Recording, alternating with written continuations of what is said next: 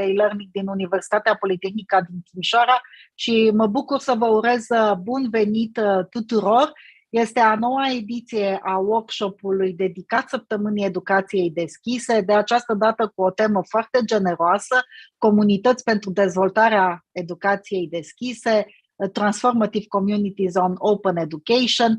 Sunt foarte multe prezentări, avem din nou pregătit pentru dumneavoastră un maraton de prezentări foarte diverse din diverse domenii, atât din mediul universitar, cât și din mediul preuniversitar, din partea multor asociații. Veți vedea foarte multe exemple de cum se poate face educație digitală într-un mod cât se poate de corect și de bine. De asemenea, putem să folosim foarte multe unelte în același timp, de aceea, ca să știți, vom folosi și Menti, care va avea din când în când câteva întrebări la care o să trebuiască să răspundeți. Colegii mei din echipa tehnică de la Centrul de e-learning, cărora le mulțumesc încă o dată, nu-i vedeți, decât pe câțiva dintre ei o să vi arăt în curând, deocamdată încă nu. Echipa tehnică va pune foarte multe texte, foarte multe informații, atât în chat, fie că ne urmăriți în Zoom, fie că ne urmăriți pe Facebook sau pe YouTube, fiindcă acest workshop este transmis atât pe Zoom, cât și pe alte două canale de comunicare, care sunt complet publice, nu trebuie să vă înregistrați ca să ne puteți urmări. De asemenea, vreau să vă amintesc regulile. În chat puteți să vă prezentați, nu vă rugăm să nu vă scrieți adresele de e-mail în chat. Dacă acele adrese de e-mail sunt corecte în momentul în care v-ați înscris pe Zoom, este în regulă. Din când în când, atât pe Facebook cât și pe YouTube, colegii mei vor pune un link unde puteți să solicitați acele certificate digitale deschise pentru că ați participat la acest workshop. Pentru cei care stau cel puțin o oră în acest workshop, vor primi acele certificate digitale deschise.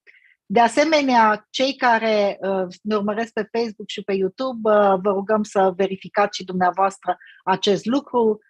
Introducerea informației se face doar în timp real, în timpul workshop-ului, ea nu rămâne disponibilă, să zicem, după aceea.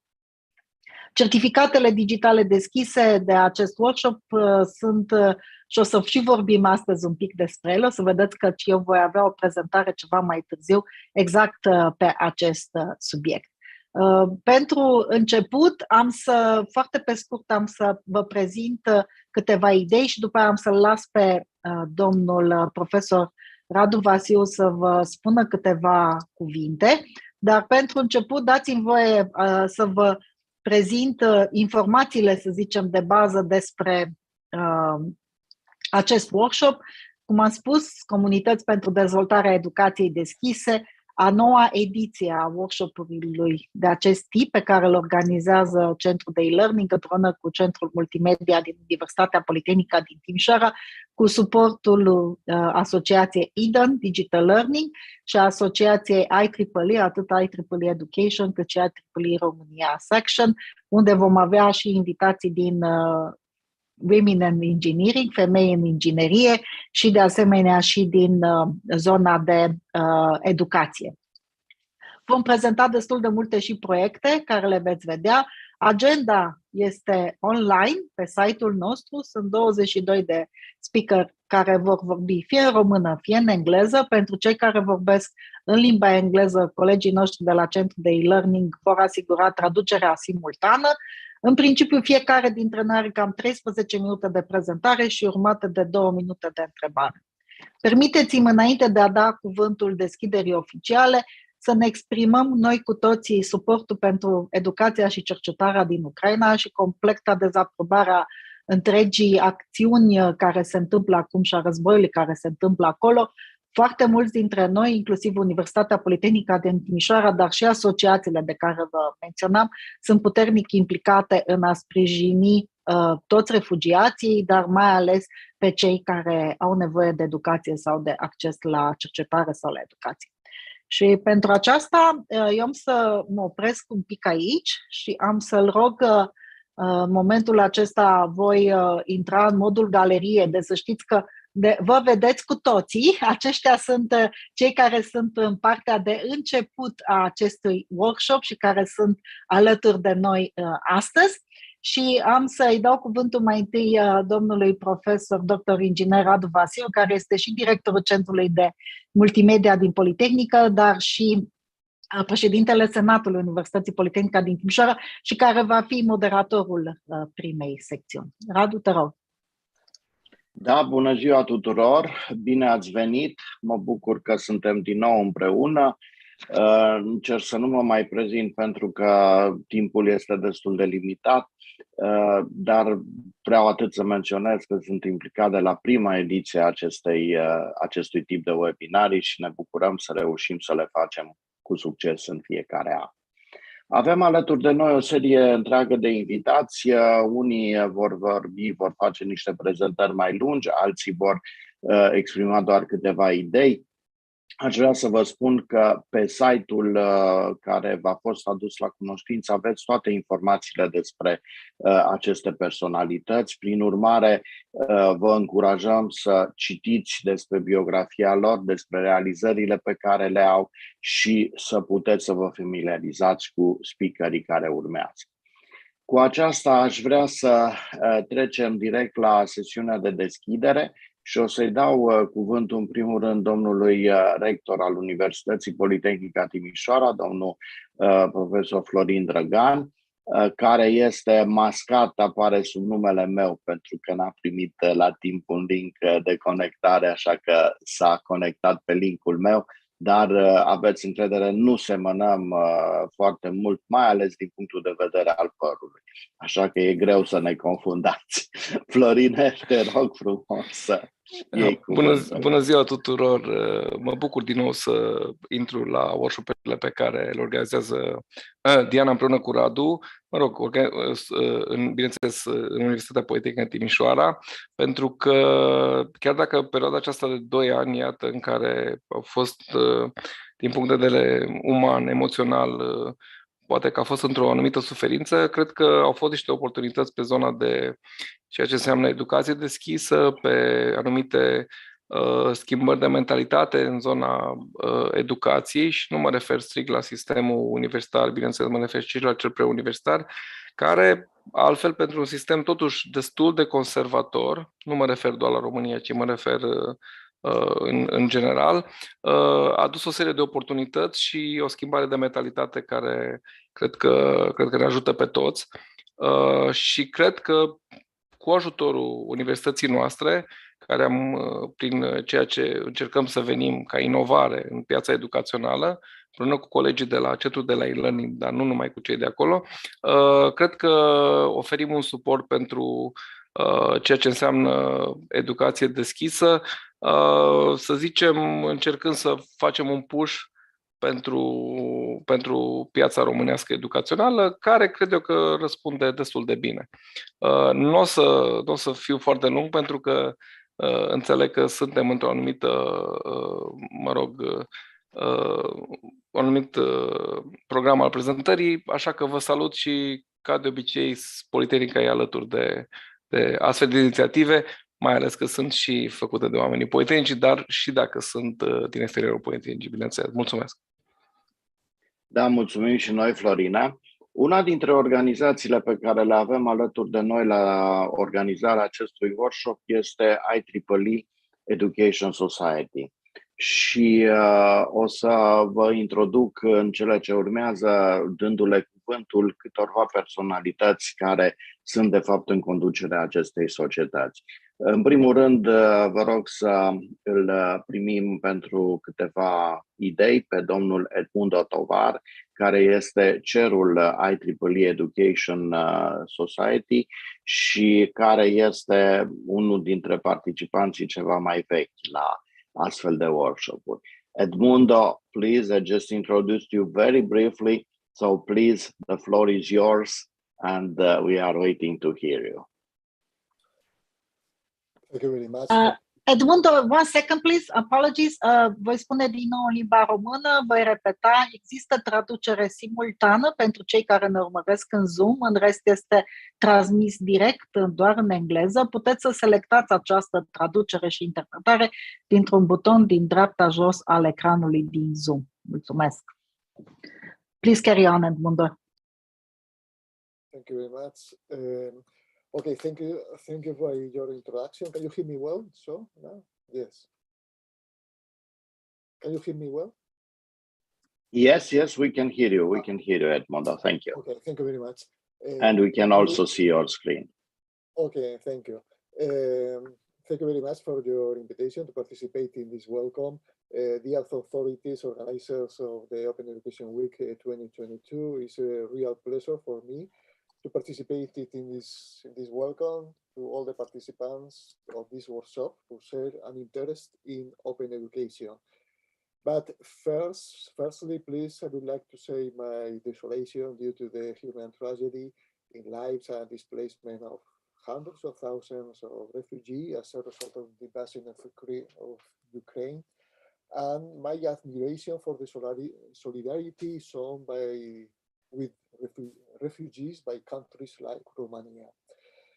Faced with this new world situation, I remind you that the IEEE mission regains more importance, in which, through a service to the profession in technological innovation, together we seek the benefit of humanity.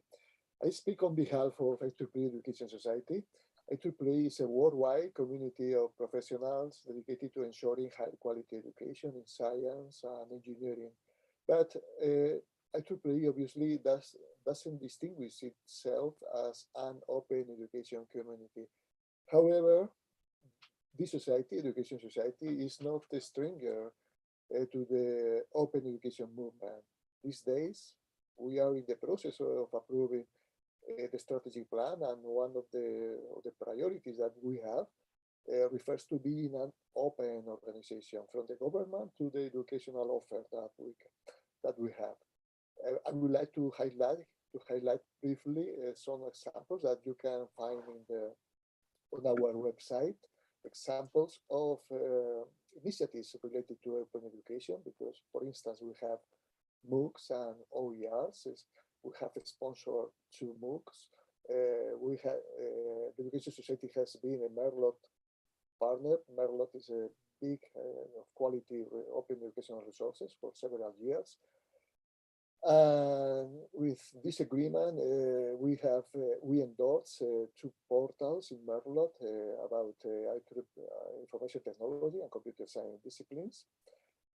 Both of them aligned with the undergraduate course topics recommended by the Computer Science and Accreditation Board. We have developed another hub or repository of open educational resources related to the teaching technology that is required to use technology in the instruction oriented to teachers.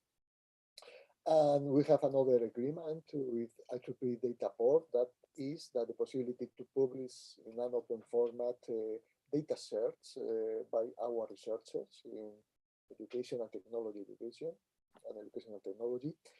On the other hand, we have just about to begin with another initiative that is very similar to the Open Education Week, but in that case has been launched by the IEEE, that is the EAB Education Week, that is organized by the Educational Activities Board.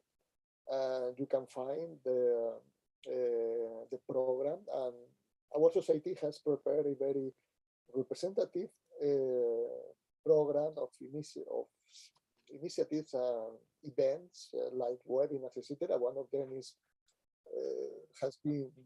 will be presented by Diana Andone. So we are very happy, and we have a specific website, a specific program related to open education resources and how to promote it, etc.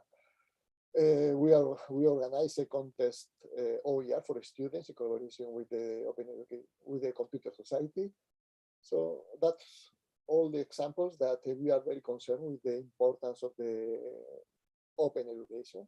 in a 4-hour society. So finally, the program that you can find, this is the message for all the participants, in my opinion. The program that you can find in this workshop is wonderful and representative of the state of public education. So congratulations to the organizers, and finally to all the participants. Enjoy the workshop, and because I think that is very, very interesting. Thank you very much. Thank you very much, Edmundo, for your words, and we are glad that we were able to have you here. Din partea 𝗨𝗧 Education România, îl avem printre noi chiar pe cerul acestei secțiuni, pe domnul profesor 𝗨𝗧 𝗢𝗲 de la Universitatea Tehnică 𝗨𝗧 din Iași. Ne bucurăm să îl primim și să îl rugăm să ne adreseze câteva cuvinte. Vă rog, domnul profesor. Da, mulțumesc pentru invitația de a participa la acest workshop. Am să dau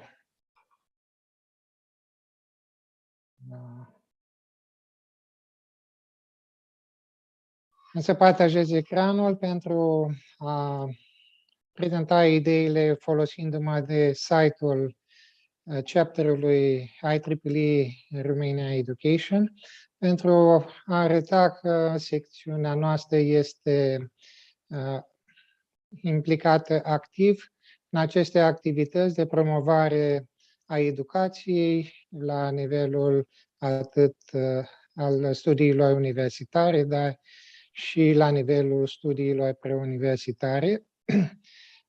În cadrul activității noastre se integrează, așa cum poate fi găsit pe site, seriile de webinarii organizate de Universitatea Politehnică din Timișoara, deci cele din seria Împreună Online și cele din seria Construim Împreună, pentru că noi considerăm că informațiile care sunt prezentate în aceste seminarii sunt utile și trebuie să fie accesibile unui număr cât mai mare de participanți. În cadrul activităților noastre avem o serie de evenimente pe care le organizăm, cum ar fi cel care va fi săptămâna viitoare, o întâlnire cu reprezentanți din domeniul industriei care să prezinte studenților din Universitatea Tehnică din Iași ultimele noutăți din domeniul tehnic. Am mai avut astfel de întâlniri și în trecut. Combinăm transmiterea de informații de ultimă oră din domeniul tehnic cu activitățile de punere în legătură a studenților cu viitorii angajatori. De asemenea, participăm la diverse conferințe. Avem pe site-ul nostru informații privind viitoarele conferințe la nivel internațional și la nivel național, care sunt legate de educație, organizate de către 𝗨𝗧 sau cu ajutorul 𝗨𝗧. Pentru mai multe informații, sugerez celor interesați să acceseze site-ul acesta și să ne contacteze în cazul în care doresc informații suplimentare sau doresc să fie alături de noi în viitoarele acțiuni pe care le vom promova. Doresc succes participanților la acest workshop și abia aștept să urmăresc prezentările din cadrul acestui eveniment. Vă mulțumesc! Vă mulțumim și noi, domnule profesor, și vă dorim mult succes în continuare în tot ceea ce faceți. Tot din partea 𝗨𝗧 avem bucuria să fie alături de noi o veche prietenă a universității, cred că ne cunoaștem de prin anii 90 dintr-o serie de proiecte Tempus, doamna profesoară Elena Helera de la Universitatea Transilvania din Brașov, care este și cerul secțiunii de Women in Engineering România. Elena, te rugăm. Mulțumesc foarte mult. În primul rând, trebuie să mulțumesc Politehnicii din Timișoara pentru faptul că de 2 ani de zile ne ține, pur și simplu, ne pune la oaltă. Și nu întâmplător la această întâlnire vorbim despre comunități pentru dezvoltarea educației. Pentru că de 2 ani de zile, iată, suntem împreună, ceea ce este extraordinar. Mulțumesc tuturor celor cadrelor didactice de la Timișoara și specialiștilor care au asigurat aceste multiple întruniri. Acum, dacă veni vorba de comunități pentru dezvoltarea educației, trebuie să spun că și grupul, Affinity Group de femei în educație, women in engineering, care aparțin lui 𝗨𝗧 Romania section, se alătură la toate eforturile pe care Politehnica Timișoara le face pentru educație. Am prezentat un material, nu știu dacă nu e prea lung, dar sper să fie util, să vedem dacă pot să-l și încarc.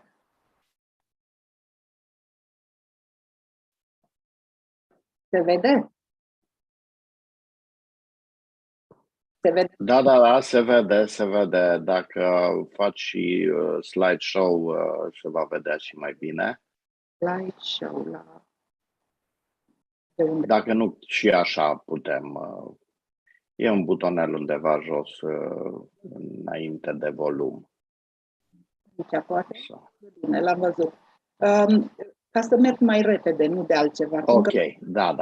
E în regulă, mulțumim, haide. Am vrut să arăt un pic care este rolul femeilor în vie, în cadrul 𝗨𝗧 Romania, după aia câteva acțiuni prinse de vie Romania și nu am putut să mă opresc ca să nu arăt câteva exemple de distinse membre vie din România, dar vreau să adaug că am văzut că sunt participante din foarte multe școli, licee, școli profesionale.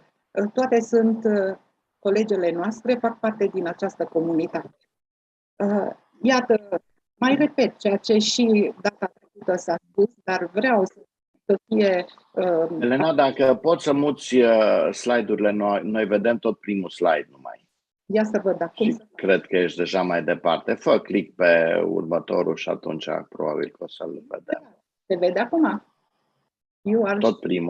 Tot primul numai. De unde văd asta? Cum să ies? Condițiile astea, dacă nu se vede... o chestie... Nu. E un butonel sub formă de clepsidră din care intri pe slideshow, pe bara de jos și pe urmă probabil cu forward te muți pe alt slide. Dați mai puțin să văd. Dacă nu, du-te în stânga și fă click direct pe următorul slide și o să-l vedem și noi tot pe ăla. Că noi vedem slide-ul principal. Așa, deja vedem. Da, mulțumim. Trec repede, atunci trebuie să revin. Deci legat de 𝗨𝗧, este clar că este cea mai largă asociație profesională tehnică din lume și este dedicată inovării și excelenței tehnologice, dar și educației, formării umane. Membrii sunt ingineri cercetători și și-au lărgit, deci aria de activitate s-a lărgit astfel că nu numai ingineri sunt parte a Institutului de Inginerie Electrică, deci 𝗨𝗧, cu o istorie de peste 130 de ani. 𝗨𝗧 are peste 450 de membri din 160 de țări și am vrut să arăt faptul că România se găsește în regiunea 8 al 𝗨𝗧.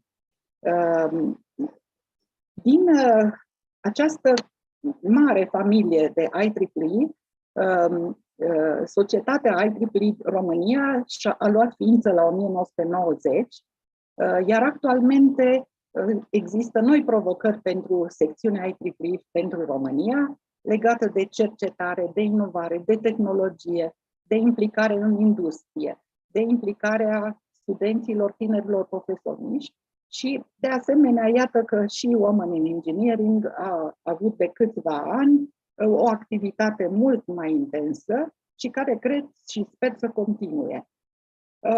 Femeile fac o pondere destul de mare în secțiunea 𝗨𝗧 România. Iată, de exemplu, din 18 membri care fac parte din membrii Comitetului de Coordonare a 𝗨𝗧 România, sunt 5 femei și le amintesc aici pentru că este important. Iată, Diana Andone este, Ana Maria Dumitrescu, Corina Naforniță, Valentina Balaș, Irina Picioronga, iată câteva dintre doamnele care ne reprezintă. Apoi, chiar și cele 28 de chairs, de grupuri ale 𝗨𝗧 România, au printre conducerea lor 5 femei. Adina Florea, Mihaela Morega, Mihaela Albu, Nicoleta Arghira și eu, să zicem, sunt coordonator, dar foarte bine sprijinită de membrele acestui grup, Women in Engineering. Ca o situație, așa am văzut, în comitetul executiv cel mai de sus al 𝗨𝗧 România nu prea avem reprezentate, dar în comitetul coordonator, da, în membre ale președinte ale unor chair, da, ca atare, în medie putem spune că femeile reprezintă cam 20% din stafful de coordonare. Cam aceeași pondere este al tuturor femeilor care sunt implicate în 𝗨𝗧, care la ora asta numără cam 600, aproape 700 de membri. Ne-am gândit de câțiva ani, deci vorbim de anii 2017-18,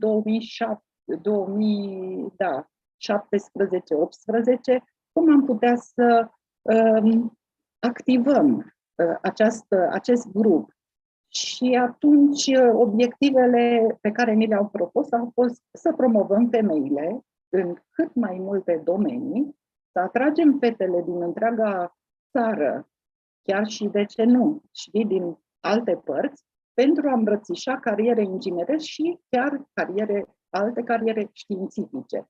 Pentru aceasta am organizat seminarii, mese rotunde, programe, conferințe, participări la conferințe, chiar și legături cu centrul de coordonare al VIE pentru regiunea 8.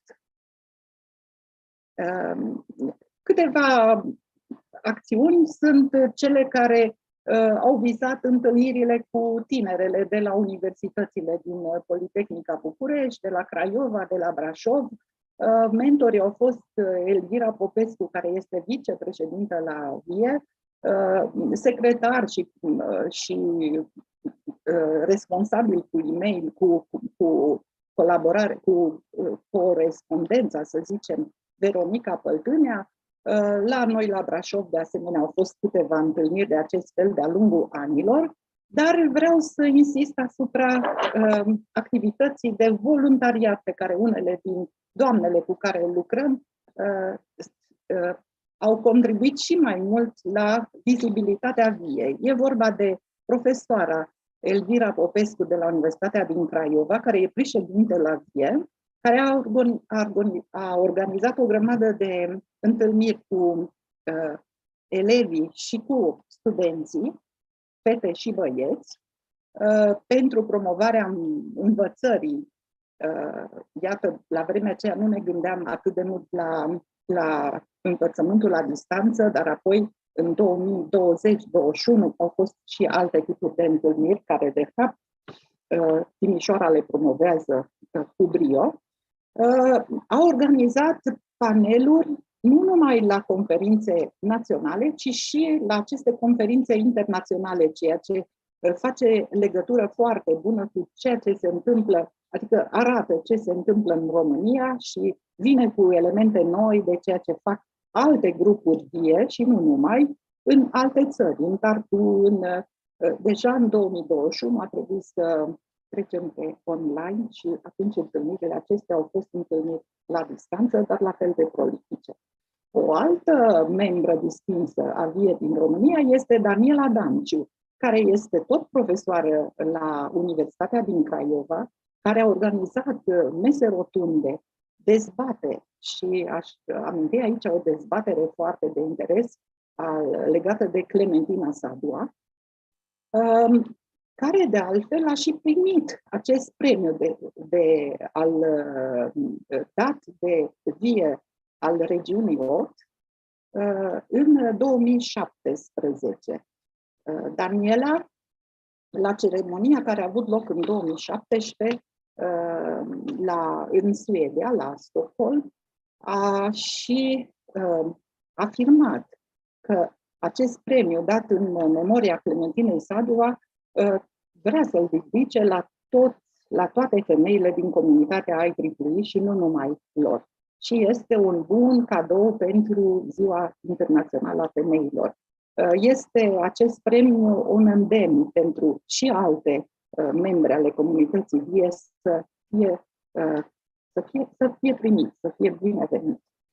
Nu pot să mă opresc să nu aduc aici și doar o privire asupra activității pe care o desfășoară Diana Andone. Toată lumea o știe, o cunoaște, nu știu dacă știe în câte colective și asociații este implicată, iată, și președinte și membru în o serie de asociații și cu caracter internațional, dar aș vrea să punctez acest premiu primit de Distinguished Chapter Leadership Award, primit în 2021 și acolo se scria pe site-ul Education Society for successful promoting and implication of digital learning activities beyond the STEM, discipline and innovative contribution in IEEE Education Romania. Este un premiu care, într-un fel, reflectă și activitățile foarte intense și nimerite și potrivite care se întâmplă la Timișoara și, de ce nu, la noi în țară. Bravo, Diana! Aș mai aminti cele două webinaruri care sunt direct legate de VIE România și care ne-a stimulat într-un fel activitatea și ne-a întărit activitatea VIE. Ultimul webinar, Construim împreună, de Ziua Internațională a Fetelor și Femeilor din STEM, a fost apoi preluat de VIE al regiunii 8. Și aici nu pot să nu amintesc de draga Maria Alexandra Păun, care e absolventa Politehnicii din București, care lucrează în Elveția, care este chair pentru Elveția și în același timp este vicepreședintă a grupului VIE pentru regiunea 8. Maria Alexandra ne-a facilitat într-un fel legătura cu regiunea 8 a IEEE și ne-a sprijinit în a promova și mai mult activitățile care se derulează în România. Iată, văd mai departe, maratonul care a avut loc de 8 martie este un exemplu. Femeile din toată lumea au putut afla, de fapt, care au fost activitățile care s-au derulat în România pe acest. Vă mulțumesc pentru atenție și eu sper ca în continuare toate doamnele, domnișoarele să adere la această mare comunitate legată de dezvoltarea educației la noi în țară. Da, mulțumim, Elena, mulțumim mult. A fost o pledoarie de suflet pentru implicarea femeilor în toate aceste activități, mai ales că ea vine imediat după data de 8 martie, așa că le felicităm și noi pe toate colegele noastre care și-au adus contribuție în diferite momente. Altădată s-ar putea să le trebuiască să planificăm un timp mai lung pentru tine să le prezinți aceste lucruri interesante. Mulțumim! O să trec acum rapid, că deja suntem în întârziere destul de mare, către a doua asociație care este alături de noi în organizarea acestor evenimente. Este vorba de EDEN, European Distance and E-Learning Network, și am plăcerea să-l introduc pe domnul Joseph Duart, domnul profesor Duart, care este președintele Digital Learning Europe. Joseph, I just briefly introduced you in Romanian, so please, the floor is yours and you can say a little more about you and your activities. Thank you very much. I think I'm sharing my screen. Yes, not here. It's okay. Yes, thank you very much, Radu. Thank you. It's a pleasure to me to stay here on behalf of EDEN Digital Learning Europe. We are so proud to participate in this event, and also because, as you know, or maybe you don't know, but we have a lot of members from Romania, and this is also, of course, very important for us. And also, thank you very much for the invitation from the Universitatea Politehnică of Timișoara, as we had the opportunity to celebrate our event annual conference 2 years ago, but it was during the pandemic and it was online, but I hope that probably soon we can visit again Timișoara physically and have the opportunity to have also another events there. Let me start just mentioning, as you did at the beginning, not just our support to this tragic situation and totally illegal and immoral attack from Putin to Ukrainian people. Like last week, we launched this filmation that you can find it in our website. And of course, and we are now analyzing the possibilities that we can do to help to these people, in particular to the refugee people in different European countries. We are exploring some initiatives to support these refugees. Let me just share with you something about EDEN Digital Learning Europe. As you know, it's a network started more than 30 years ago, and nowadays it's a strong platform to collaborate between institutions, network, companies, etc., and professionals and academics in order to everything related to the open, distance, flexible learning, digital education, e-learning, etc. Our main activities, not the only ones, but the main activities that we usually develop every year, it's this Open Education Week. As you know, we are developing during this week, this Open Education Week, like other institutions around the world. Every year we have this annual conference. This year, finally, will be face-to-face, we hope, in June in Tallinn, in Estonia. And in September, we will celebrate this year our research workshop. This is a research workshop that we usually have every 2 years. And this year will be in Dubrovnik, a very nice city in Croatia. Every year also we organize a series of webinars related to the European Open and Distance Learning Week. It usually is in November. And I would like to also to remark that we have this network of academics and professionals called NAP, which is also organizing some different activities, webinars, etc., and also a fellow councils, which is a kind of advisors and fellows that we have an EDEN that it's thinking about the future of education, preparing reports and other documents, and also mentoring institutions and people to improve better everything related to the digital education. We as an institution, as EDEN Digital Learning Europe, also have a strong relation with the European Commission, and in that sense we are participating in particular working groups related to the digital education and also in higher education. And this year we are participating in a tender in order to organize for the European Commission this European Digital Education Hub, which is a huge repository about digital education activities, etc. As a network, remember that last year or during this period of pandemic, we organized so many and different webinars in this platform that we call Online Together, with many activities and participants. This year, you can see here the proposal that we developed during this week for the Open Education Week. I think it's 7 webinars during this week.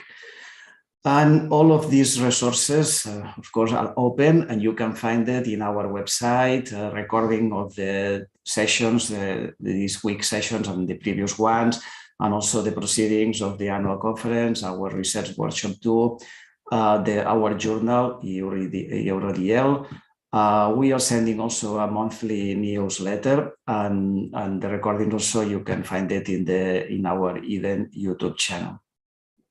And just to finish, to remember to you, we have this annual conference in Tallinn, and it's a good opportunity to see each other finally face to face. Thank you very much. Thank you very much, Joseph. It was a nice presentation, and I know that at the same time it's also happening the Education Week which is organized by Eden. So you will probably have to switch from one meeting to another. Thank you very much for being with us. Și acum o să vă rog să îmi permiteți să îi dau cuvântul din nou Dianei, care va face o prezentare legată de educația deschisă și microcredite sau microcredentials. Sunt diverse modalități de traducere a termenului în limba română, de multe ori legate mai mult de diversele interese decât de necesitățile teoretice. Diana este directorul Centrului de e-learning, așa cum știți, și este totodată Eden Senior Fellow. Prin urmare, reprezintă într-un fel 2 pălării aici. Diana, te rog. Mulțumesc mult de tot, Radu, mulțumesc mult de tot tuturor celor care au venit. Am să-i rog pe toți cei care sunt panelists, deci toți cei care ne aflăm aici în Zoom, inclusiv echipa de la CEL, să-și deschidă camera. I kindly ask everybody who is here to open your cameras. Martin, I saw you. Edmundo, if you are still around us, please start your cameras. We would like to take a joint photo, all of us, if it's possible. I still have some more people from my team, so please, guys, open your cameras. You don't escape this time. You cannot hide yourself. I'm very good on that. Sunt foarte buni cei din echipa CEL să stea ascunși, să știți, și să nu iasă în față. Acum nu scapă, fiindcă vreau să facem o poză cu toții. Deci așa puteți să vedeți și pe cei care sunt din echipa CEL și cei care ne asigură sprijinul constant și continuu și pe câțiva din prezentatorii care deja sunt. Everybody looking into the camera, I'm taking photos now, so please smile. I know we are not living the best of times, but please smile. Okay, I'll take another one just to be on the safe side. Good. Done. Thank you so much. So now you can stay hidden. You are allowed to. You can escape from this. Am să vorbesc în română de acum încolo. Așa cum am spus, se poate vedea traducerea, se poate asculta când se vorbește în engleză direct numai în Zoom. Am să încep direct cu prezentarea, așa cum Radu a spus. Vreau să vă vorbesc foarte pe scurt despre educația deschisă și impactul ei și microcredențialele, pentru că microcredențialele au o importanță destul de mare în partea de dezvoltare a educației, așa cum o vedem noi, mai ales pentru viitor. Politehnica din Timișoara a dezvoltat de aproape 13 ani niște politici care au dus la ceea ce noi numim strategia de educație digitală a Universității Politehnica, care am mai prezentat-o și care are diferite etape. Ca să putem să obținem aceste să zicem, modalități de vizualizare și de îndeplinire a educației digitale în Politehnică, am avut mai întâi o viziune, am dezvoltat niște politici, niște planuri cum să le facem, am încercat să creăm structura atât tehnică cât și umană, dar mai ales am încercat să facem o comunitate în jurul acestei politici și să putem să vedem și care este validarea noastră. Prima parte pe care noi am făcut-o și mă bucur că e și Martin aici din partea Moodle, dezvoltăm puternic din 2008, suntem integral pe Moodle, înainte din 2006 am folosit doar parțial Moodle pentru întreaga universitate din Politehnica, avem peste 500 de plugin-uri și de structuri implementate la ora actuală, pe care multe le-am dezvoltat pentru noi, direct pentru profesorii noștri. Aici sunt, de exemplu, câteva dintre statisticile doar ale campusului virtual în pandemie, a modului în care a crescut. După cum vedeți, a crescut ceva în pandemie la numărul de, să zicem, de utilizatori, dar creșterea mare s-a făcut înainte de pandemie. Aici a mai fost un salt, dar nu atât de semnificativ. În schimb, la ce a fost cel mai mare salt din punctul nostru de vedere este la crearea acestor aproape 20.000 de resurse active care se creează constant și continuu în universitate. Voi vorbi foarte puțin despre comunitate, de ce este ea importantă. A fost importantă în special în perspectiva sesiunilor împreună online, care credem că au inspirat peste 10.500 de participanți, am avut 152 de prezentatori și peste 65 de ore de webinarii, de informații, de structurări, care le-am început acum în 2002 sub numele Construim împreună, online, și vrem să putem să facem toate aceste, să zicem, prezentări din ce în ce mai interactive și mai interesante și să putem să arătăm ce înseamnă educația digitală și spun acest lucru și în contextul actual, valabil mai ales pentru cei din România, în care Ministerul Educației are o atitudine dublă față de educația digitală și față de digitalizare, conform opus politicilor europene sau întregii tendințe la nivel mondial, încearcă să blameze educația digitală sau educația online pentru toate neajunsurile care au fost în educația românească în ultima perioadă și pentru faptul că nu, în loc să pregătească structuri și politici care să o facă eficientă, efectivă și să ajungă la studenți și la elevi și la profesori, încearcă din contră să o discrediteze. De ce microcredențialele sau microcreditele? Și voi vorbi din două perspective, formale și informale. În primul și în primul rând câte ceva despre ele. Au apărut, să zicem, într-un mod major de-abia prin anii 2010, ca și principii ele există de ceva mai mult timp și sunt puternic legate, bineînțeles, de un învățământ, să zicem, digital sau hibrid sau online, dar mai ales de anumite structuri care sunt necesare pentru o pregătire mult mai rapidă, mai ales solicitate de către piața muncii. Și aici găsiți, de exemplu, câteva dintre principiile care spun acest lucru și mai ales, de exemplu, doar în 2019 n-am mai găsit unul ceva mai recent, piața enormă financiară și economică care este dezvoltată de aceste microcredite. Tot în februarie 2021, tot Holonica au creat această segmentare a spectrului de credite, mai ales la nivel post-universitar sau post-liceal, cum îi zicem noi în limba română, care arată niște cursuri și niște badge-uri pentru o durată foarte scurtă, cele care sunt dedicate unor programe foarte intensive, validității programelor certificate, să zicem, profesional sau validate de anumite întreprinderi sau companii, cele care nu sunt în zona universitară, cele care sunt eliberate de lumea universitară, dar nu oferă să zicem, un certificat, o diplomă de domeniu de inginer, să zicem, sau de economist, și cele care ajung din ce în ce mai mult să ofere chiar posibilitatea, mai ales la nivel de master, sunt ele, multe dintre ele considerate să fie programe acreditate și care se obțin puternic modular. Uniunea Europeană a adoptat o politică destul de agresivă privind microcreditele, pentru că piața a cerut-o, piața companiilor și piața muncii din Uniunea Europeană solicită din ce în ce mai mult pregătire scurtă, modulară, puternic personalizată și care să poată să fie urmărită și obținută cât mai ușor.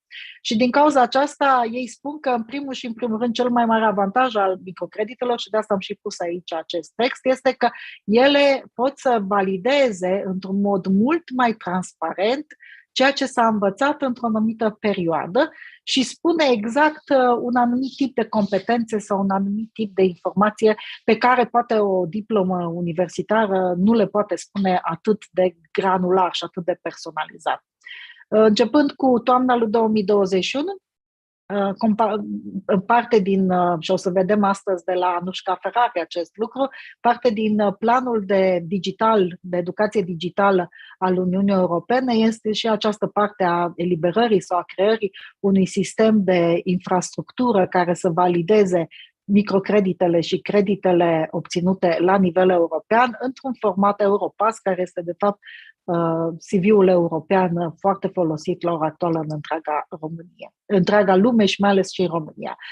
Ele pot să determine în primul și în primul rând, unul dintre scopuri este această interoperabilitate și mobilitate mai mare educațională între diverse structuri. Ele au o validitate, bineînțeles, foarte mare pentru că se bazează pe un sistem de model de date care este validat de World Wide Web Consortium, este, 𝗨𝗪𝗧 standard, este o informație mult mai tehnică și se identifică întotdeauna tot acest triunghi al cine a eliberat acel certificat, cine l-a obținut și ce validează el și este întotdeauna o entitate externă care poate să verifice acest lucru.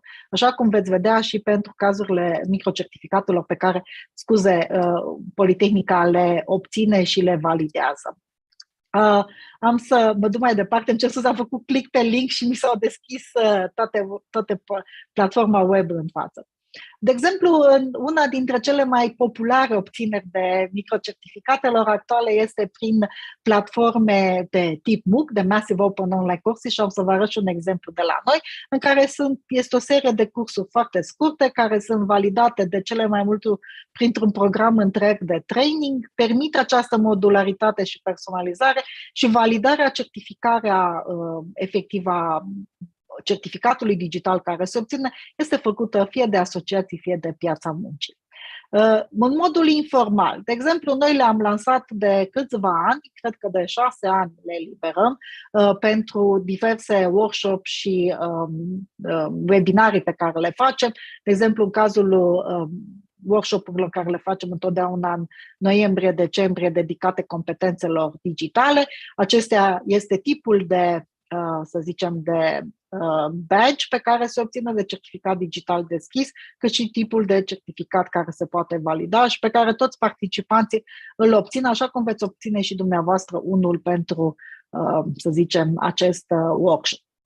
De asemenea, pentru cei care merg și urmăresc și cursul, deci nu participă doar la acest seminar live, fiindcă toate seminariile acestea live, ele sunt introduse și transformate în cursuri cu niște activități în platforma Unicampus a Universității Politehnica din Timișoara, dar care este oferită la liber tuturor actorilor educaționali din România, atunci vor obține și acest certificat de absolvire care spune ce înseamnă acest curs și ce anume s-a făcut și cum și în momentul în care el este, să zicem, accesat și din punct de vedere digital, nu doar grafic sau tipărit, se obțin ceva mai multe informații despre ce curs a realizat.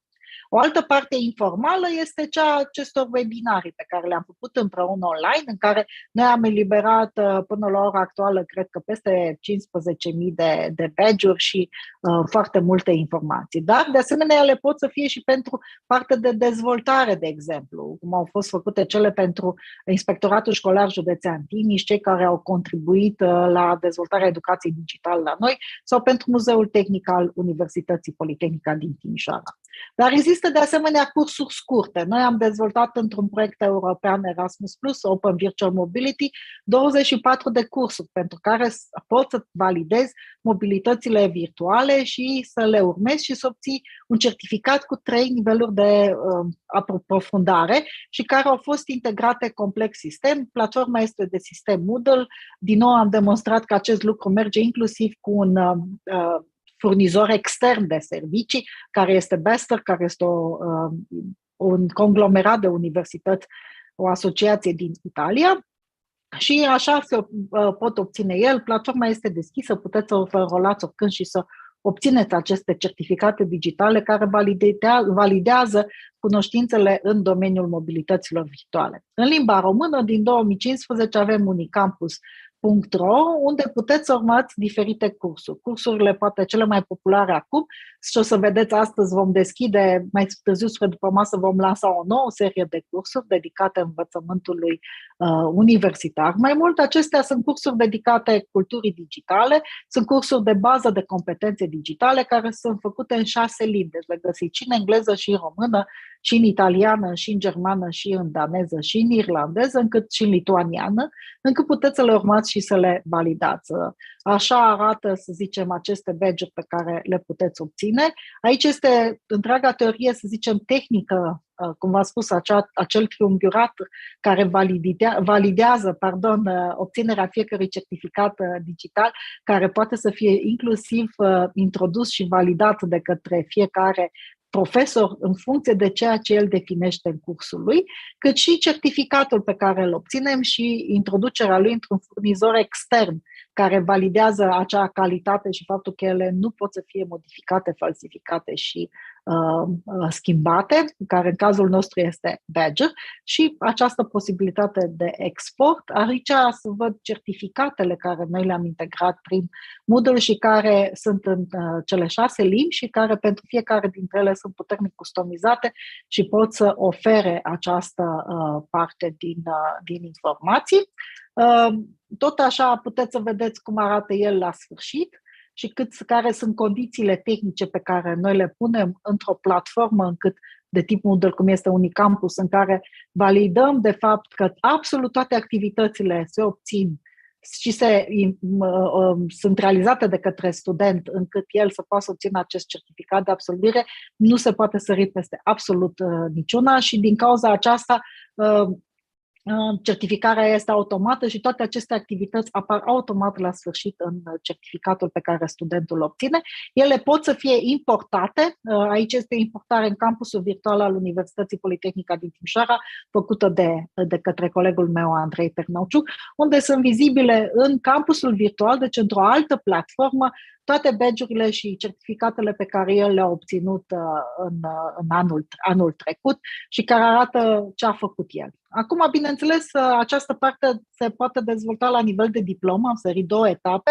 Aici o să vină colegii noștri de la 𝗨𝗧, proiectul pe care îl coordonează 𝗨𝗧 𝗢𝗍𝗀 împreună cu Universitatea Politehnică din Timișoara, cu Radu Vasiu, cu Arne Holotescu, Victor Holotescu, Andrei, lucrează la un wallet care prin blockchain să valideze diplomele universitare. Ne-ați mai auzit vorbind despre acestea, vor fi prezentate din nou, sunt un conglomerat de mai bine de 18, au ajuns deja la 32 de universități din Uniunea Europeană care implementează acestea, tocmai pentru a putea permite inclusiv recunoașterea între universități a acestor certificate digitale. Așa cum am spus, ele au aceste aspecte formale și informale. Ce am învățat noi este că trebuie să ai o viziune, trebuie să te asiguri că ai din nou o parte de politici, o structură. Noi le-am integrat și le-am validat în Universitatea Politehnică din Timișoara, care certifică acest lucru. Plus că avem susținerea celor 2 asociații, 𝗨𝗨𝗀 și IDEN, care validează din nou calitatea și faptul că eliberăm corect aceste certificate și faptul că trebuie să putem să avem întotdeauna această evidență pe care noi o ținem public, foarte vizibil pe site-ul celului, în care pentru fiecare activitate sau acțiune sau curs pe care, sau mini-curs pe care îl facem, spunem constant, continuu, câte certificate liberăm, de ce tip și cum sunt ele, încât să poată să fie cât mai transparentă această informație. Îi mulțumesc din nou echipei mele, de la Centrul de e-learning. Aici vedeți din nou și pe cei care nu sunt prezenți în acest webinar și nu i-ați putut vedea împreună. Ei fac absolut totul posibil întotdeauna în Politehnica din Timișoara. Am avut și un menti pe care i-am rugat pe colegii mei să-i dea drumul. Nu știu dacă i-au dat drumul. Aș vrea pot să încerc să văd dacă l-ați completat sau nu. Da? Am să încerc să vi-l arăt foarte pe scurt. Așa. Deci acesta este menti. Am întrebat aici dacă ați utilizat un Open Badge, un certificat digital deschis, nu neapărat al nostru, ci de către oricine. Mă bucur că 46% totuși au răspuns că da, că l-au făcut. Uite, deja începe să mai răspundă lumea. Unii că da, dar nu sunt utile. Da, din păcate, mai ales în România, există o mare reticență asupra lor și aici să sperăm că activitățile pe care noi le vom face vor putea să îmbunătățească acest lucru și să poată să îl folosească. Mai am o întrebare pe care am să-i dau drumul acum. Ce reprezintă pentru dumneavoastră aceste microcredențiale pe care am să vă rog să răspundeți în timp și după aceea o să putem să o vizualizăm pentru a putea merge mai departe. Și aici am să mă bucur să o prezint pe 𝗨𝗧 𝗢𝗧. 𝗨𝗧 will present you in Romanian, okay? And then you will be able to speak in English. 𝗨𝗧 𝗢𝗧 reprezintă în acest moment alături de noi o parte a Comisiei Europene care se ocupă de educația digitală și a prevăzut și a lucrat de la bun început în educația digitală, în planul de acțiune de educație digitală a Universității. Just one second, 𝗨𝗧, because I will still like to share the Menti for a second, and then I will let you again to share the screen. Și răspunde acum poate de una dintre cele mai mari dezvoltări ale acestui plan de acțiune digitală, care este Digital Education Hub, în care, cum ați văzut, și Eden este parte integrată.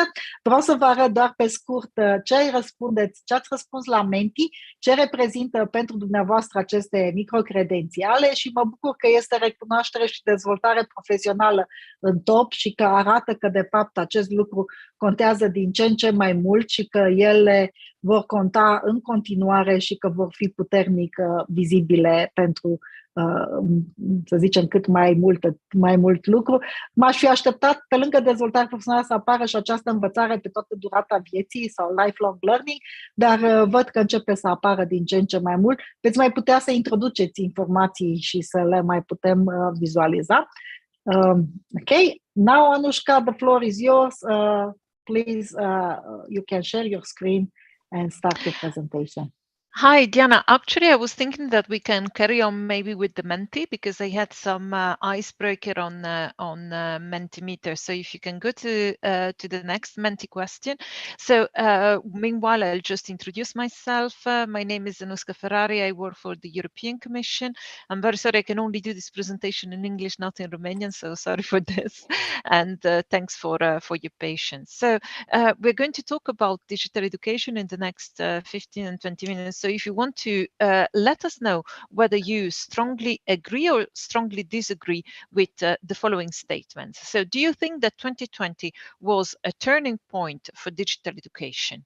Do you strongly disagree or strongly agree with this one? So to reply to this question, you just go to www.menti.com and use the code that is there, 13-53-47-9.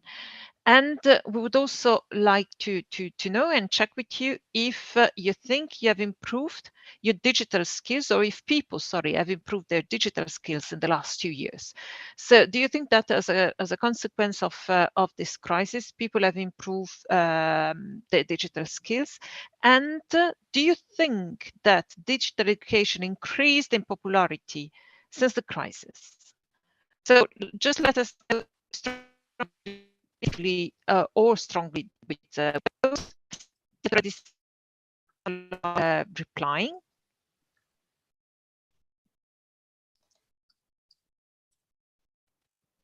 Okay, thanks.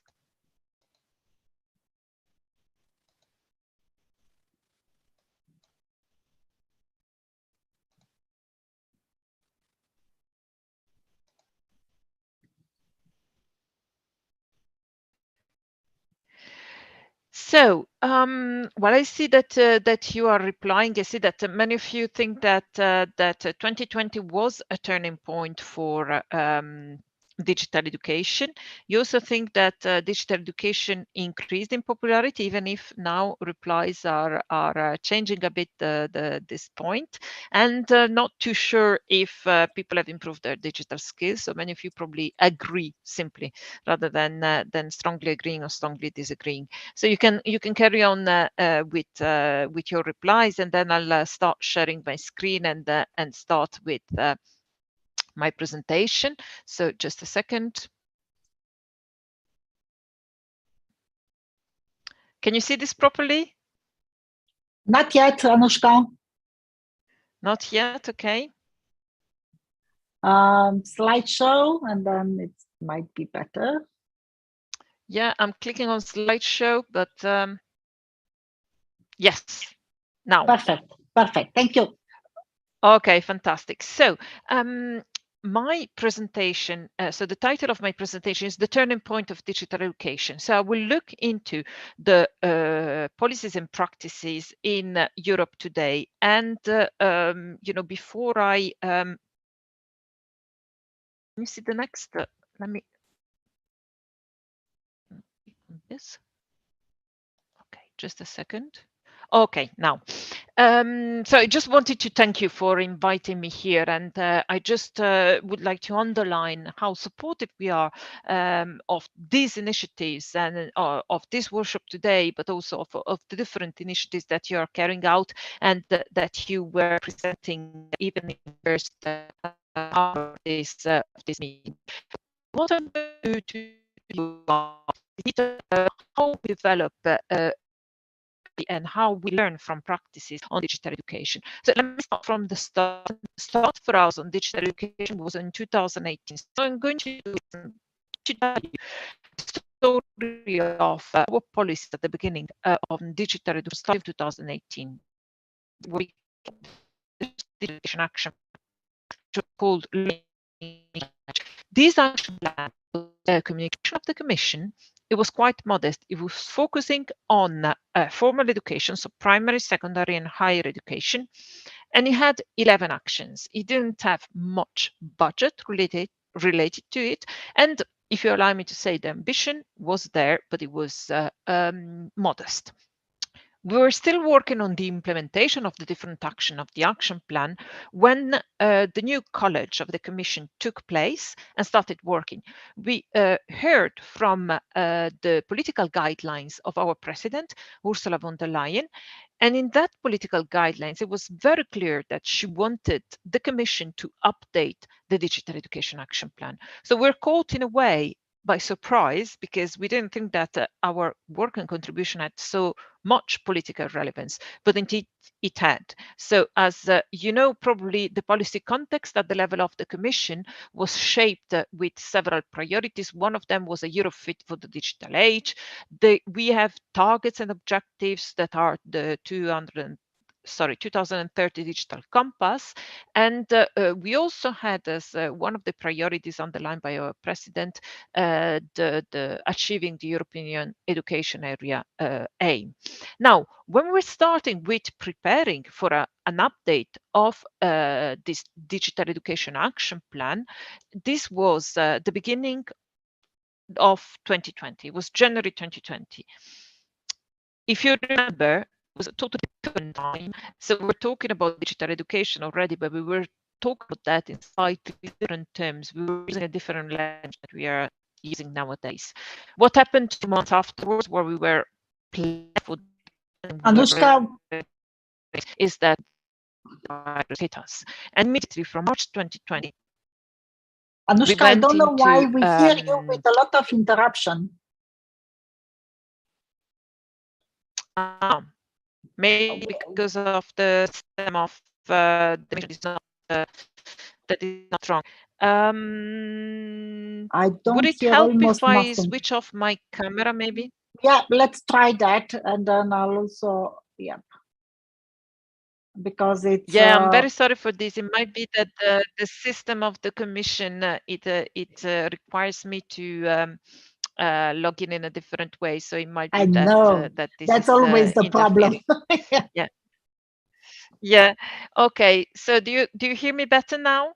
Yes, it's much better. And if you go back on slideshow, will be much easier, probably also for you to manage it. Yes. You just stop the screen Yes. share, Anushka. Yeah. I'll just resume it because I couldn't do the screen share with Don't worry.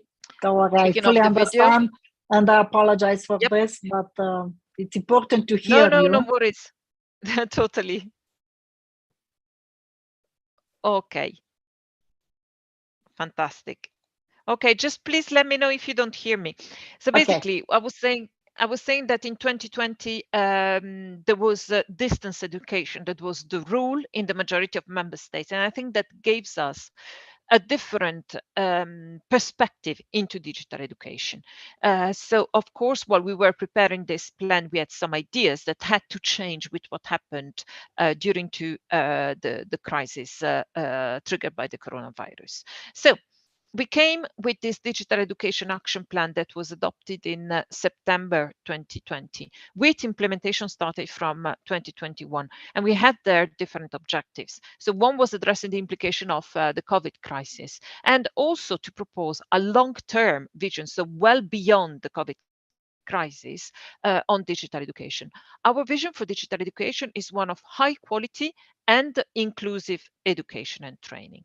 So we offered this as this vision, and within this vision we want to have an integrated approach for the use of technology in education, but also for the development and improvement of digital skills. One of the most important aspects of this action plan, also compared to the previous one, is the fact that we have a lifelong learning perspective to that, and we have a duration of 7 years, 2021 2027.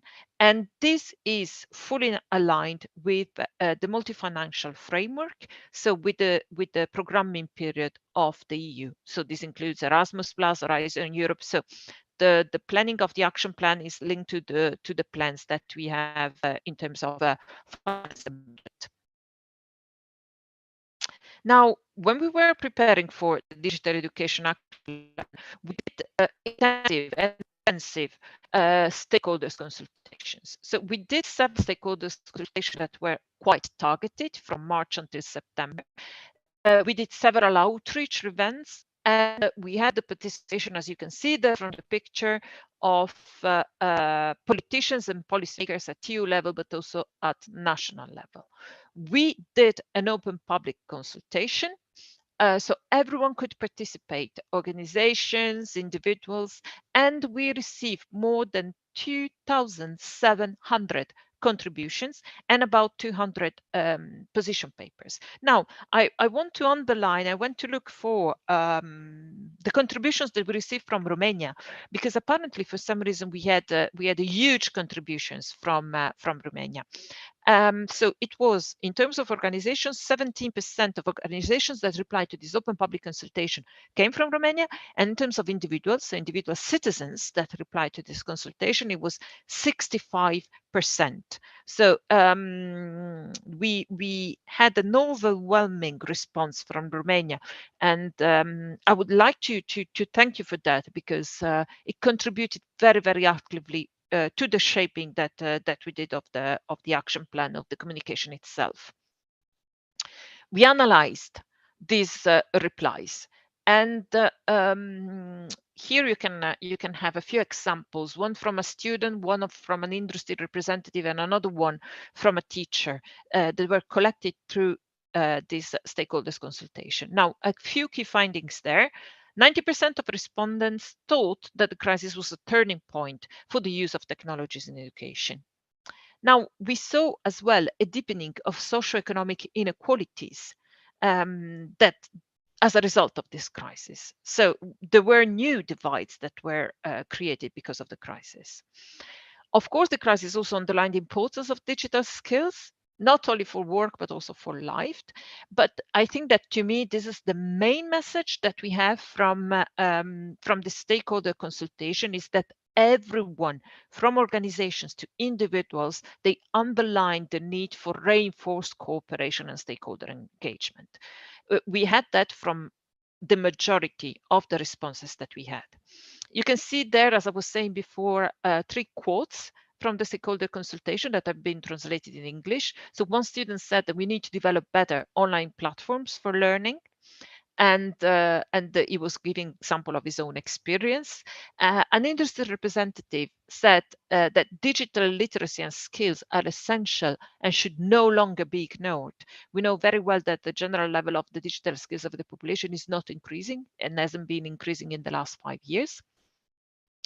A teacher said that students have improved their digital skills, but many said that their communication and digital skills have improved in leaps and bounds. So we need to see what these leaps and bounds mean, and we need to see how to keep reinforcing this aspect even after this crisis. Now, after we did this stakeholder consultation, we analyzed all the results and we elaborated the priorities for this action plan and the 14 actions that we put forward. We have for the action plan 2 strategic priority areas. 1, fostering the development of a high-performing digital education ecosystem. And the second one, enhancing digital skills and competencies for the digital transformation.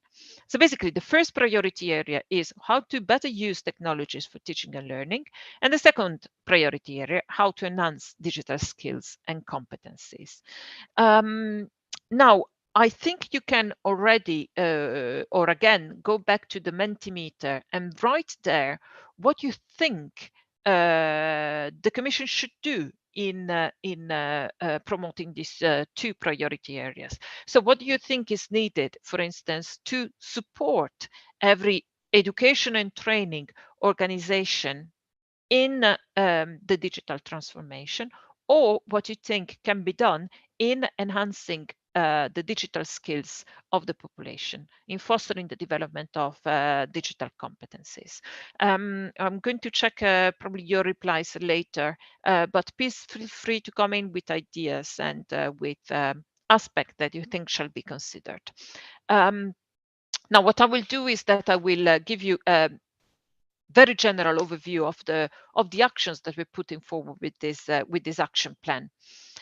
So basically, in the first priority, so the one that looks at the use of technologies in schools, universities, but also at work and for lifelong learning, we have a number of actions. I'm not going to read them all, just underlining a couple of them. So the first one, which we call strategic dialogue, and now it's called structured dialogue actually, is basically a push to each member state to have a whole government approach on digital education. So not just, with this, we want to underline that digital education is not just the remit of the Ministry of Education or the Ministry of Research. Different ministries need to be engaged for a purposeful and successful digital education. Here you have different aspects to support education and training systems in their digital transformation, including digital transformation plans, teacher academies, and an activity and an action on the content framework and exchange platforms, guidelines for teachers. So there is a variety of activities that we are undertaking. And just to underline that all actions of the action plan are implemented now, and we started work on all of them. The second priority is on enhancing digital skills and competencies for the digital transformation. And here as well, you have a diversity of actions and activities. Just for me to let you know that basically with these actions, what we want to do is to support different skills, different digital skills. So digital skills is a wide concept, and we want to support from the basic level to the advanced one, and we want to support inclusion in all forms. So the digital skills of everyone. And this to me is one of the core principles of the Digital Education Action Plan. So as I was saying before, our vision is for high quality education and training and inclusive education and training. And I think that these 2 aspects needs to be synchronized. So we cannot have high quality without having inclusion, and vice versa. Now, We have 14 actions, and action number 14 is the European Digital Education Hub, which was already mentioned today. And the European Digital Education Hub is an action that is very close to my heart because I directly work on it, but also because I think is if you want a flagship of this action plan. So with the hub, what we aim to do is to support both priority areas. So to support both the use of digital technologies in education and training and the development of digital skills. The hub is a complex action. It's got many aspects to it. One of which is the creation of a community on digital education. We are just launching this community, and I strongly welcome you to this community, and we will reach out to you when full access of the community will be available for everyone, which should be in a couple of months' time. What are people going to do in this community? Well, they're going to talk about digital education. They're going to have knowledge building activities. They're going to learn from each other. They're going to work together on proposing solutions for digital education that fit into the plans of the majority of organizations, individuals, and member states. So the aspect of sharing of good practices is just one of them, but there would be definitely a cooperation model where I hope all of us can learn from. What we want with the hub is to be a think and do tank. So I underline the do think. Now I just have one other point on the practices basically. And here I would like to talk to you about the recovery and resilience facility. So we saw with the crisis that there was a need for support to the member states that we translated into this recovery and resilience facility, where member states could have reforms and investments for supporting the digital and green transition and for improving their resilience as a consequence of this crisis. There were several flagship, and digital education was one of them. There had to be targets on digitalization. We saw that for many member states, education and training accounted for more or less, if you want, 10% of the total package. And we saw that of the total spending on education, 30% was dedicated to digital education. So we really saw that digital education was a strong point of interest. Now, what is happening now is that there are several member states that they are into the implementation phase of the recovery and resilience facility, and we see this also as having a strong impact into the practices. Just to give you an example, there are many member states that are focusing a lot on teacher training, on supporting capacity building. And we also saw that many member states, when it comes to digital education, they were reinforcing really the lifelong learning perspective, and they were proposing investments for the development of digital skills for adults. So what we would like to do also through the hub is to support the sharing of practices also at this level. Now, I finish here my presentation, and I stay here if you have questions, or if you want to know more about what we're doing on digital education. You can follow us looking at this slide. So you can either contact me directly, or you can follow us on social media. So this is the hashtag that we're using on Twitter, and you have here as well the Twitter handle. Thank you very much for your attention, and I will look later on at your replies on the Mentimeter. Thank you very much. Yes, I just wanted to let you know that you can start your camera. I stopped the screen sharing, so hopefully we can still hear you. And we have some things on Menti, and just briefly, I'll present them because they already answer what is needed for an inclusive and high quality digital education. Obviously some of them say thank you and some none. I like it. Some none. But also quite a lot of them say about motivation and collaboration and online experimental labs and so on. So you will be able to have all of this information. Thank you very much. Thank you very much. Thanks to you. Thanks. Yes. It's really my pleasure for this, and I'm happy that we've been able to present together. See you. So, îmi face o deosebită plăcere să merg acum la Martin 𝗀𝗧 care este fondatorul și CEO Modul, una dintre cele mai puternice platforme de învățare digitală din lume, o platformă bazată pe open source. Martin vine din Australia, este acolo acum, se apropie miezul nopții în curând, sau nu știu, este 10 seara pentru Martin. Martin, I just briefly introduce yourself. Please carry on directly with the presentation. As you know, we are already very late. Thank you. All right, thank you, Diana, and hello, everybody. Nice to see you, and some of you again, some familiar faces. I'll share my screen here and get straight into it. Okay, so I'm going to talk about a few different things. I'm guessing you would want me to talk a little bit about Moodle itself, so I will very quickly give you a bit of an update and a few other things. So first of all, very important to remember, Moodle is based on these values as an open source company. Our openness is all through everything we do, and we support open education with what we're doing. And this will be the theme right through my talk right today.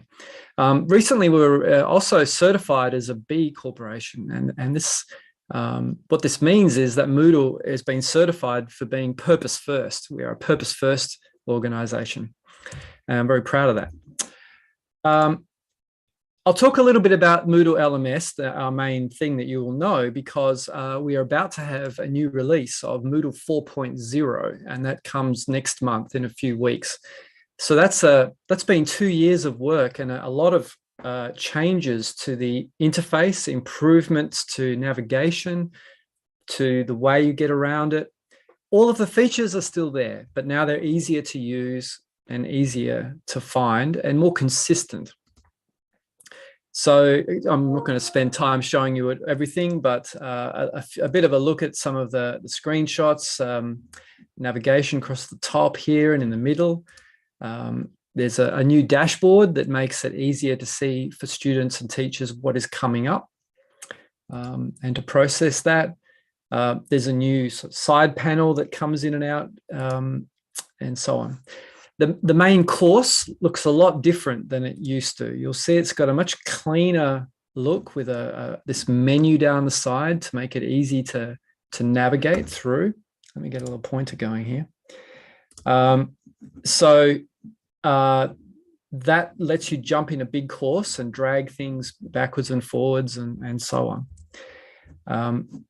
You turn on editing up there, and you'll see it's all big and colorful and clearer and more customizable too, and very consistent on mobile.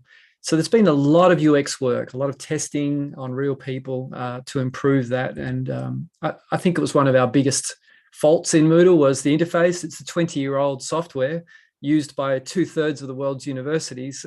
It's been very hard to shift it into this new world, but we've done it, and it took a long time, but we're there. There's also some really great new things for reporting and learning management. There's a new report builder, which lets you build reports using the interface and create your own reports. And in the next version, you'll create graphs that you can have on your dashboard as well, and give you a lot of flexibility for what you want to look at. And lots of other things. One big one there is that Big Blue Button is now standard in Moodle, and you can just get any Moodle site and use Big Blue Button for free, and that's built in. All right, the next thing I want to talk about is our academy, and that started last year. It brings together all of our training and learning around Moodle and the in fact digital teaching in general together. So online education and what it means for educators, what it means for administrators and for developers. And you can go and use it now at moodle.academy. That's a bit what it looks like. There is a whole pathway for educators there is a pathway for administrators and a pathway for developers. Particularly in the education space, it starts from nothing and takes you all the way through to the pinnacle certification, which is this Moodle educator certification. And that is based on the European standard 𝗨𝗧 𝗢𝗨𝗀𝗀𝗀, 22 competencies. So we've exactly followed that standard, and we've implemented this whole curriculum that leads you up to it, and then a very detailed certification of your skills to get this certification. It usually takes about 6 weeks just for the certification. And you get an official certificate and things like that. And all of the learning part is free. The certification is very cheap to cover costs, but all the learning part is free. And so a little bit more about the 𝗨𝗨𝗀𝗀𝗀, if you haven't heard of it. These are the 22 competencies. They're in 6 groups: professional engagement, digital resources, assessment, work, teaching and learning, the actual process of teaching and learning, how you empower your learners, and facilitating your learners' digital competence themselves. And I think that's a really good set of competencies, which is why we use them. And that's what the certificate looks like. This is all offered in 10 languages, not Romanian yet, but we do have, we're open to volunteers to help translate the certification. And it is being used now by thousands of people around the world, and I'm very proud of it. But something we're doing now to build on top of that is we recently joined with some other partners to create to apply for an Erasmus Plus project, and we won some funding for this project. It's about 230,000 euros over 3 years. Here are the partners, and it includes UPT. And you've got Moodle, we've got the education department in Spain, others in Romania, in Greece, in Croatia, and Norway. And we're just starting this project now. And what we'll be doing is building on top of the digital competences framework, and particularly to accelerate those in schools. So there'll be micro-credentials that we'll be issuing, and a platform for that, where you can do the certification, get these micro-credentials.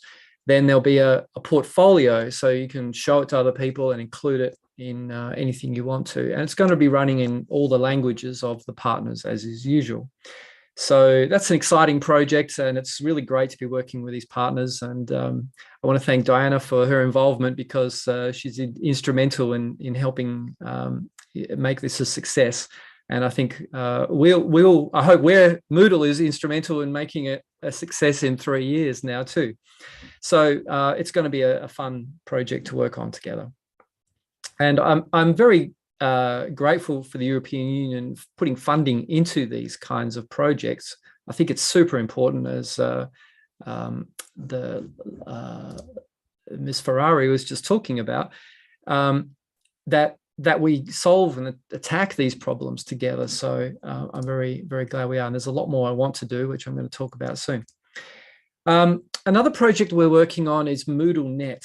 And that also launched last year after a few years of starts and stops, but it's going so well now.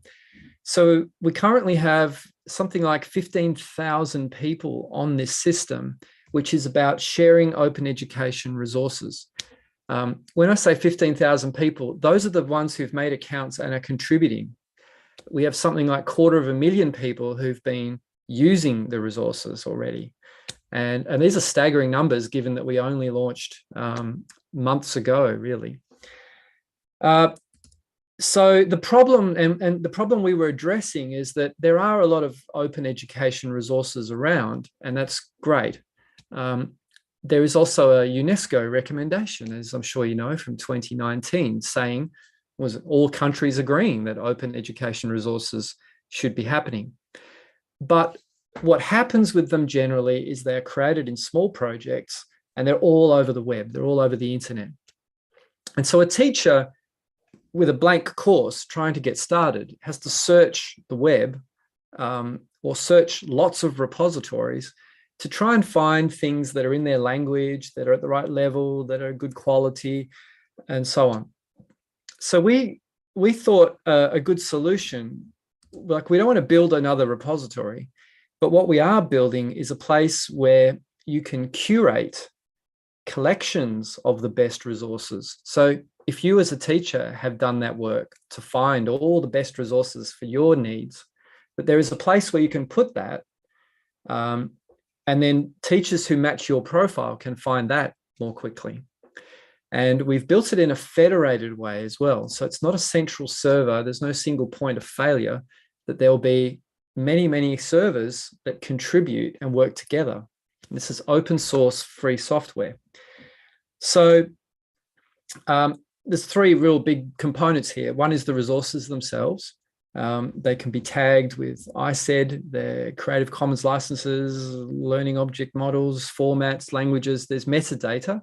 Not all of it is required, but we do encourage as much of that metadata to be either put in manually, or the system can scrape and get that information from the source. And then you have collections. So you've got all these links, then you put them into collections, you group them together, and those also have metadata as well. And you can see the interface here. And then finally, you have your own profile.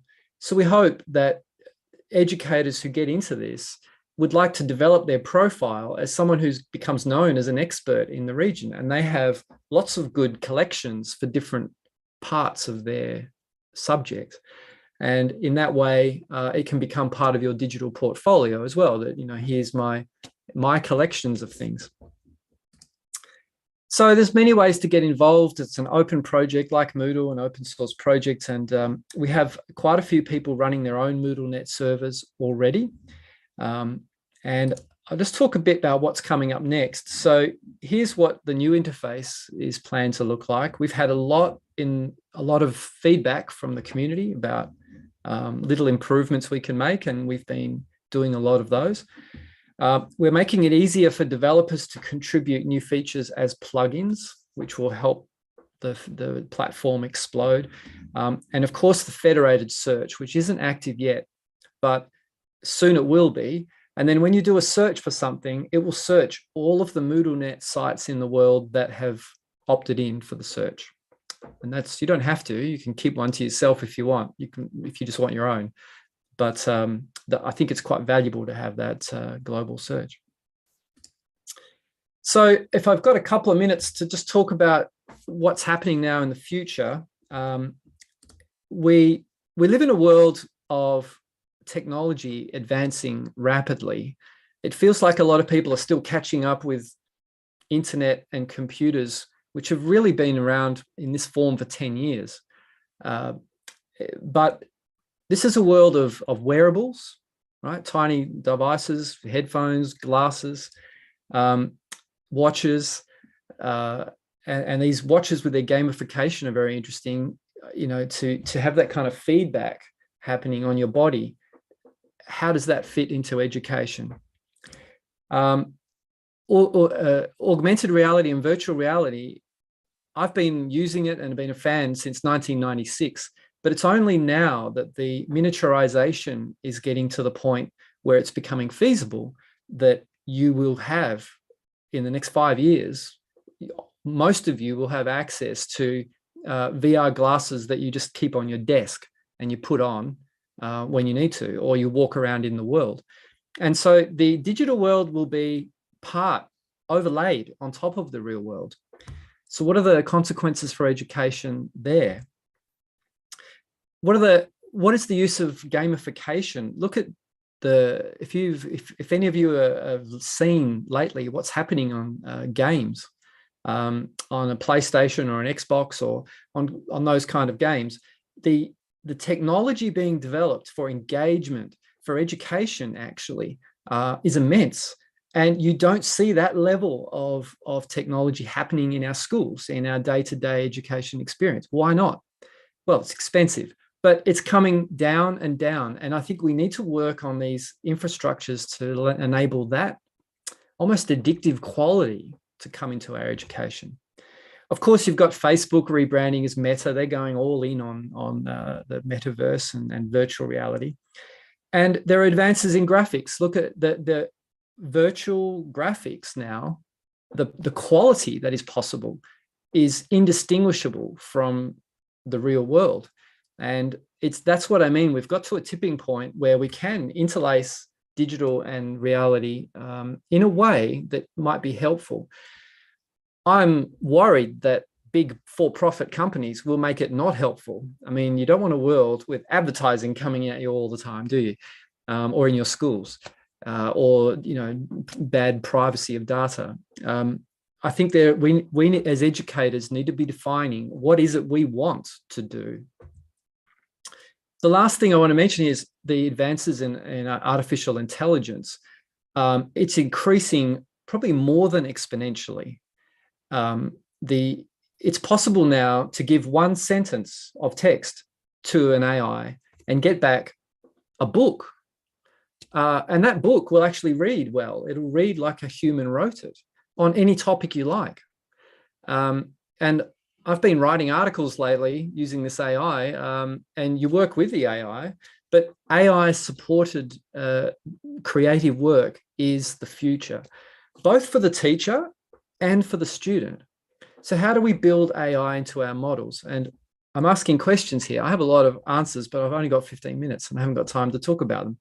So one thing we're doing is Open EdTech, this association of people who are building education technology in an open way, is just being finished now, created in Brussels, and that will be the center point of open education work around this kind of technology development, this platform. How do you build an open platform that takes advantage of these advances? Last thing I want to mention is if you are into Moodle, we are having a live conference in Barcelona in September. We'd love to have you there, September 27, 29. You can find it on our website. The future is not just one company, it's all of us. It's the educators working together to define the future. And I think it's really important that we recognize that. We don't wait for Silicon Valley to decide what it should be. We should define what it should be, and we should help it happen. I'll finish. Thank you. Thank you very much, Martin, for this. This is really very interesting. Because I know we are very late now, but I'll still want one question for you, if you allow me, and please answer briefly and so on. You've been for, we don't want to say our age, because we're like almost similar in age, but for more than 20 years doing open education or something like that anyway. And what do you see is the major problem that open education has? Not to take away? Well, look, just like in most of the world where the inequality gap is rising, in technology, there is an inequality gap of technology. It's becoming easier than ever to write code, to make little things, but to make infrastructure costs more and more. And there are very few companies, the Googles and Microsofts and Apples and the Facebooks and Twitters, who kind of, by their leverage, are able to control huge parts of that. And it worries me that most of those companies are for-profit minded, whereas education is a basic human right. And there's a mismatch. And I think that is the problem to solve. And the way to do it is to find ways for people to work together. And in my experience, 20 years, open source is one model that we've made to work to build some infrastructure. So I want to take that to the next level. I'm encouraging people to join. So if you're interested in this future platform, which, in 5 years, it may not even have Moodle in it. We're talking about new platforms now. reach out to me. I'm very happy to talk with anyone who's interested in getting involved. Thank you very much, Martin. I really hope we'll still have Moodle around. It'll be something new. Okay, so thank you. Este o adevărată plăcere pentru mine să o invit acum alături de mine pe Orna Farel, care vine din Dublin, Irlanda, lucrează ca și profesor asociat la Universitatea City University din Dublin, din Irlanda, este responsabilă pentru învățământul deschis în universitate, este o foarte bună prezentatoare cu foarte multe idei, mai ales în zona evaluării universitare și a modului de lucru universitar și este totodată un membru activ în Consiliul Eden-Up. Orna, just briefly introduce yourself. The floor is yours. Please go ahead. Thanks, Diana. Hello, everyone. I think I heard Eden mentioned there in the Romanian extract. Yes. So I'm an active member of Eden along with Diana and Lisa and Vlad, who I think are here somewhere. So thank you very much for inviting me to speak at your event. I'm just going to get my slides ready.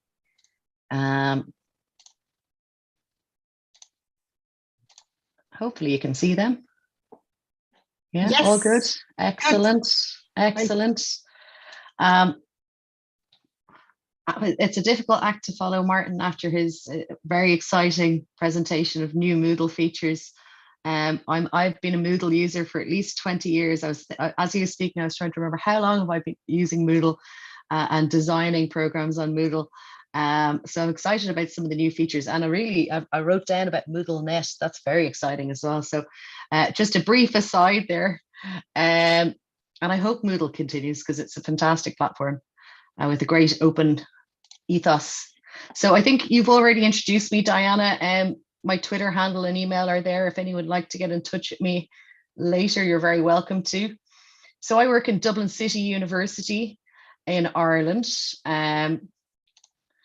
I'm involved in online education in DCU. So DCU is a dual mode university, and our online education offerings are currently marketed through the DCU Connected brand.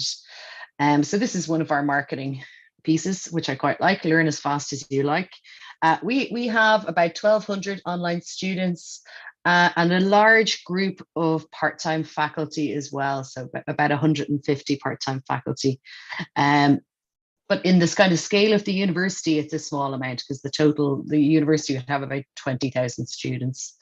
So that's just a little bit of context. Today, I'm going to talk a bit about assessment, online assessment, maybe what we know, where it might go in the future, what do we learn from the pandemic, or what have we forgotten already? So that's the kind of plan for the next 15 minutes. If you want to ask me questions, please put them in the chat, or I'll take them at the end. But if you want to ask me as we go, that's absolutely fine. I don't mind. So I thought I'd kind of start off with some key assessment ideas, go back to first principles, and then move on to online and digital and e-assessment, whatever word you like. So I always go back to this quote from Hassan, that assessment drives learning. So how you've designed the assessment in a module or a program has a big effect on how the student engages with that material, that content, that learning. So assessment is very powerful. Key principles that come up all the time: validity, reliability, and fairness. And sometimes they come up in relation to online assessment as people questioning the validity, reliability, and fairness of those methods. Design is very important in both assessment and in education generally. But obviously, a learning outcomes approach is very much the approach we take in Ireland.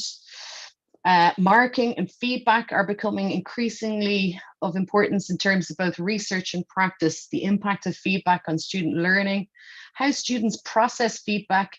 There's some very interesting research underway there by David Carlis and Naomi Winstone around feedback literacy as well.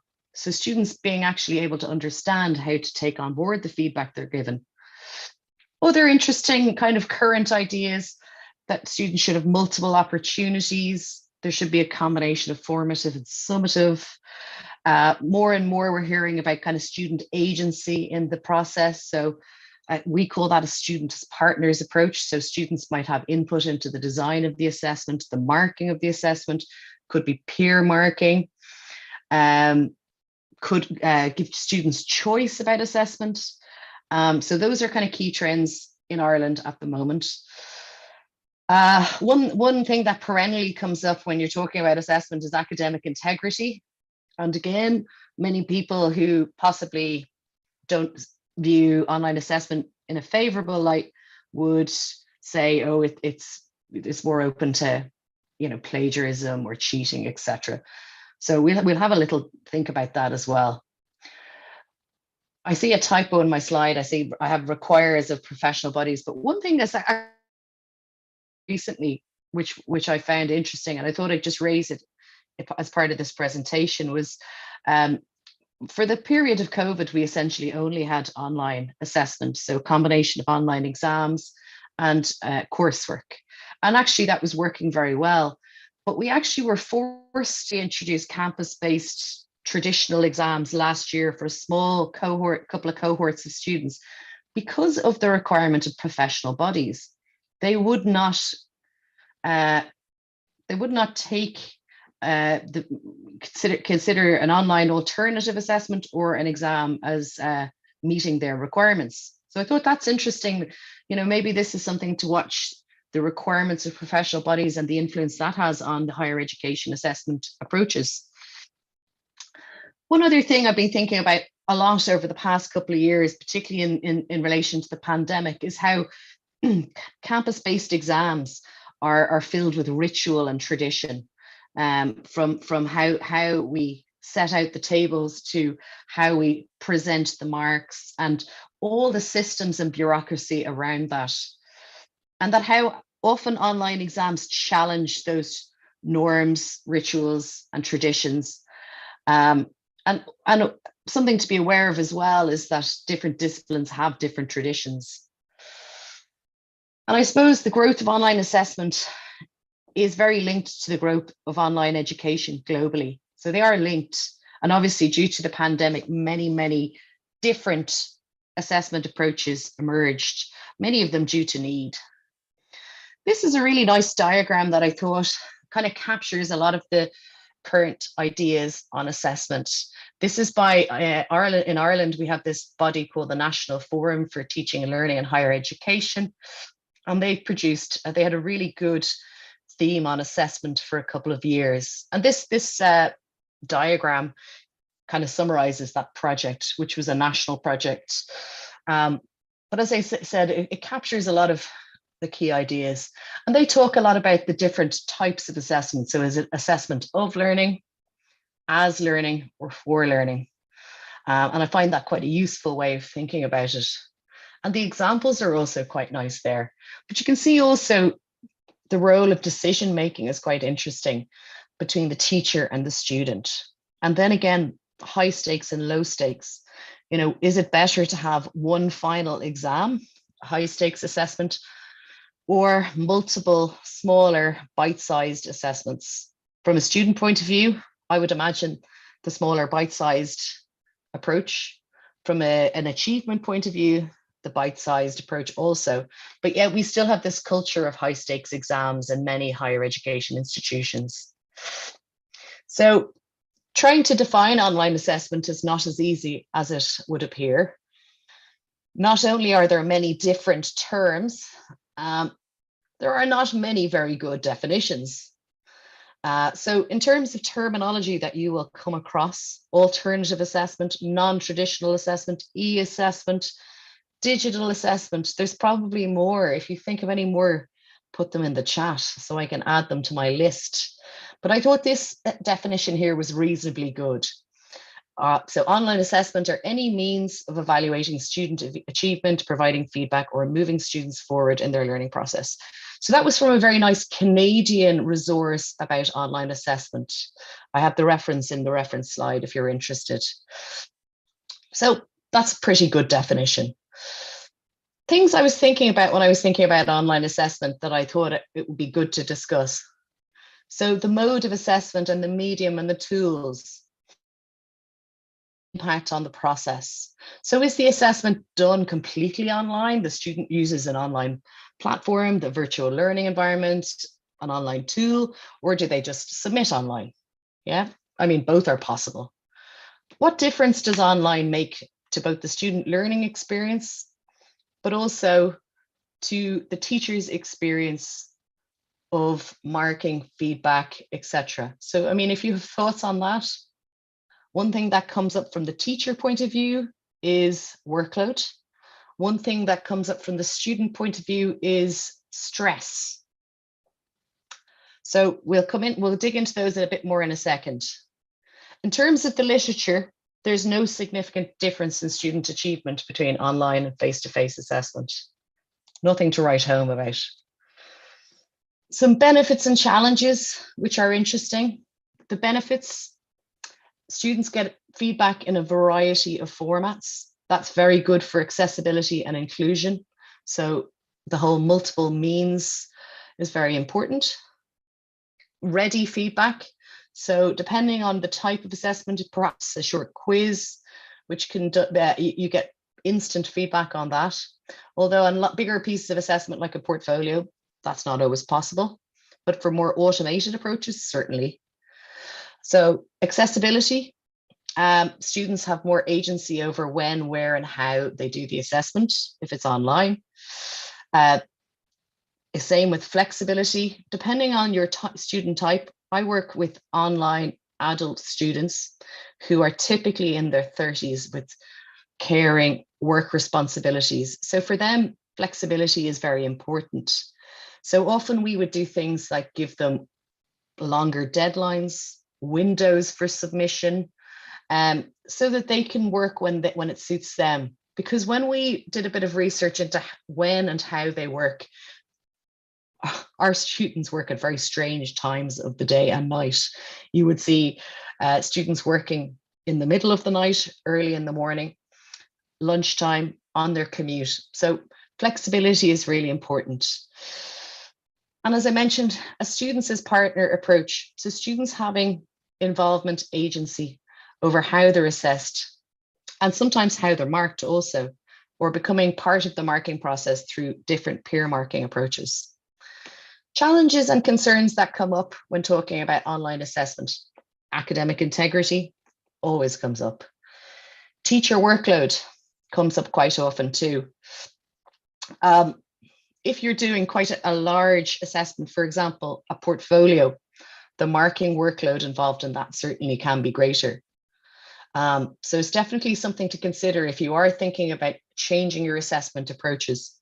You know, is the workload, you know, achievable for the teacher, but also for the student? Digital competencies for both the students and teachers. I mean, that's been quite a big theme over COVID. But for teachers, they've had to learn really, really fast if they weren't already digitally competent before COVID. And it's really stretched their skills. So, I mean, digital competency now is like a key educator skill.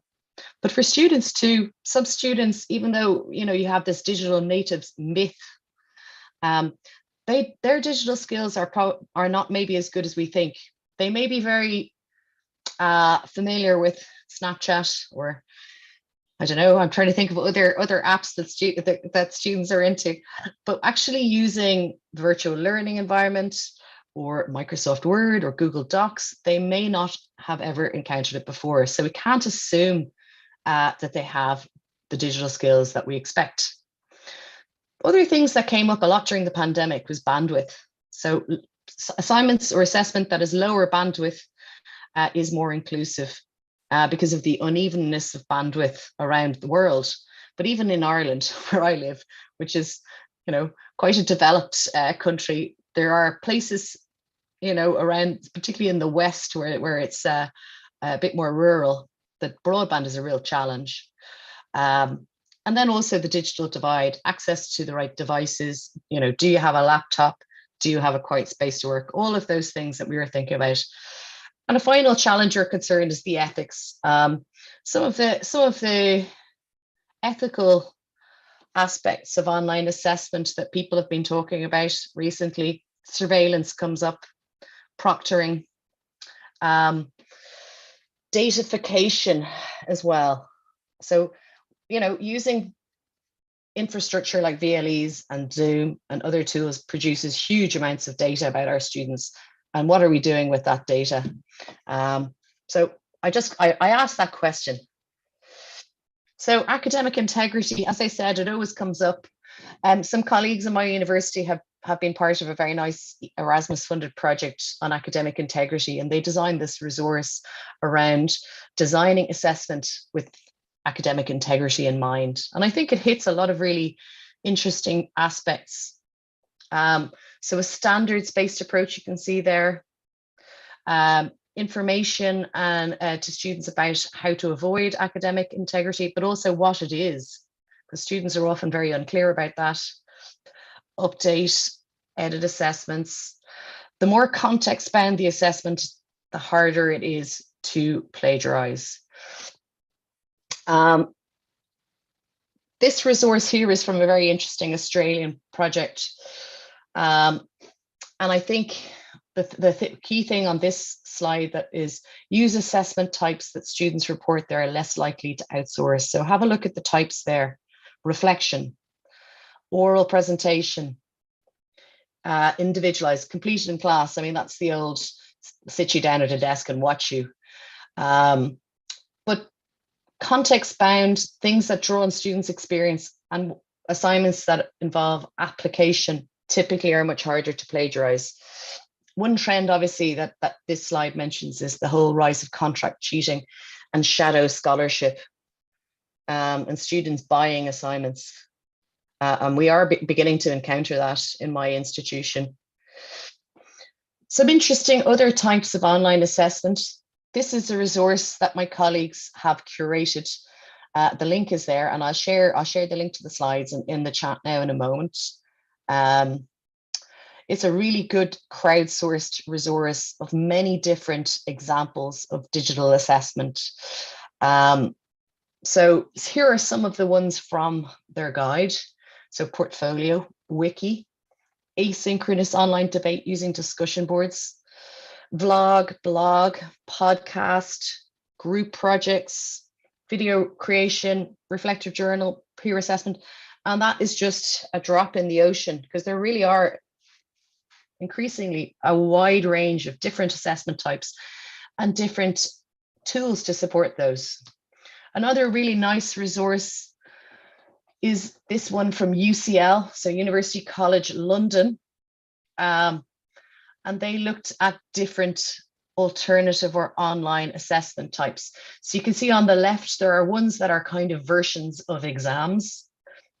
And you can see there's a Moodle version there using Moodle Quiz and Stack. During the pandemic, we used a lot of Moodle Quiz. Take-home papers for the majority of the DCU connected programs. That's what we did when we had to pivot. Oddly, for an online program, we had an awful lot of campus-based exams. So we turned them into take-home exams in the first year of the pandemic. And then in the second year, we actually redesigned our assessment approaches to get rid of exams completely and replaced with coursework. The coursework-based alternatives have some interesting ones too. Most of the ones I think I've mentioned before, but there's a few different ones. Annotated bibliography is very interesting. Creative artifact. So a couple of really nice wikis are great as well. I mean, you can use the wiki tool within Moodle, or you can actually edit Wikipedia itself. And that's a lovely open project as well. So some really nice variety there. One thing I actually don't see there, which has started to be used in our university, is called an interactive oral, which is a bit like a 𝗨𝗧, but slightly different. One alternative or online assessment that I'm very interested in are ePortfolio, as is Lisa, who'll be on after me. So I did my PhD about ePortfolio, and since then I've done a lot of work together with a community organization called ePortfolio Ireland. So if you haven't heard of ePortfolio, what are they? there's a really long definition, but I'll just pick out some of the key words. So it's a way of bringing student work and achievement together over time. So it can be both academic and personal. I'll not read all of it, but you have a definition there if you want. That's some information about ePortfolio Ireland. We have a lot of resources on our website, which you're very happy to use. They're open access, Creative Commons licensed, and we hold events and stuff like that. Our most recent project is a special issue on ePortfolio in the 𝗨𝗪𝗧 or Irish Journal of Technology Enhanced Learning, which is also open access. And so we have 15, mainly Irish, but there's a couple of international examples as well. We have a Canadian and a German and somebody else, I can't remember from where, but 15 different research articles about ePortfolio. And a very nice editorial written by me and colleagues. So what about the pandemic? This quote here is from a recent piece of work, again, conducted by the Irish National Forum, saying that the pandemic caused an increased appetite to rethink traditional assessment practices. So I think in the short term, I completely agree, but I wonder about the long term. I mean, certainly I'm back today, I'm at home, but I'm certainly back sitting in my office, in lecture halls, in amongst a campus again, and I'm sure many of you are. And my question is, do we want to return to what we had before? For my institution, we're taking a more blended approach. We have some on-campus exams coming up in May. We have some online exams using, we've got a specially designed Moodle platform for exams, and we have coursework. So do we want to go back to this? And this is actually a picture of an exam hall in my institution. And bearing in mind the research around exams. So here's a very good study, 𝗨𝗧 et al. 2020. Exams tend to measure lower order thinking skills when the literature argues for the benefits of a richer, authentic approach to assessment. So in summary, exams aren't very good. What do students think? This is very interesting. The top quote here is from another Irish study. 84% of students would favor continuous or open book assessments over formal exams in an ideal learning environment. So students in that study prefer online or open exams. But in another study carried out by colleagues who she actually has the same surname as me, but she's actually a different person. 55% found online exams more stressful. So that is interesting. Some students prefer the flexibility and some students would like to go back to the same. But I suppose this is something to think about. What about staff? What do academics think? Again, another Irish study carried out by Geraldine O'Neill. This is in another Dublin University, UCD. Very big, large scale study of assessment and assessment changes carried out. And the biggest barriers to change there were time and support, and workload comes up repeatedly. So essentially academics not feeling like they have the time, energy or space to put effort into a change process. That could be pandemic-based fatigue, or it could just be, academics overworked. And I suppose I'm just going to end on two questions. The whole surveillance issue. I mean, do we want to go down the road of online exams that are proctored, and that essentially are we surveilling our students through this? I've read some recent studies about how students feel when they're surveilled, and they feel a lot of discomfort. And finally, one thing I think we should think about while we're reconsidering in the post-pandemic world is the importance of empathy and care, and that we should consider this over efficiency and tradition. And and lots of references. Thank you. And I see lots of chat, but I think it's mainly in Romanian. So if anyone has any questions or comments, I'm happy to take them now. And I'm just going to put my slide link in the chat now. Perfect. Thank you very much for this, Orna. The presentation took a bit longer, so I will not take questions about that. I've tried to make noises here, but not sorry, Diana. Don't worry. That's fine. You know, I was on a roll. Yeah, we get used with this now. It's just I'm getting worried with the presenters which are coming after, because they all have a bit of dedicated time. And you have a question in chat, so I would kindly ask you. Am I allowed to answer it? Yes, please. You are allowed. Christian, there was an interesting example in the UCL resource about using VR for practical assessment for like skills that nursing skills and stuff like that. So check that out. So I believe, yeah, people are using it, particularly in those kind of like, can you do hand washing, like, you know, prove it in an online environment. So yeah, I think it's possible. Perfect. Thank you so much for this. Thank you, everyone. Bye. Mergem acum la Barcelona, unde este Eliza Maria Blașche, care mi este o dragă prietenă, a fost membru în comitetul executiv al Eden, este un Eden Senior Fellow, lucrează acum pentru Home Hub Learn Life în Barcelona și este o mare promotoare a stilului nou de evaluare și de assessment. Learn Hub din Barcelona este dedicat învățământului primar și secundar, deci ea va vorbi pentru cei neuniversitari dintre noi în special. Lisa, I just briefly introduce yourself. Please, you can really start. Thank you, Diana. It was very interesting to be in on Orna's presentation right now. We worked very closely for many years on portfolios, on authentic assessment. And, you know, I'm working right now with a group of kids that are aged from kindergarten to 12. And wouldn't it be exciting if by the time they got to higher education and we started to do assessment, that they already knew about these kinds of things, and they already knew about authentic assessment, and they could do it themselves. And I'm going to talk a little bit about what we're doing at Learn Life to really open up pedagogy and make things happen to prepare kids better for a really lifelong learning. So I'm going to share my screen. Okay, where's my PowerPoint? First, I want to thank Diana for inviting me today. It's great to be here. I'm going to pull this up and put this into, oh gosh, I can't see you guys. PowerPoint, where's the share?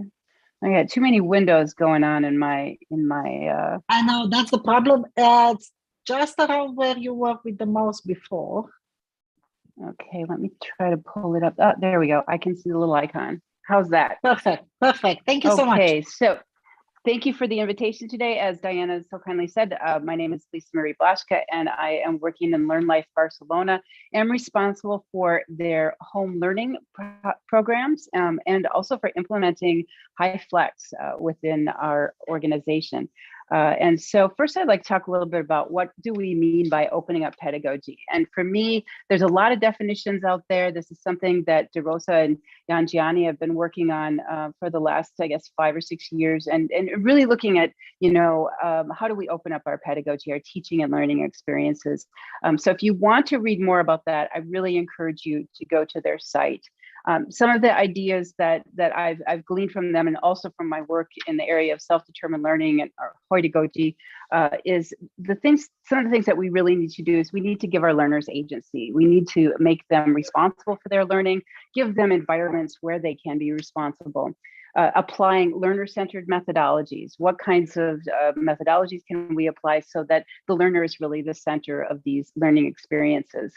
And then another thing that I mean by open pedagogy is co-creating the learning experience with the learner, so that the teacher isn't making all of the decisions about the learning experience, but also the curriculum, co-creating and co-designing the curriculum, as well as the assessment. What Orna was talking about in terms of the assessment. Also collaborating together and assessing and determining the learning journey. So these are all just some examples, and I'm not going to go into what open pedagogy is. I really encourage you to do that research on your own. So what do I understand agency to be?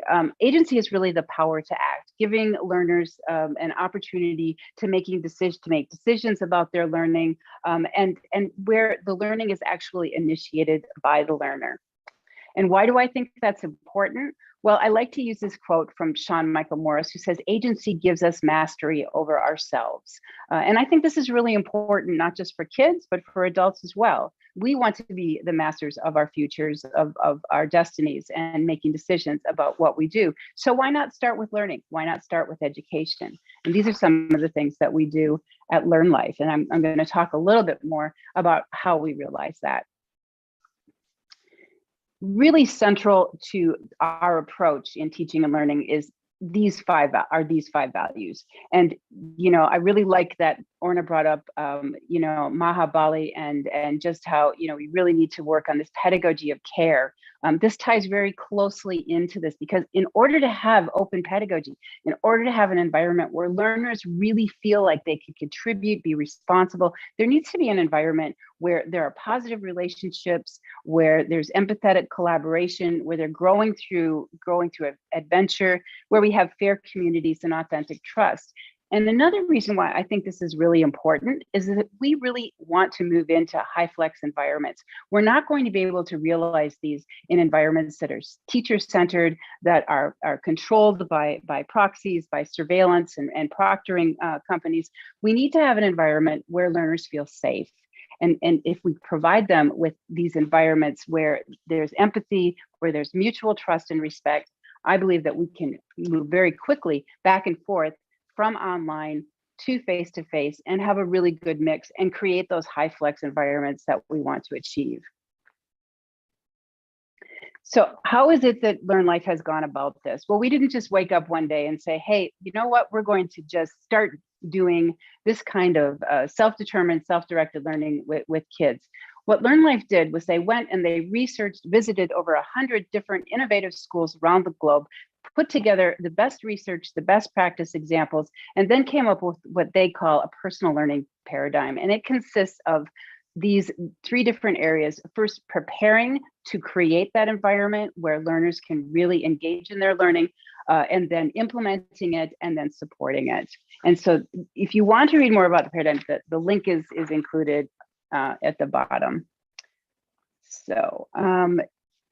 So our approach is really focused on changing the mindset and making it about moving from a standardized education into personal learning. And this is where my research in pedagogy and self-determined learning has really been applied significantly. And that's really looking at moving a learner from being in an environment that's teacher-centric, where the teacher makes the decisions, where curriculum is mandated, to moving to a place where learners have agency, can make decisions about their learning, become more self-directed, and really are more self-aware of what their skills are, what their competencies are, and what they can contribute to society.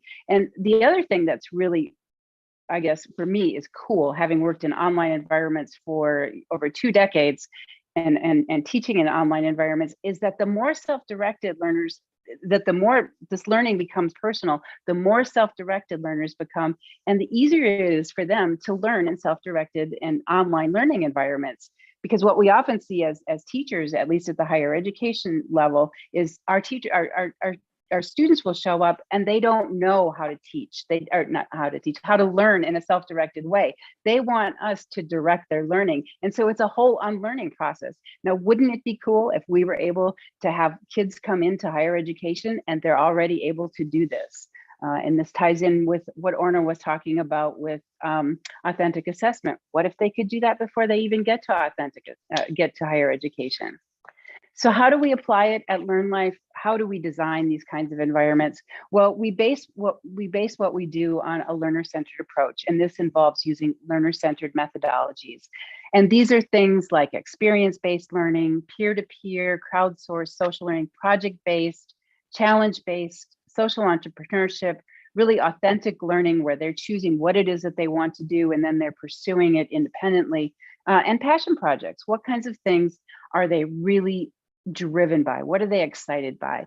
And so these are the kinds of things that we do. And again, our approach is based in trusting the learner and being empathetic with them and giving them the agency to make decisions about their learning. And as I said before, this also makes it a lot easier for them to move back and forth from being in an online or in a face-to-face environment to having to move to an online environment. And we've had that happen so many times in the last few months as Barcelona, as you know, restrictions have lifted, restrictions have gone back down again.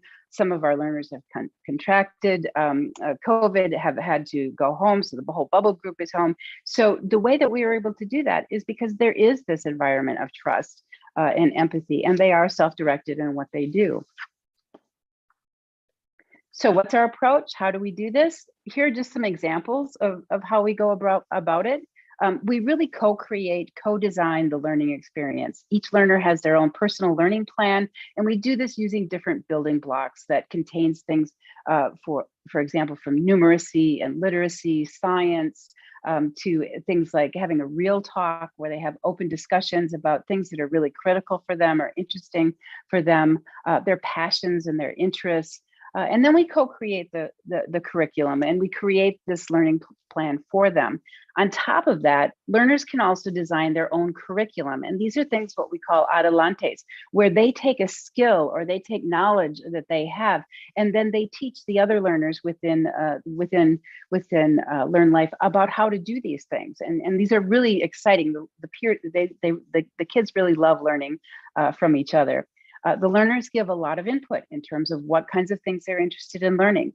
For example, right now, the thing that they really want to discuss is the war in the Ukraine right now, and they want to talk about how did this happen? What can they do to help? And so this is an opportunity for us to shape the curriculum based on learner input.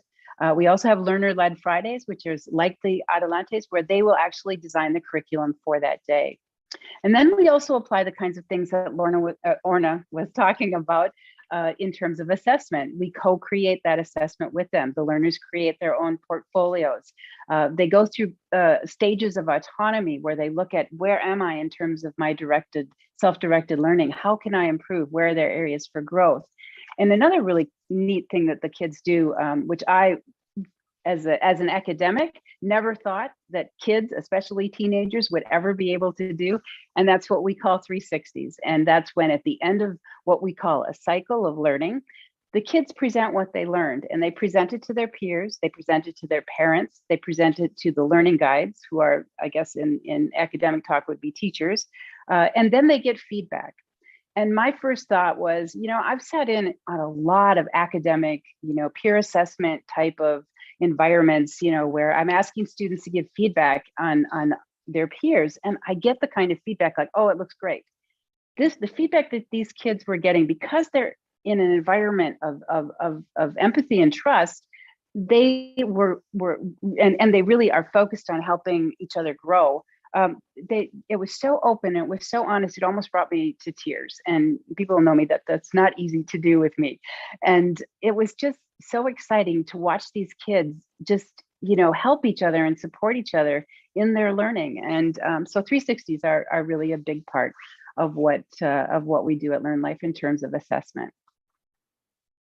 So this is just an example of what we do within our primary online environment in terms of helping the kids just create what it is that they want to learn, how their personal learning plan is going to look like.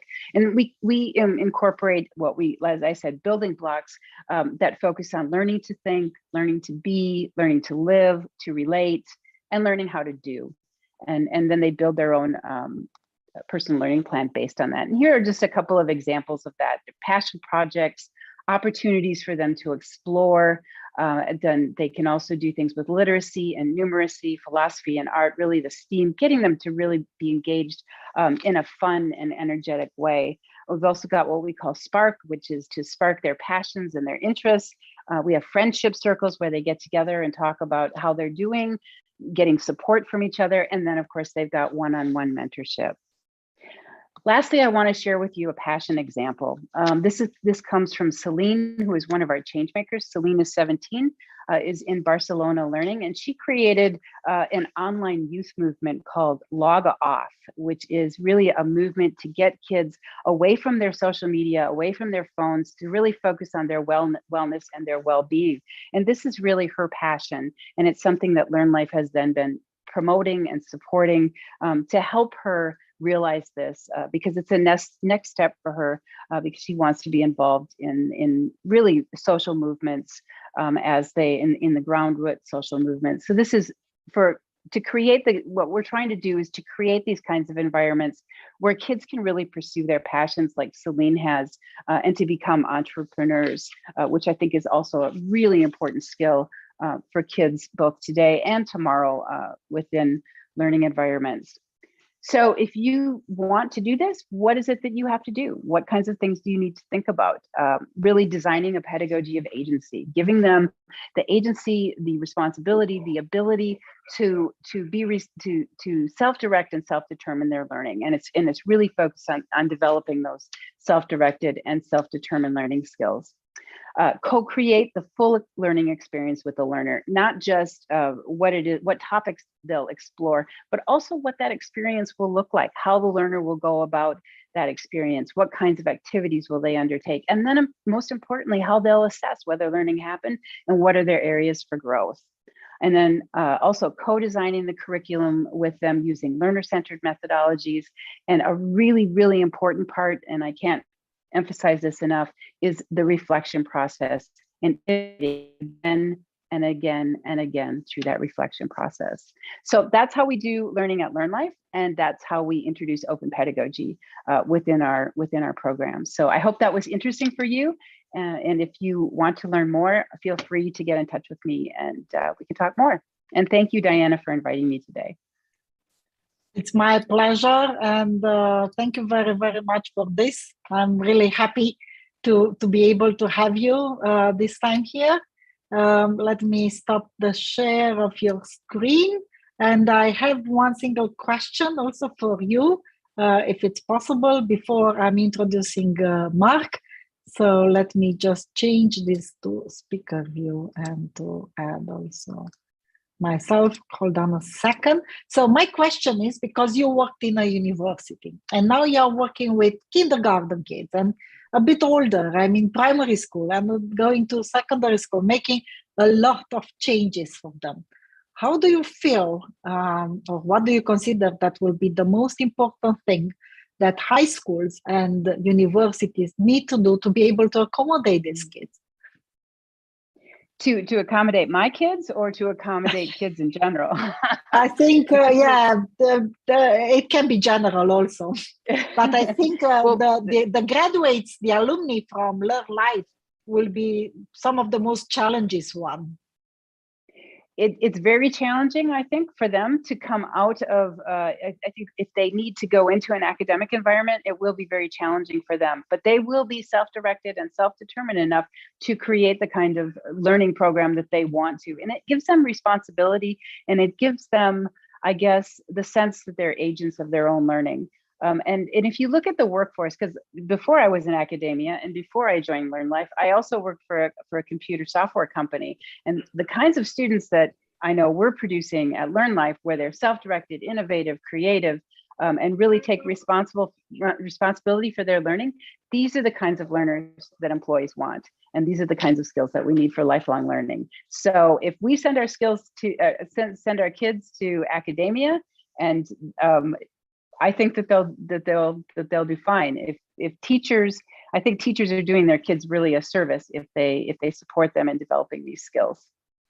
I don't know if that answered your question, Diana, but anyway, well, we'll see. Life only will be able to show us if we will still have professors good enough to do that in general education and in high school. Thank you very much, Lisa, and thanks for coming.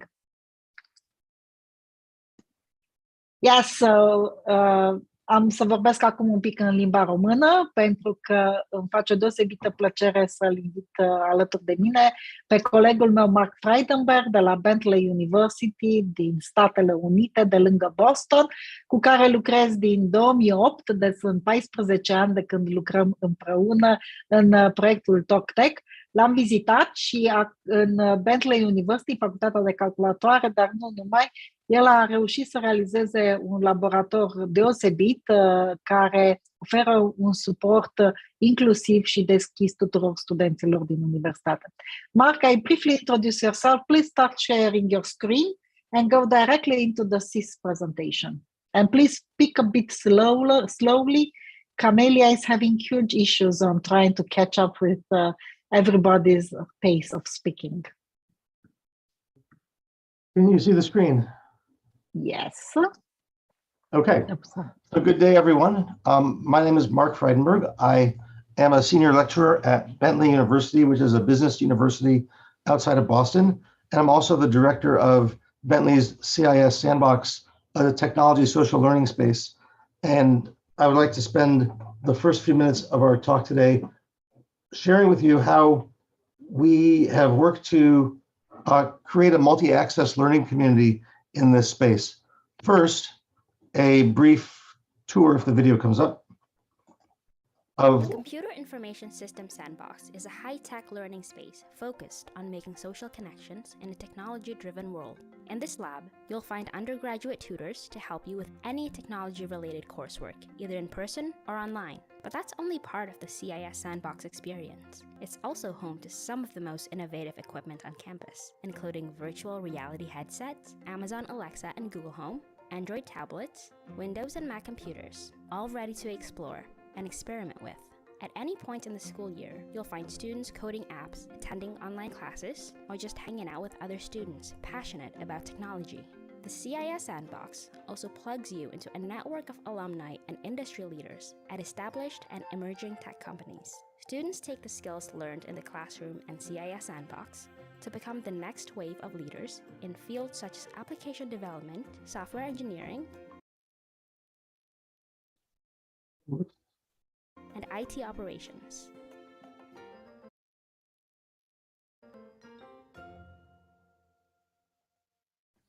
The Computer Information System. So let's, I'll put the chat in the chat, the link to the CIS Sandbox website if you would like to look at that while we speak. And the pandemic really caused us to think about a new way of learning. And we're moving from a hybrid world where people are doing the same thing in the same time in different places to what I'd like to think about is a multi-access model where we have different types of learning activities going on throughout the day. And that's what I'd like to share with you this morning is this idea that hybrid refers to technology and how people access it and access their learning, and multi-access refers to actually the process and the activities that go on in this learning space.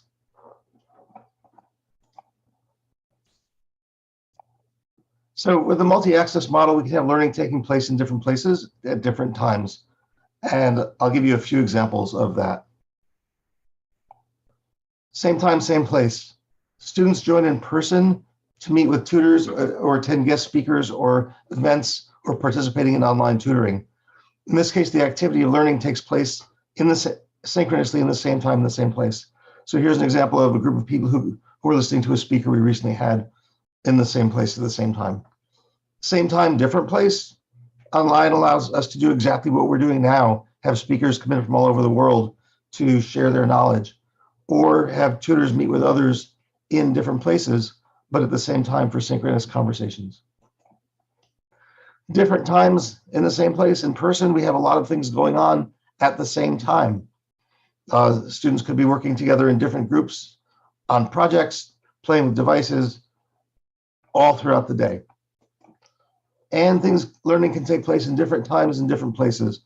For example, watching videos on demand while other students meet with tutors in person or take part in other activities throughout the day. So learning in this model takes place in different times and different places. And that's what we mean by multi-access. the way that people can access the services that this learning center provides are more than simply, we're online, we're in person, some of you are here, some of you are there, because people can be doing different things at different times. For example, we offer appointments, we offer online tutoring drop-in, we offer in-person drop-in tutoring, and we've been offering review sessions for several courses that our department offers. This model allows flexibility for both students and tutors, as well as gives a much more customized approach to when students want to be available for learning.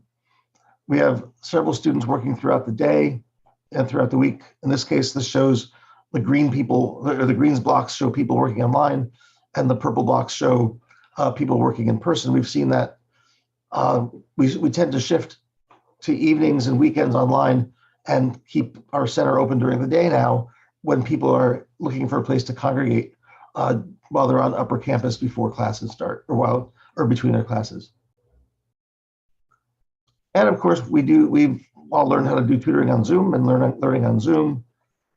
We've seen that in the fall, these stats are from the fall semester, we've had over 129 Zoom sessions or 457 hours of tutoring with over 1,200 people coming to those sessions. And that is at least on par with what we had prior to the pandemic.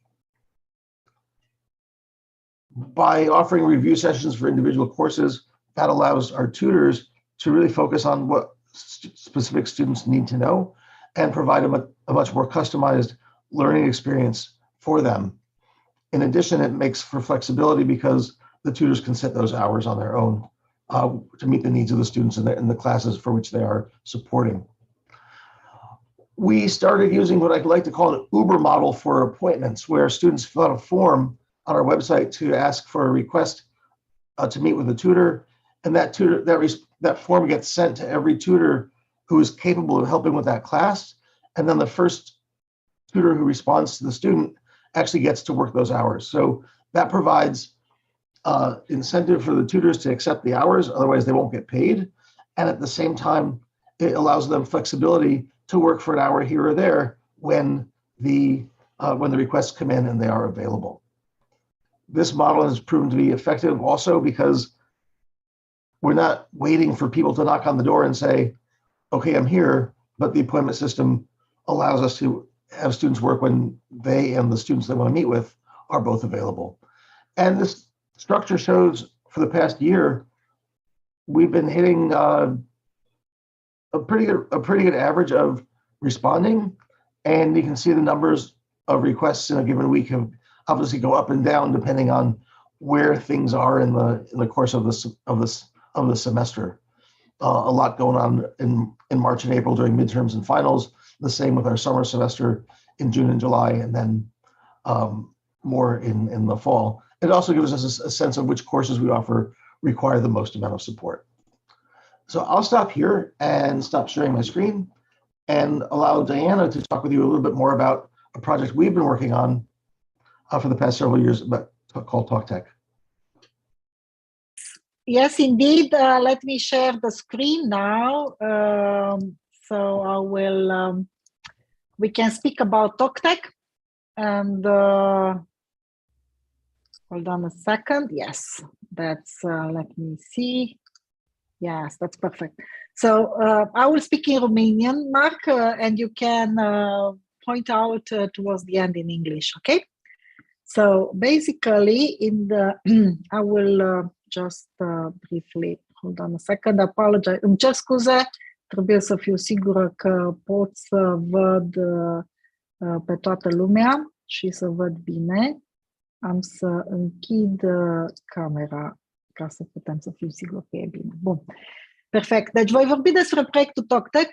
Cei care ne urmăriți de mai mulți ani știți de el. Am pornit în 2008-2009 împreună cu Marc. Punem împreună doi studenți americani, doi studenți de la Universitate din America, mai corect, fiindcă sunt de diverse naționalități, cu doi studenți români într-un proiect care durează 8 săptămâni pentru a putea valida și verifica nu numai competențele lor digitale și de comunicare, dar mai ales pentru a-i putea încuraja să facă un produs interesant. Așa cum țineți minte, inclusiv Orna a spus că parte din procedurile noi de evaluare și de examinare a studenților poate să fie și crearea unui artefact creativ, deci crearea unui produs creativ, cu atât mai mult când el este realizat într-un mod, să zicem, de realitate mobilă, la distanță, ceea ce noi numim virtual mobilities, într-un fel sau altul. TalkTech-ul să zicem, în ultimii ani, în ultimii 4 ani, a fost axat în special pe tehnologii de tip realitate virtuală și realitate augmentată și cei care mai aveți acces la Menti, și am să-i rog pe colegii mei să pună Menti, avem o întrebare acolo pentru dumneavoastră și la sfârșit o să vrem să vedem rezultatul pentru acele întrebări pe care le-am pus în Menti. După cum vedeți, ei sunt studenți foarte tineri și care vorbesc doar engleză, asta este singura capacitate comună care au, dar și în special, să zicem, bazat pe chestionare care noi le facem, sunt destul de avansați în utilizarea web-ului și a calculatoarelor. Acestea sunt temele pe care noi le-am făcut în ultimii ani privind TalkTech. Am luat în fiecare an un alt subiect, o altă temă. În acest an, în 2021, ne-am uitat la industriile creative prin perspectiva realității virtuale. De fiecare dată ei trebuie să producă un produs tangibil, deci un rezultat clar și practic, care să fie livrat într-un timp foarte scurt, au maxim 8 săptămâni la dispoziție să poată să realizeze aceste produse. Trebuie să comunice constant, trebuie să ne pună dovezile acelei comunicări, să înregistreze inclusiv video de explicații, de comentarii de cum au făcut și să facă și o analiză critică, atât din punct de vedere de realitate virtuală sau augmentată, cât și din punct de vedere de tehnologii folosite. Și acum să vedem dacă merge acest clip video. E un exemplu de produs, doar o secundă. E un exemplu de produs creat de niște studenți din acest an. Sunt studenți de la Universitatea din Politehnica din Timișoara și care au făcut, să zicem, această primă parte, această scenă în 𝗨𝗧 este programul pe care îl folosim deja de, cred că 4 sau 5 ani, în care poți să adaugi personaje, imagini și să creezi o anumită poveste. Se numește digital storytelling, spunerea unei povești în mod digital și în care poți să vizualizezi, să creezi anumite interacțiuni și informații despre anumite unelte într-un alt mod. Acest tip de tehnologie și acestea se folosesc în multe alte structuri. Am să mă duc puțin mai repede ca să vă pot arăta, fiindcă acești tineri continuă să întrebe și să vorbească despre unelte și aici au sărit pe o altă scenă, care este o altă cameră realizată de colegii din Statele Unite, în care vorbesc despre o altă unealtă. Asta este tradus aici acum și pot să prezinte cum sunt acele unelte create și într-un alt tip de poveste și într-un alt tip de interacțiune pe care ei îl au și îl pot vizualiza în acest mod. Am să mă duc mai departe. Opa. Și doar pe scurt, puteți să ne contactați pe mine și pe Marc astfel, online, tot timpul, și puteți să vedeți pe site-ul talktechproject.net, cărora le mulțumesc mult studenților de la master că îl susțin, că îl populează cu informație constant pentru a putea avea aceste informații disponibile tuturor celor care pot să vadă și vor să știe ceva despre tehnologiile și proiectele pe care noi le facem împreună cu Marc. Și acum să ne uităm un pic pe Menti. Marc, now I'm showing the Menti. I told them that I put a Menti. The first, I will say also in English now. Prima întrebare este, first question is about augmented reality for games. The second for education, then to visit places or museums, or you don't use, or you have no idea what augmented reality and virtual reality is. So these are the answers. They are quite interesting ones, as you can see. Avem răspunsuri foarte interesante. Îmi place că din ce în ce mai mulți totuși sunt cei care vizitează locuri și folosesc realitate virtuală și augmentată pentru a vizita locuri. Mulți în continuare nu-l folosesc, foarte mulți nu știu ce este, deci ceea ce ar trebui să facem ceva mai mult în acest scop. Puteți să mai completați în acest chestionar. Mark, if you want to comment these results a tiny bit or not. There we go. I was muted. I am not surprised that education is one of the more popular results. And I think that the role of VR and AR in education is growing, especially with a lot of the tools that are available for creating, especially for creating multimedia, which is, I think, one of the different pieces of the TalkTech project. Many schools use virtual reality tools that are already created, but in our project, the students actually become content creators of immersive content. And I think that's a big change and a nice result from the work that we've been doing. Perfect. Thank you so much. Mulțumesc foarte mult, Marc. Mulțumesc tuturor că sunteți alături de noi. Marc, I have one single question for you. How long do you still think we will still carry on with the TalkTech project and make this public? As long as we're both teaching the same courses that we're teaching, right? Exactly, that's what I was thinking. As long as we are still teaching courses, which will allow us to do it. Thank you very much for all these years of cooperation, Marc. So, mergem mai departe și acum ne bucurăm să invit alături de mine pe colegul meu Silviu Vert de la Universitatea Politehnică din Timișoara și pe Filippo. Filippo, where are you? Let me see. Trying to get him to open his camera. Yes, good. Now it's better. Okay, perfect. Deci, Silviu Vert, împreună cu echipa de la CEL, lucrează într-un proiect care este condus de Filippo 𝗀𝗀 de la Departamentul de Inginerie din Universitatea din Agder, din Norvegia. Este un proiect de tip Erasmus+, care este dedicat tehnologiilor de realitate augmentată, mai ales cu impact tactil și vizual. So, I made the introduction. The floor is yours. Thank you, Diana. Thank you, Filippo, for sharing the presentation. Voi vorbi un picuț în română, voi face o scurtă introducere a proiectului, după care îl voi lăsa pe colegul meu, Filippo, să continue. Proiectul se numește Augmented Wear Edu și își propune să studieze modul în care pot fi integrate tehnologiile de realitate augmentată, realitate virtuală, dar mai ales tehnologiile de echipamente portabile sau echipamente tactile, haptice în științele inginerești. Next slide, please. Învățământul online, e-learning, bineînțeles că a explodat în timpul pandemiei COVID-19 și cel mai adesea am simțit lipsa laboratoarelor fizice, faptul că nu am putut interacționa cu studenții și studenții nu au putut să pună mâna pe echipamente și să vadă și să simtă cu ochii și cu mâna lor.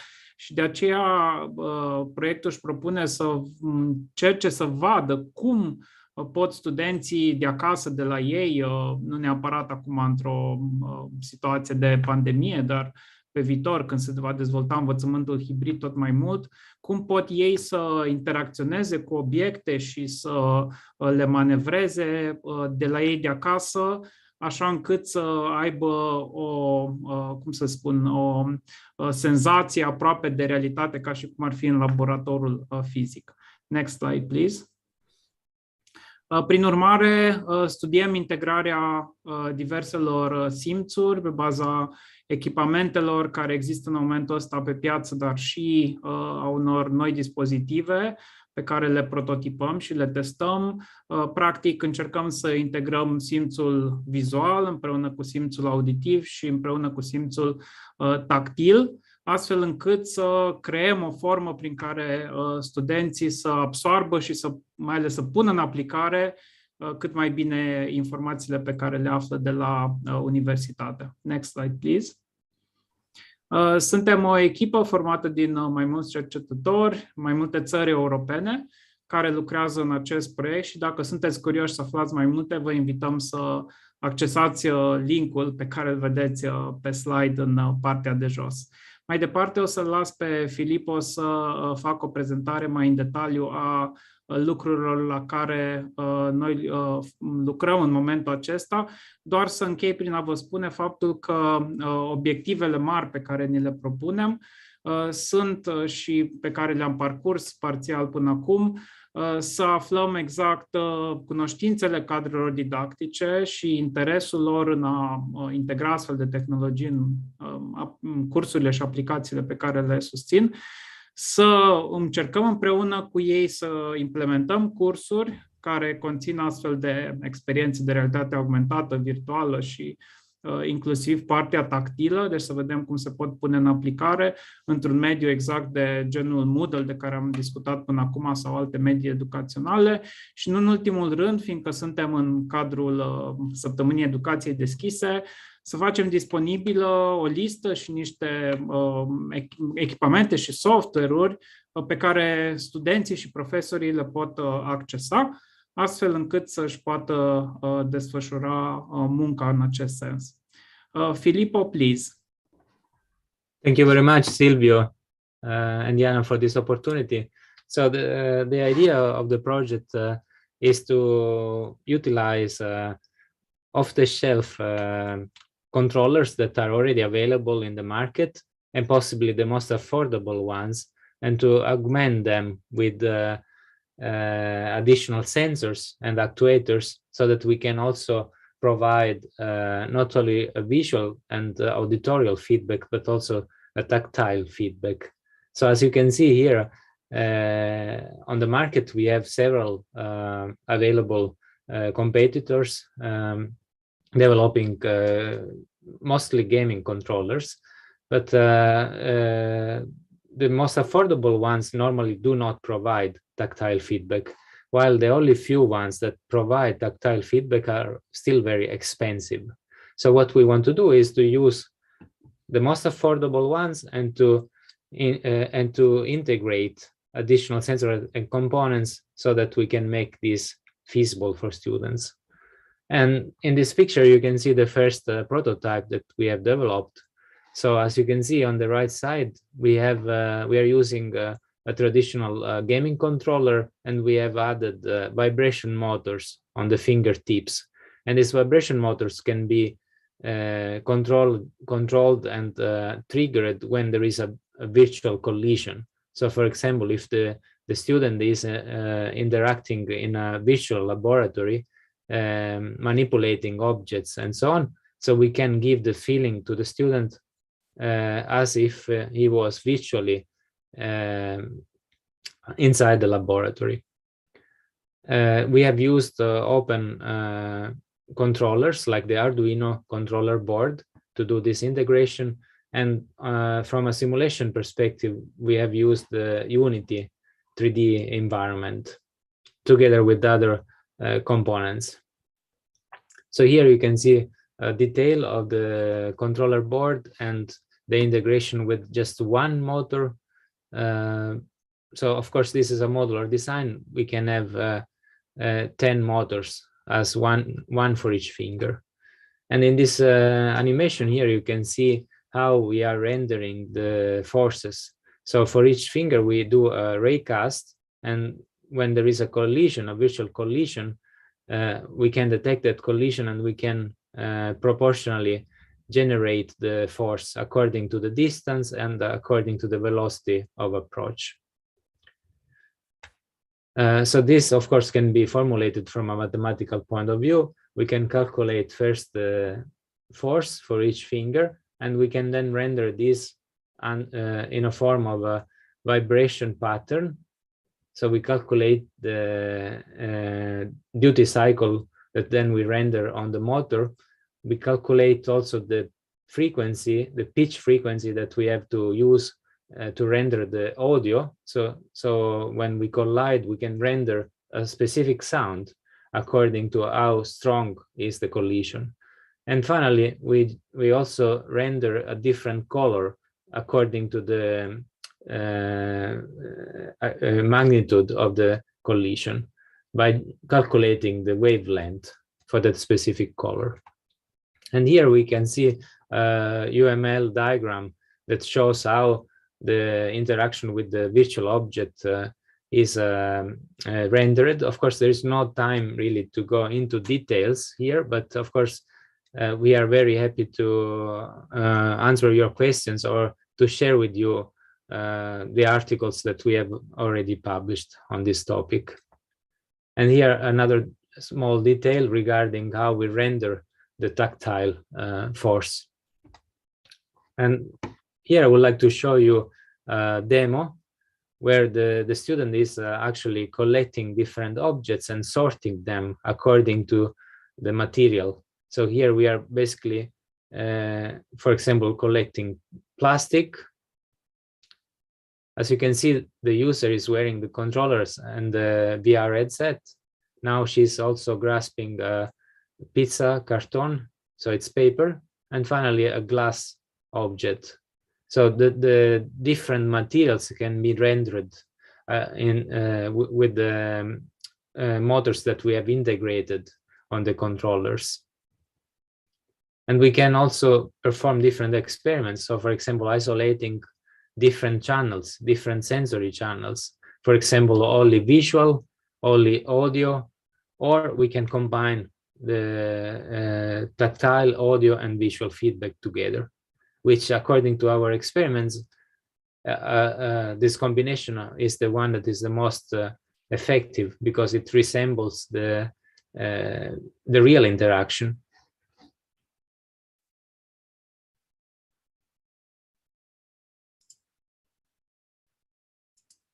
Okay, so then we have also collected different data to assess how good is the rendering of the forces. And as you can see in this final plot, we have used the so-called IPQ survey questionnaire, which is a measure to which allows us to measure at least 3 important parameters: spatial presence, realism, and involvement.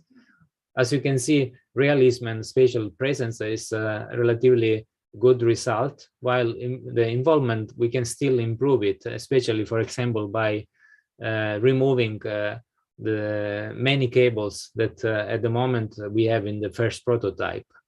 Most of these cables actually are occluding the movements of the user. So if we manage to get rid of these cables, we will improve the involvement of the user. So just to conclude, we have started developing a framework that allows students to access remote laboratories and to have an experience that involves all sensorial channels, including audio, video, and tactile sensing. We have conducted the first human subject study, and we are continuing exploring possibilities for actually releasing this design as an open source library so that students can download and perhaps 3D print and produce these devices at home to access remote laboratories. So this was my last slide. I'll be happy to answer your questions.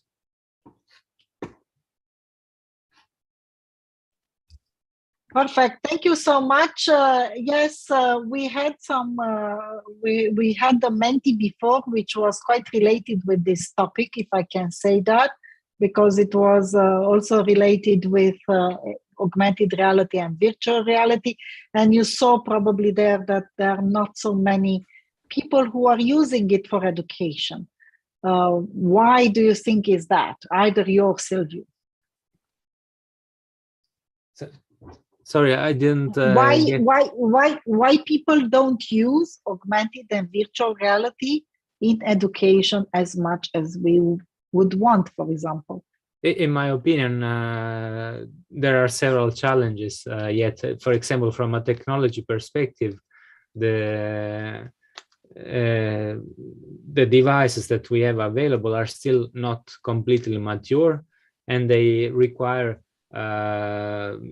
relatively high threshold in terms of usability. So they require a good knowledge, and not all the teachers are have that knowledge yet.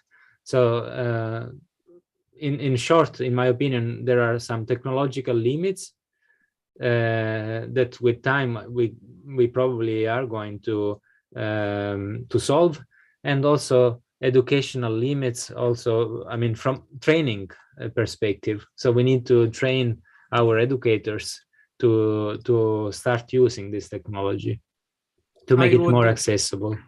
I would also shortly add that these technologies usually require multimedia and 3D educational materials, which are not available to the teachers. They most of the time use documents, images, and videos only.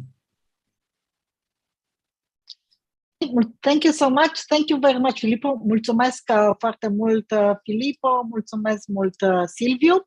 Vom merge mai departe și acum urmează o întreagă serie de persoane care vor prezenta împreună despre cum am dezvoltat și am adaptat curicula universitară în cadrul proiectului Mod IT. Am să-i rog pe toți cei care prezintă Mod IT să-și deschidă camerele pentru a-i putea avea disponibil alături de mine. Am să încep eu mai întâi cu o scurtă prezentare despre proiect, urmând ca după aceea să putem să intrăm direct în prezentare.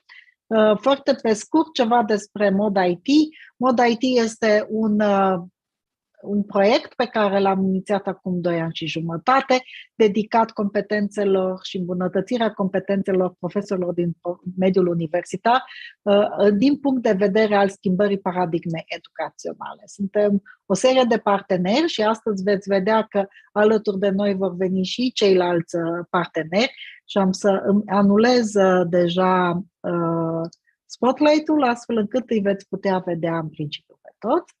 Și proiectul nostru își propune special să dezvolte mai întâi o unealtă care să poată să evalueze fiecare profesor pe sine însuși unde se află din punct de vedere a acestor competențe de pedagogie digitală, după aceea să poată să urmeze un program online de pregătire și să poată după aceea să-și modifice cursul, materialele de laborator, de seminar, astfel încât ele să aibă această componentă nouă digitală. Cursul de online de pregătire este acum situat în cadrul platformei de la Kaunas University of Technology. El conține 5 module pe care le vedeți acum pe ecran. 125 de participanți au urmat acest curs în semestrul trecut, iar acum cursul va fi în curând disponibil pe 𝗨𝗧, deci va fi liber pentru absolut oricine să poată să-l urmeze și să-l folosească.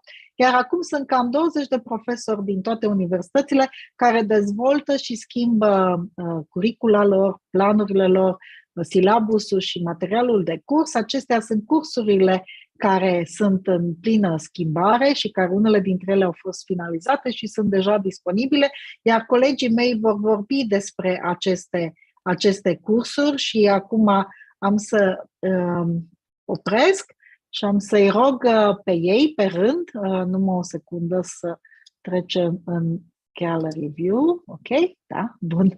Ne vedem pe toții. So we are seeing each other. Rita, do you want to start the next, please?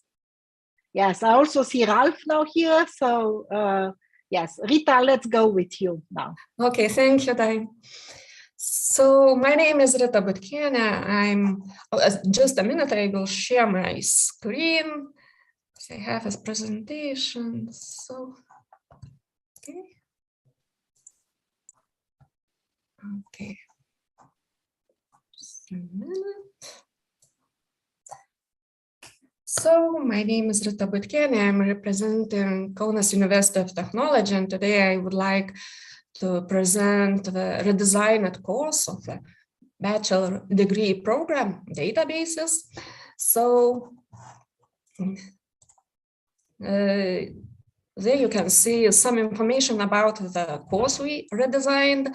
And as you see, the main challenge we focused phase delivering the course is keeping the attention of students and engaging them to actively participate in the lectures. So what we did? We chose one topic out of 12, entity relationship model, and redesigned it applying a MOOC methodology. The most changes we made on the structure and methodology of delivery of this topic. The choice in topic was subdivided into 11 subtopics. For learning material presentation, we used video learning objects with a duration of approximately 5 minutes. For assessment and proof of competences gained, we prepared one final task, but consisting of 2 activities. And finally, this MOOC was integrated into the formal course. Here you can see the essential structure of the MOOC and the snapshot of one video learning object. Moreover, we organized collecting the reflection and feedback related to the course quality assurance. That way we learned what we need to improve. And we see that more than 80% of the participants evaluated the course positively or very positively. And they would recommend this course for other colleagues. More than 80% of the participants found that the length of the course is just fine, as it has to be. However, 30% think that it is long or too long. Comments of the students showed that one of the most liked aspects is an unlimited possibility to repeat self-assessment tests. Students enjoyed short videos and the ability to monitor their progress. However, students found that some questions and tasks of the self-assessments were a bit too demanding. But in general, we believe that this redesign, of course, applying the MOOC methodology, has been a success for us. So therefore, we plan more changes in the future, and maybe all this formal course will be made as MOOC of MOOCs. I hope so. So thank you, Diana. Yes, thank you so much. You have toată lumea are o întrebare în menti care vine de la Rita, pe care vă rugăm să o răspundeți. La final vom vedea toate întrebările din menti. Și acum am să-l invit pe Ralph. I'm inviting Professor Ralph Brüning, who is coming from Fachhochschule der Mittelstand from Germany. Ralph, please start your presentation about the courses. Oh, sorry. I thought you got the presentation. I sent it because I haven't got it on my device now. Sorry. Let's go to Hakan. Hakan, can you start, and then because I haven't get it ready also. So. All right. Hakan. Sorry. Yes. I think you can hear me now. Yes, I'd love to share with me. Yes, Professor Cengiz Hakan Aydin from Anadolu University. So with his course. Yep. Thank you very much. Actually, well, I was going to draw a big picture about the project. First of all, we are, as you see, at the end. We are almost at the end of the project. We first developed the tool, then trained the designers, and designers helped to, and we created a MOOC, an offer for teachers, and then we asked teachers to integrate MOOCs by creating their own MOOCs and also using some others to integrate their MOOCs into their formal courses, and now they are implementing those courses. Today, I would like to explain a little bit about the challenges teachers faced. Unlike Rita, I will focus on teachers and us as designers, as the project partners. First of all, one of the biggest challenge for our teachers was the designing a course, designing a MOOC for diverse learners.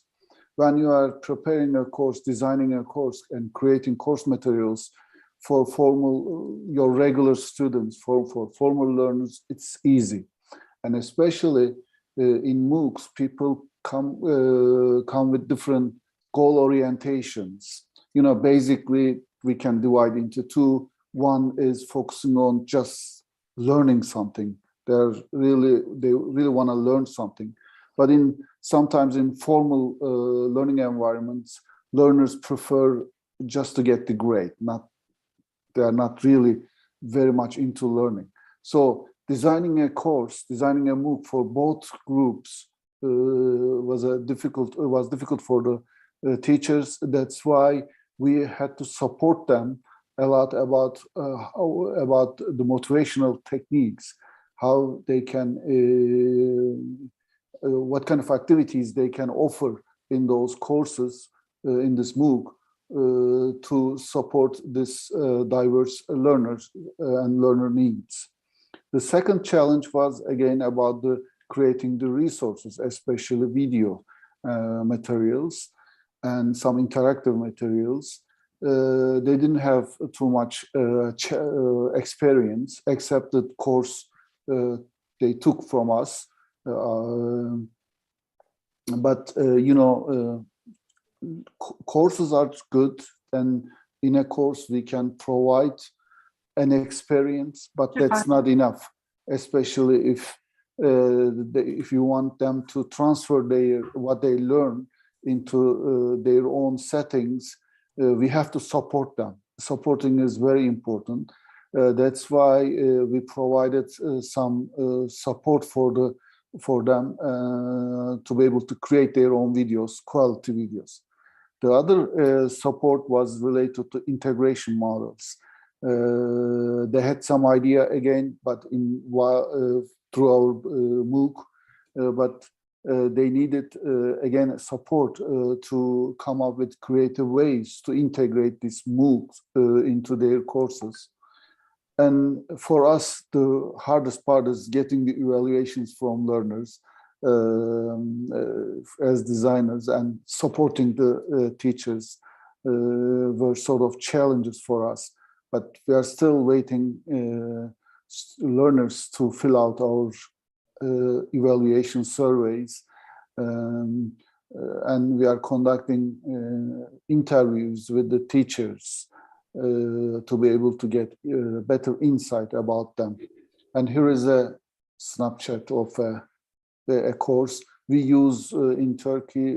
In our institution, we use Canvas, not Moodle.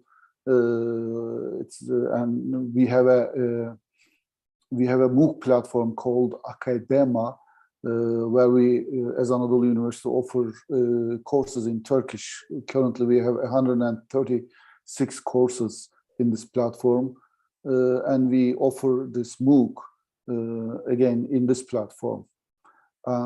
That's all from my side. I'm happy to give more insight if you are interested in. Thank you very much.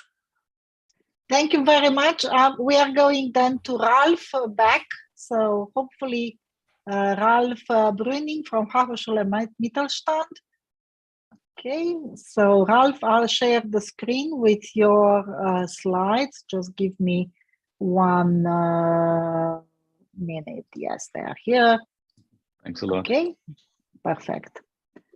Și pe dumneavoastră vă rugăm să mergeți în Menti și să completați următoarea întrebare. So 𝗨𝗪𝗧, please. Yes, thank you very much for the slides, which are not that colorful than all the other ones, so no problem. Well, first of all, I want to give you a short overview of the MOOC competitor analysis that I developed together with my colleague Sasha Lord at the end of the year 2021. The MOOC includes a workload of 1 ECTS point and is integrated into the subject company founding. Altogether, nearly 50 students worked or learned with that MOOC, of whom were 17 students as formal learners from the bachelor study program Craft Management. Yes, we have Craft Management in Cologne. And other 32 persons which were so-called non-formal learners. The implementation took place on December 2021 and January 2022. So what has been done differently? In contrast to normal events, the focus here was laid on self-regulated learning. What means that it was necessary to develop a special didactic concept for that with different types of contents. For each of the instruments presented, the students are given an application that they should work on. Repetitive tasks on the entire subject area, as well as further learning videos, are used to support this. And communication and interaction were made possible within the framework of a forum. All this was displayed on a Moodle platform. So what about the assessment? I think we can take, sorry, the second slide. Would you please, Diana? Thank you. Yes, so I'm talking about the assessment. Here we mainly have developed a self-assessment with the opportunity to discuss the individual questions and results with the other students, and yes, certainly also with a professor in a virtual forum. So, and now we come to the last one. We only got 3 slides for you, sorry. Now, yes, what did the students say? So what is their feedback? It was positively rated that the MOOC includes a various number of types of content, such as video support, business cases, download materials, quizzes, and further links to scientific literature, which all in all gave them a good addition to the business studies. And furthermore, the students said that our MOOC was clearly embedded in the overall study subject and would give them a good chance to deepen their knowledge in this topic. Well, yes, and rather negative from the perspective of the students was the fact that supporting texts do not fully correspond with the wording we have used in the learning videos. I'm sorry. And finally, that it was not easy to follow without previous knowledge of the topic. So, lessons learned for us. It seems extremely important to plan a MOOC from the perspective of the students, from the students' eyes. That means to notice what is particularly helpful for knowledge transfer and creative stimulation for the self-study. And at last, our conclusion now is, if the curriculum allows it, we will continue to create MOOC parts or even complete MOOCs in the future and yes, offer them to our students. Thank you very much for your attention. Thank you. Perfect. Thank you very, very much. You see now the whole group coming from the Mod IT project. Acum puteți să vedeți pe toți colegii noștri de la toate universitățile care sunt partenere în proiectul Mod IT. Și am să invit acum pe doamna conferențiar șef de lucrări, 𝗍𝗲 𝗢𝗱 de la Facultatea de Automatică și Calculatoare, care a realizat un curs similar pentru Universitatea Politehnică din Timișoara și care acum este disponibil și celorlalți să-l urmărească. 𝗍𝗲, te rog. Mulțumesc mult. Acum o să dau share screen. Sper că se vede prezentarea. Da, dacă intri și în slideshow, please. Te rog. E bine. Mulțumim! Mulțumesc mult! Bună ziua! Numele meu e Mihaela 𝗨𝗧 și astăzi o să prezint pe scurt cursul Proiectarea interfețelor utilizator și grafică. Scopul acestui curs este de a prezenta studenților importanța proiectării interfețelor utilizator, de a le prezenta etapele care trebuie parcurse, să învețe ce culori trebuie să folosească pentru a avea o interfață proiectată corect și despre uzabilitate. Ca și conținut, cursul este împărțit în 5 module. Modulul 1 este despre noțiuni generale, ceea ce presupune studenții să înțeleagă de ce este important să proiecteze o interfață utilizator într-un mod corect, de asemenea să învețe despre ce etape trebuie să parcurgă și despre tehnologii existente. În modulul 2 este vorba, care este și parte practică, despre hypertext markup language, unde studenții pot chiar exersa cum să creeze o pagină web și să folosească HTML5. În modulul 3 este vorba despre stilizarea interfețelor utilizator, unde studenții învață cum să combine culorile, ce fel de contraste să folosească pentru interfața utilizator. În modulul 4 este vorba despre CSS și Bootstrap, unde studenții pot să exerseze, să schimbe diferite culori în pagina lor web și de asemenea să poată realiza o pagină web care este responsive și se poate adapta oricărui dispozitiv. Și ultimul modul 5 este despre uzabilitate și învață despre principiile euristice. Ca și tehnologii, în acest curs, studenții învață să lucreze cu HTML5, CSS și Bootstrap 5. Și aici, în acest slide, este și un print screen din tutorialul care le-am prezentat, să vadă efectiv cum se poate lucra în HTML în respectivul captură de ecran. Fiecare modul conține activități care vor trebui să fie rezolvate de către studenți. Față de varianta inițială a cursului, au fost introduse tutoriale noi și resurse educaționale deschise, unde studenții pot să vadă atât video cât și efectiv diferite exerciții care îi vor ajuta pe viitor să rezolve activitățile din acest modul. Ca și exemplu de activitate, este realizarea unui site web cu o temă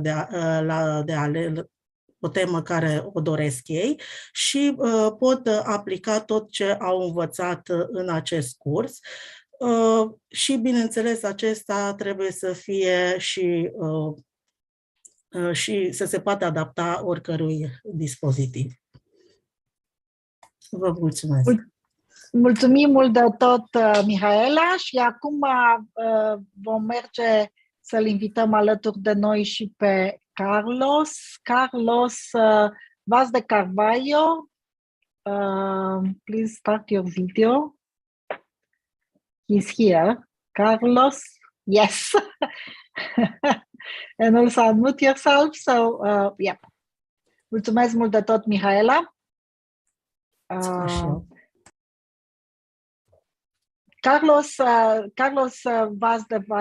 este profesor la Universitatea Politehnică din Porto, din Portugalia, și este o altă universitate care a adaptat și a realizat la fel un curs după experiența MOOC.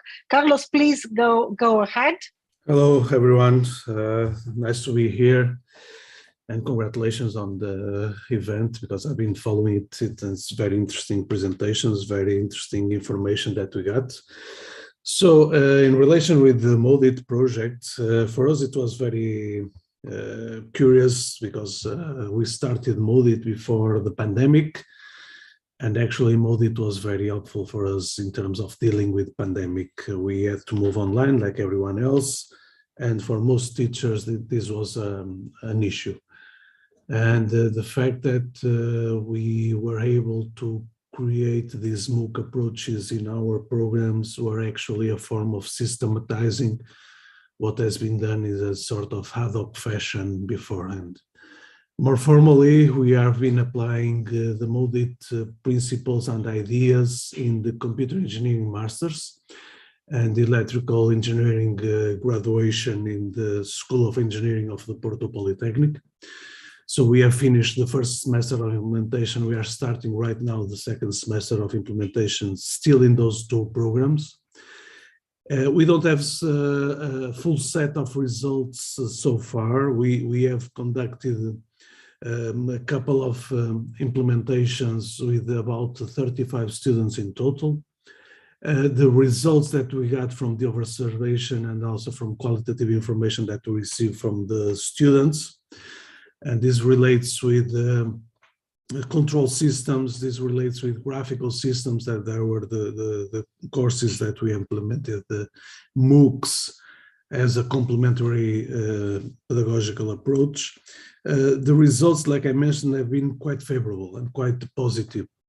The students are very much interested, they are very much fond of the process.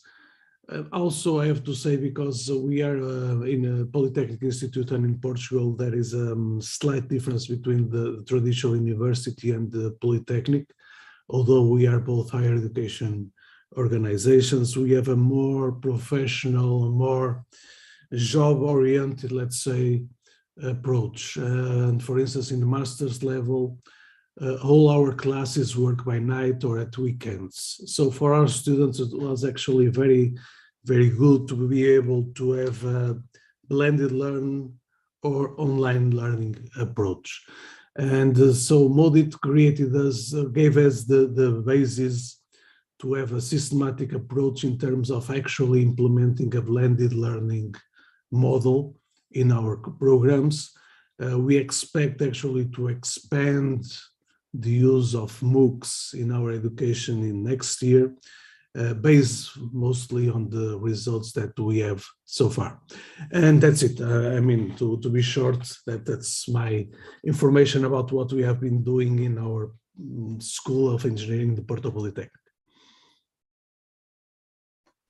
Thank you very much for this, Carlos. Briefly, I will share the results and I'll speak in Romanian. If any, Rita and the others want to open their camera and share or comment, you are free to do that. But if not, I'll just share the screen with the results. Deci acestea sunt rezultatele de la prima întrebare, de la a doua întrebare, care am pus-o acum. Dacă ați creat sau ați planificat să faceți un curs online de tip deschis, care ar fi cea mai mare provocare pe care ați avea-o? Răspunsurile au fost că nu are nimeni, câțiva au răspuns că nu vor să facă așa ceva sau nu au un plan. Câteva răspunsuri sunt foarte bune, că învățarea noțiunilor de utilizare a acestuia și că nu au creat niciun MOOC, că nu ar fi interesat să afle mai multe despre crearea sa și că integrarea MOOC în învățarea mixtă asigură transformarea, democratizarea și îmbunătățirea educației, iar cel care dă viață cursurilor masive este educatorul deschis. Ce calități esențiale fac ca un profesor să devină educator deschis? That's a good question for all of you. So if any of you want to answer, I'll translate it. What do you think are the best, qualities or the most important qualities that a professor needs to have to be able to become an open educator who is creating and using, even if only using a MOOC in a blended learning approach? Who wants to answer? Anybody? Hakan, do you want to say something? You have experience on this. Yeah, well, sorry, can I have the question again? Can I have it? What are the most important qualities do you think the professor needs to have to be able to become an open educator who is using MOOCs, in fact, in a blended learning mode? Mm-hmm. Well, I think not in terms of digital skills, but also there are some other skills we should have as teachers, as instructors and one of the most important one is to be innovative, to try to always seek for the innovative ways to integrate different alternatives into our classrooms, into our blended or online learning environments. That's, I think, one of the most important competence we should have. The other one is, in terms of digital skills, we should be a sort of YouTuber. We should get used to this video production and dissemination. We should be open and try to open up all of our experiences, or everything we know, in open environments. And YouTube kind of environments are the good ones. We should be sharing. We should be using to share our experiences. That's my brief answer. Perfect. Thank you so much. Cealaltă întrebare a fost care ar fi durata de video cea mai efectivă într-un MOOC. Răspunsurile variază foarte mult, de la 5-10 minute, 6 minute, care este media standard indicată de către literatura de specialitate, până la 20-30 de minute, 10 minute. Deci, cred că ar fi o paletă foarte largă de răspunsuri aici. Și cred că, într-adevăr, pentru fiecare dintre noi lucrurile sunt diferite și acest lucru, într-un fel, este și bine, pentru că ne ajută să putem să ne găsim exact sistemul de învățare prin care ne simțim confortabili. Mulțumesc mult de tot tuturor. Thank you very much, everyone, for coming and presenting about our MOOC and Mod IT courses. It's been a pleasure to have you, at least virtually, in Timișoara this time. Thank you. Mulțumesc mult de tot. Vom merge mai departe cu cu prezentarea despre campusul virtual de această dată și vreau să-i mulțumesc în acest moment și lui Camelia 𝗢𝗱🐴, care a asigurat traducerea pentru cei, interpretarea în timp real pentru cei care au ascultat în limba română. Nu mai avem prezentatori care să vorbească engleză, deci viața va deveni mult mai simplă, cel puțin pentru ea. Pentru restul dintre noi, nu.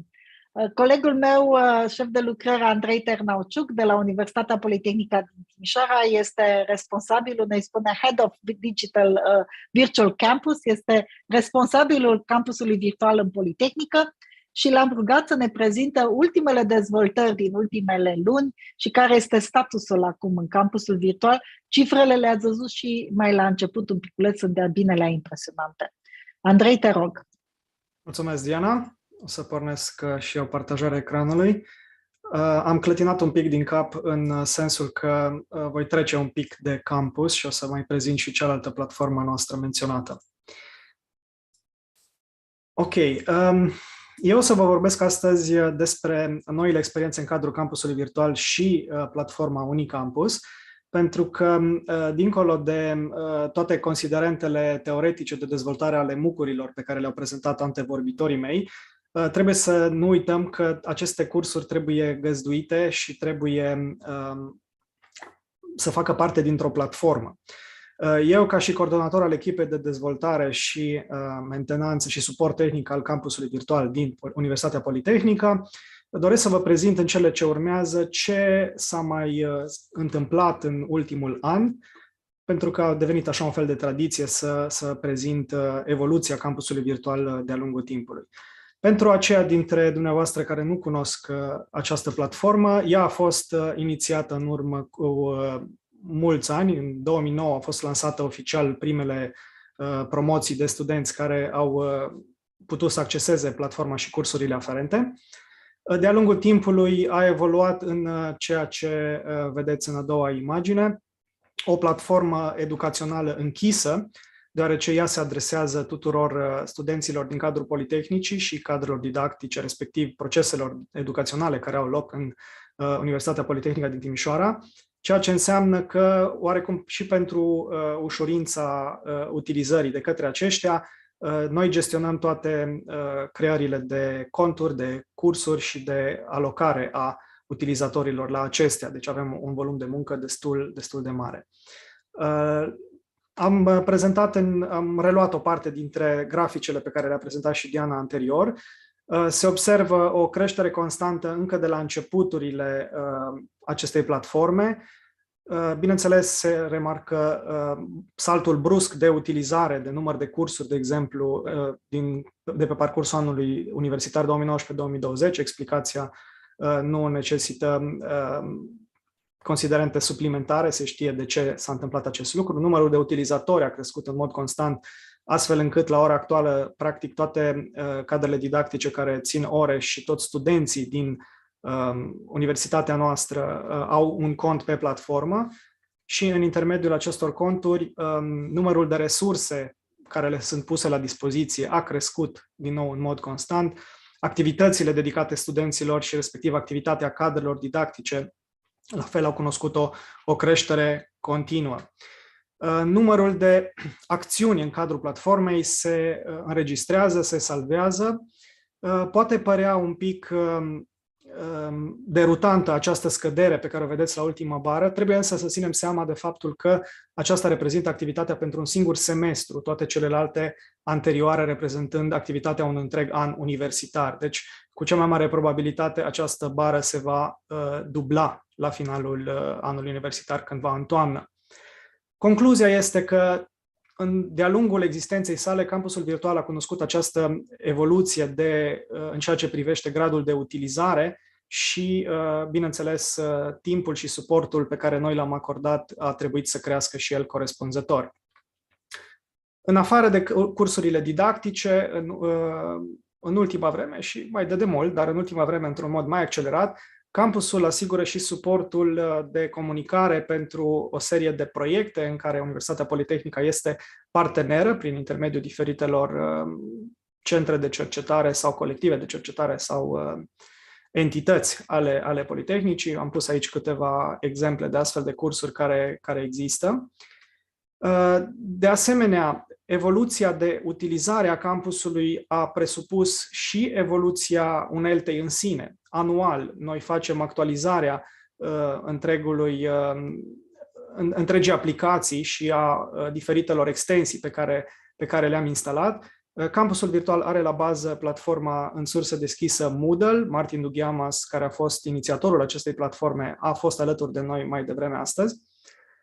Un mare avantaj al acestei platforme open source este faptul că se pot instala sau se pot dezvolta oricâte extensii sunt necesare. Și vă promiteam că vă prezint noutățile acestei platforme, una dintre aceste noutăți fiind o serie de astfel de extensii instalate suplimentar. Prima pe care vă prezint este un organizator, un scheduler, care permite programarea unor activități 1 la 1, fie că sunt online față în față, fie că sunt fizice. În curând să sperăm că vor fi folosite și în acest scop, prin care un cadru didactic poate să programeze consultații, de exemplu, individuale cu studenții pe care îi are la curs. O altă extensie pe care am instalat-o, iarăși la solicitarea cadrelor didactice care au descoperit-o și au considerat că poate fi utilă, este Student Quiz, prin intermediul căruia studenții pot contribui la crearea unei bănci de întrebări, ajungând astfel creatori de conținut educațional bazate pe un anumit subiect care de cele mai multe ori este inclus în cursurile pe care le urmează. Aceste două extensii sunt poate cele mai proeminente. Există și multe alte îmbunătățiri sub capotă, ca să spun așa, ale campusului virtual, dar scopul meu nu este să intru acum în detalii tehnice prea multe, pentru că această manifestare de astăzi nu are acest caracter atât de tehnic. În afară de acestea, cum spunea și Diana într-o prezentare anterioară, am configurat integrarea campusului virtual cu serviciul de gestiune a ecusoanelor, badge-urilor, open badges, adică deschise de la Badger, și v-am pus aici un exemplu de afișare în profilul meu personal din cadrul campusului virtual a ecusoanelor pe care le-am obținut în urma participării la diferite evenimente, în special webinariile împreună online, de asemenea menționat anterior, dar nu numai. În afară de platforma Campus Virtual, care spuneam că este una închisă și dedicată aproape exclusiv studenților și cadrelor didactice din Universitatea Politehnică, Doresc să vă prezint și cealaltă platformă bazată pe Moodle, care la ora actuală găzduiește iarăși cursuri dezvoltate în cadrul activității noastre, și anume platforma Unicampus. Observați, vă rog, că unul dintre cursurile disponibile este Open Education Week 2021, unde sunt prezente înregistrările și materialele pe care colegii mei și cu mine le-am prezentat în urmă cu un an. Marea schimbare a acestei platforme a fost integrarea unui proiect de mari dimensiuni, proiectul DigiCulture, asupra căruia nu o să insist foarte mult. Aș vrea doar din perspectivă tehnică să subliniez faptul că, poate nu atât de vizibil din aceste două imagini pe care le-am creat, deși acest proiect a beneficiat de o secțiune dedicată în cadrul platformei Unicampus, are o identitate vizuală diferită, fiecare dintre secțiunile acestui proiect având practic propria identitate vizuală, după cum spuneam, propriile culori, formate de font, etc. Acesta este un exemplu de curs din cadrul acestui proiect. S-a folosit, de exemplu, Generico, ca și bucăți de cod ce au fost introduse în mod standardizat în cadrul fiecărui curs pentru a transmite o serie de informații. Mă refer la cele secțiuni colorate cu obiectivele învățării, competențe, etc. Partea de integrare a badge-urilor pe care toți participanții la aceste cursuri le primesc în urma finalizării tuturor activităților de curs. Se observă acolo badge-ul în imagine. Descrierea badge-urilor care folosesc sistemele integrate în cadrul Moodle, pentru că Unicampusul, la fel ca și campusul virtual, au în spate tot Moodle. Această platformă este foarte versatilă, foarte flexibilă și include acest mecanism de gestiune și emitere a ecusoanelor digitale, a badge-urilor, și aici aveți un exemplu de definire și de vizualizare a unui badge emis prin intermediul acestui sistem. Acestea sunt toate badge-urile dezvoltate pentru proiectul DigiCulture. Aceste cursuri sunt momentan deschise și accesibile în toate limbile proiectului, inclusiv limba română, și dacă cineva este interesat poate să își creeze un cont în cadrul platformei Unicampus, pentru că, după cum spuneam, este o platformă deschisă și poate obține aceste badge-uri de limbă română în urma completării activităților din acele cursuri. Pe lângă badge-uri am implementat un sistem suplimentar de emitere a unor certificate de absolvire, niște diplome printabile pe care fiecare participant la fel o primește și ce este important este și faptul că ele sunt validate în timp real pe baza unui cod QR care a fost, blăruit acolo ca să nu fie probleme, și a unui link care validează în orice moment această diplomă pe baza sistemului Unicampus.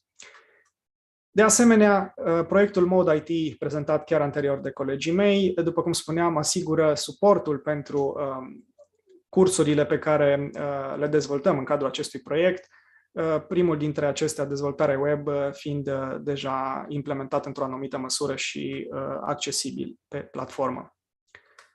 În linii mari, cam acestea sunt noutățile campusului virtual și ale platformei Unicampus pe care am dorit să vi le prezint astăzi. Vă mulțumesc pentru atenție și dacă sunt întrebări, vă stau la dispoziție. Mulțumesc foarte mult, Andrei. Îți mulțumesc mult de tot pentru prezentarea, să zicem așa, campusului virtual, a Unicampusului și activităților pe care le facem de mult timp. Andrei a făcut prima dată acest lucru la lucrarea de doctorat și are foarte mulți ani de experiență și mulțumim pentru asta. În comunitatea Moodle el este important pentru ceea ce face și important pentru Politehnică. Tot împreună cu Andrei vom prezenta acum și vom vorbi despre un nou proiect pe care îl avem. Proiectul se numește 𝗨𝗪𝗧 și am să intru direct în prezentare pentru a face totul mult mai ușor. 𝗨𝗪𝗧 este un proiect dedicat instruirii pentru tehnologie educaționale în universitățile tehnice în special. Avem parteneri din mai multe țări, o să le vedem în curând. Acesta este accesul la website 𝗨𝗪𝗧 𝗢𝗪𝗀, Universitatea din Porto, am și avut-o recent, Universitatea Politehnică din Madrid, de la Marșe, Universitatea Tehnică din Atena, noi și Universitatea Trinity College, o universitate foarte veche din Irlanda și o companie care ne ajută cu implementarea cursurilor. Ne-am propus în special să dezvoltăm capacitățile digitale ale profesorilor din învățământul superior tehnic prin utilizarea diverselor tehnologii educaționale, dar mai ales prin înțelegerea și a pedagogiilor care stau la baza acestora. În primul rând am creat un compendiu, o sesiune și de investigare la nivel național și internațional, la care sunt tehnicile cele mai bune și uneltele cele mai mult folosite pentru integrarea învățământului de tip blended, de tip mixt. Acum ne aflăm în sesiunea de pregătire a mentorilor, celor care vor deveni mentori, fiindcă accentul se pune nu numai pe training și pe suport, dar mai ales pe activitate de mentorat continuă de către experți și ca un fel de consultanță, cum ar veni, dar efectiv mentorat este termenul cel mai bun, și după aceea să încercăm să implementăm acest mentorat în toate universitățile noastre.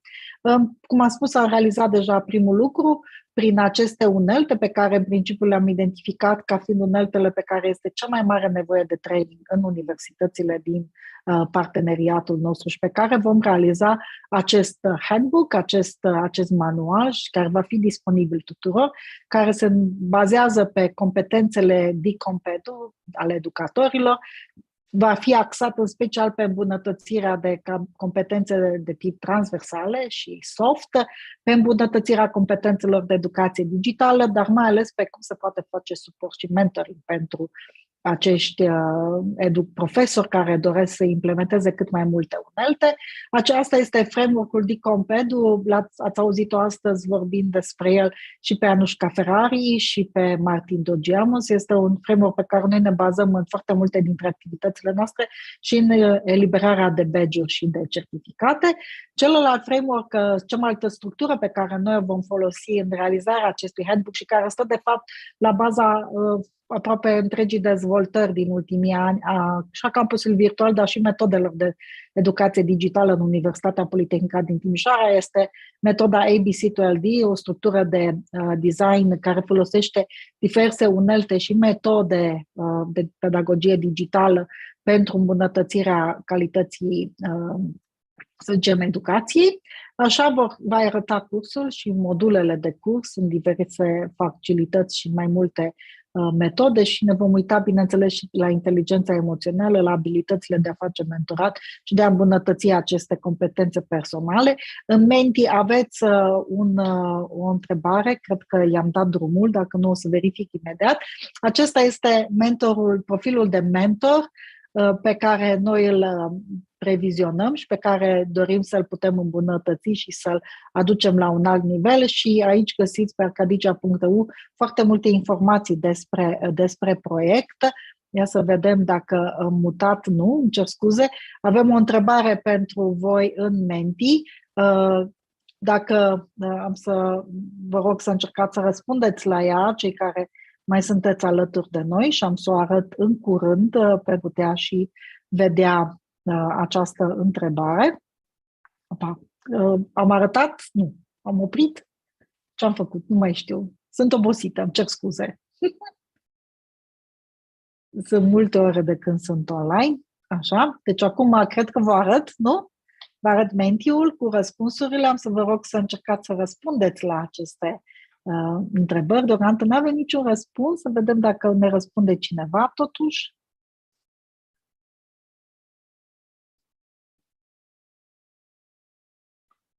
Așa, uitați, vedeți că avem răspunsuri deja. Este util să avem suport constant și sprijin.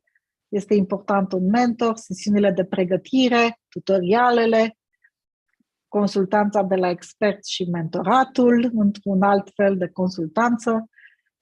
Fiindcă am dorit să vedem ce considerați că este cumva cel mai util. După cum vedeți, sesiunile de pregătire și de training continuă să domine și tutorialele în această pregătire și această prezentare pe care o facem și pe care o arătăm. Să vedem dacă mai răspundem încă câțiva, dar uitați, avem 22-23 de răspunsuri deja, mă bucur acest lucru. Deci văd că din ce în ce mai mult se apropie așa și restul de abilități, dar văd că foarte important rămâne în continuare sesiunile de training și de pregătire pentru aceasta, ceea ce denotă că este foarte important să facem aceste activități și aceste sesiuni de training și de tutoriale în continuare. Andrei, dacă vrei cumva să adaugi ceva? Nu, ai acoperit cam totul. Bun, mulțumesc mult de tot. Vom merge mai departe cu următorul proiect pe care doresc să-l putem prezenta și am să-i rog să vină alături de mine pe colegul meu, șef de lucrări 𝗨𝗧 𝗢𝗍𝗀 de la Universitatea Politehnică din Timișoara, împreună cu, să vedem dacă sunt alături de noi, domnul 𝗍𝗧 𝗢𝗍𝗀𝗲 de la Universitatea de Vest și domnul profesor nicolae 𝗍𝗀 de la Universitatea de Vest, care am să-i rog să ni se alăture. Suntem, dar nu ne vedeți că ne-ați blocat. Nu v-am blocat, uitați, deschideți camerele, că vi le tot cerem să le se deschidă. La mine zice că nu. Hai să mai vedem. Acum, ia vezi încă o dată. Ok, acum da. Așa, Mihai? Super. Cu drag. Mihai? Vă aud. Îți deschizi tu camera, perfect. Mulțumim mult de tot. Da. Mulțumesc mult de tot. Colegii noștri care vor vorbi acum despre un alt tip de proiect, un proiect dedicat comunității culturale. Ați mai auzit din când în când că am mai menționat proiectul DigiCulture, care l-am încheiat și care este un proiect dedicat competențelor digitale pentru comunitatea creativă. Este un alt proiect acum despre comunitatea culturală care se axează în special pe competențele antreprenoriale. Colegi, vă rog frumos, mulțumesc! Bună ziua, stimați colegi! Mă bucur foarte mult că ne-ați oferit ocazia să prezentăm acest proiect, care e o frumoasă și binevenită continuare a proiectului dumneavoastră. Ideea acestui proiect a fost de a crea un curs, după cum vedeți, în limba engleză, care este focalizat pe dezvoltarea abilităților antreprenoriale în domeniul industriilor creative și culturale. Acest proiect, de fapt, vizează să formăm un grup de trainers, deci vom face un grup de formatori, cursul de formare al formatorilor și pe baza vederea instruirea acestora am pus deja la punct un curriculum foarte complex și adecvat, adaptat la specificul industriilor culturale și creative și la necesitățile procesului antreprenorial respectiv.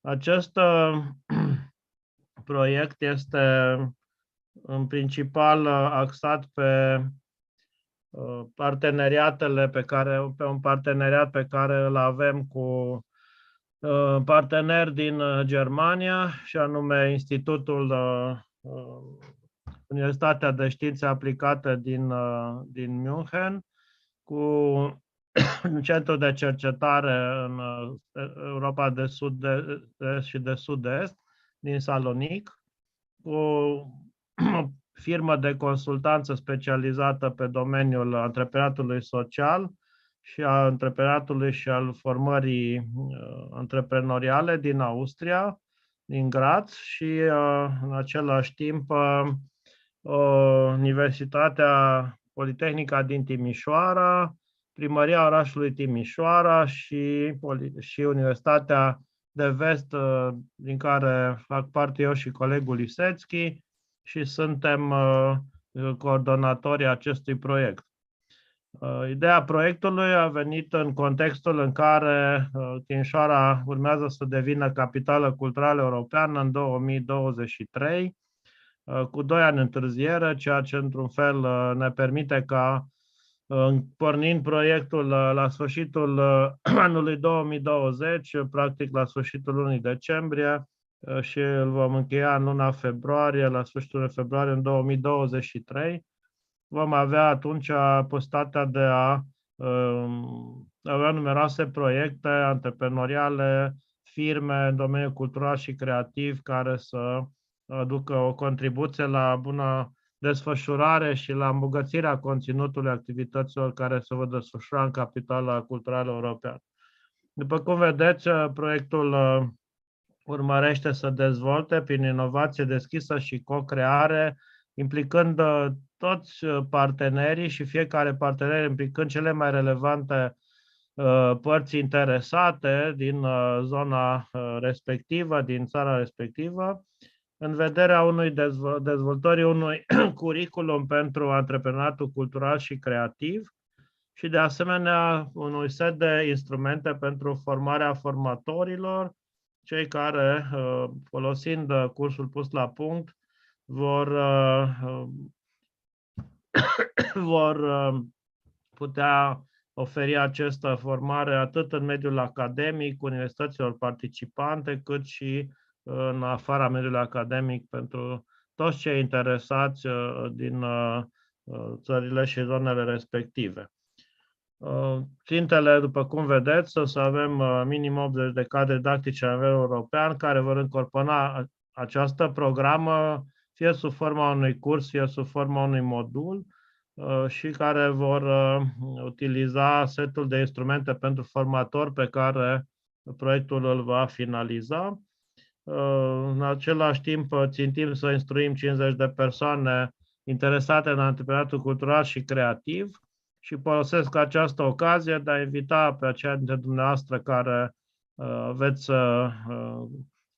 doriți să vă implicați într-un asemenea curs și să-l livrați studenților noastre sau în afara în afara universităților, să luați în evidență, să faceți un contact cu proiectul nostru și cu noi, folosind datele pe care le avem în prezentare și să participați, fiind un curs deschis tuturor celor care vor să participe. Spunând acest lucru, îl invit pe colegul meu, domnul dr. 𝗍𝗧 să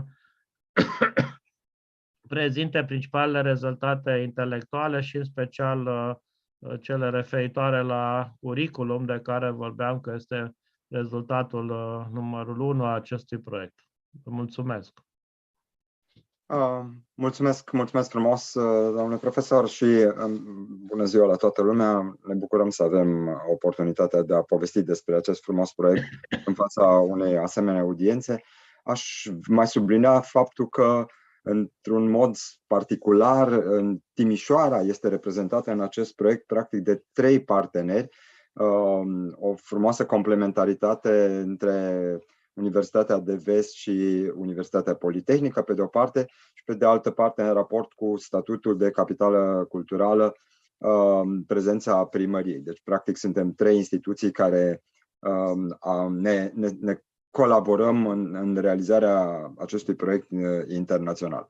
Ce își propune el să realizeze la nivel de produse intelectuale? Pe de o parte, realizarea dezvoltarea, elaborarea unei curricule care să vizeze antreprenoriatul în industrie culturale și creative, realizarea, definirea contextului de formare, de învățare în ceea ce înseamnă antreprenoriatul cultural și creativ, un context care este mult mai generos decât prezența, să spunem, mediului academic aici, pentru că cursul va fi disponibil în format online pentru orice operator care doresc să ofere acest curs, indiferent că este vorba de mediul academic, de organizații neguvernamentale, de instituții publice. Deci orice operator care dorește să dezvolte un asemenea curs poate să-l ia și cu o minimă adaptare să-l prezinte celor interesați.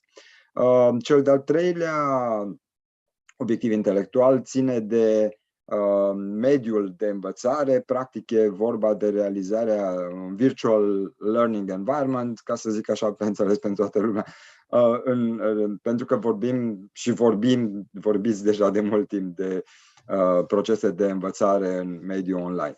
Cel de-al patrulea ține de translatarea acestui conținut informațional și acestui format de învățare într-un proces de formare de formatori, astfel încât să pregătim și metodologia în raport cu care, la nivelul țărilor implicate în consorțiu, să existe un set de formatori, un număr de formatori care să poată deja să operaționalizeze acest curs. În mod concret, primul obiectiv, cel la care vom face referire în cursul acestei prezentări, noi suntem încă cam la jumătatea proiectului, vizează o analiză a necesităților de formare, analiză care a însemnat o studiere la nivelul fiecare dintre țările implicate a solicitărilor, așteptărilor diverselor grupuri țintă care ar putea să fie implicate în acest proces.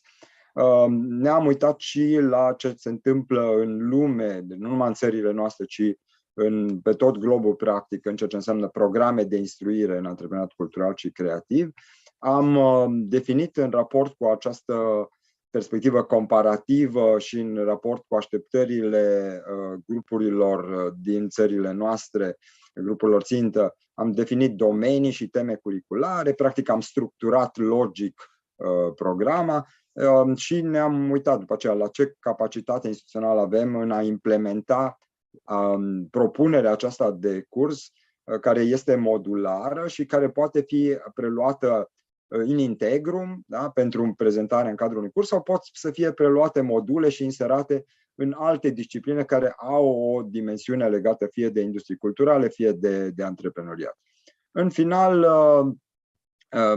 urmează să pregătim inclusiv metodologia în vederea acreditării și incorporării curriculumului în cadrul altor cursuri.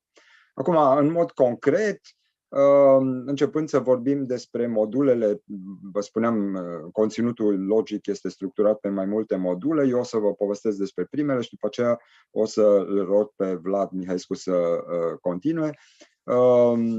Primul modul vizează o introducere a potențialilor participanți într-un context de antreprenoriat cultural și creativ la nivelul spațiului european, pentru că este un consorțiu european, și pentru asta încercăm să facem o mică analiză de tip peste, să identificăm principalii factori care sunt definitorii pentru o asemenea analiză.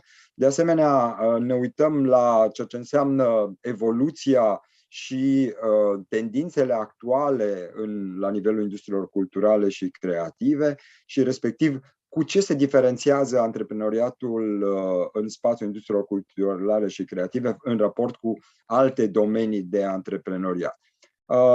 Vrem să subliniem faptul că acest antreprenoriat în speță în cadrul industriilor culturale și creative are o dimensiune socială foarte puternică, ea este intrinsecă, da, în raport cu aceste procese și că din punctul ăsta de vedere trebuie clarificată diferența între antreprenoriatul cultural și antreprenoriatul social și antreprenoriatul de tip comercial, oricare dintre forme fiind sigur orientată spre industrie culturală și creativă.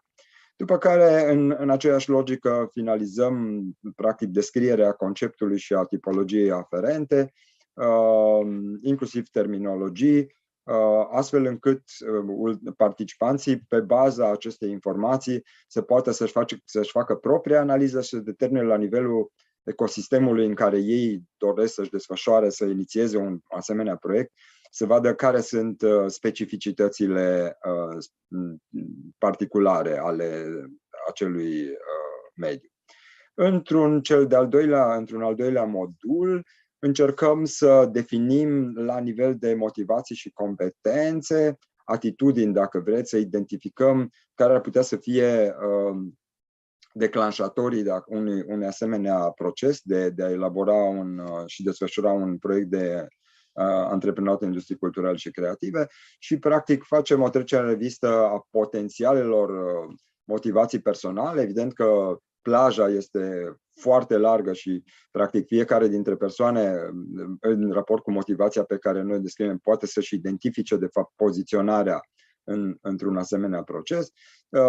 Pornim de la prezumția că, dincolo de inițiativă, de foarte multe ori, în special în industriile culturale și creative, ar putea să apară și cazul unor demersuri de tip comun, în care mai multe persoane să fie, de fapt, un grup de inițiativă în antreprenoriat, sau chiar dacă ar fi un singur inițiator, s-ar putea să aibă nevoie pentru implementare de o echipă. Și deci lucru cu echipa, dezvoltarea unor abilități în acest sens.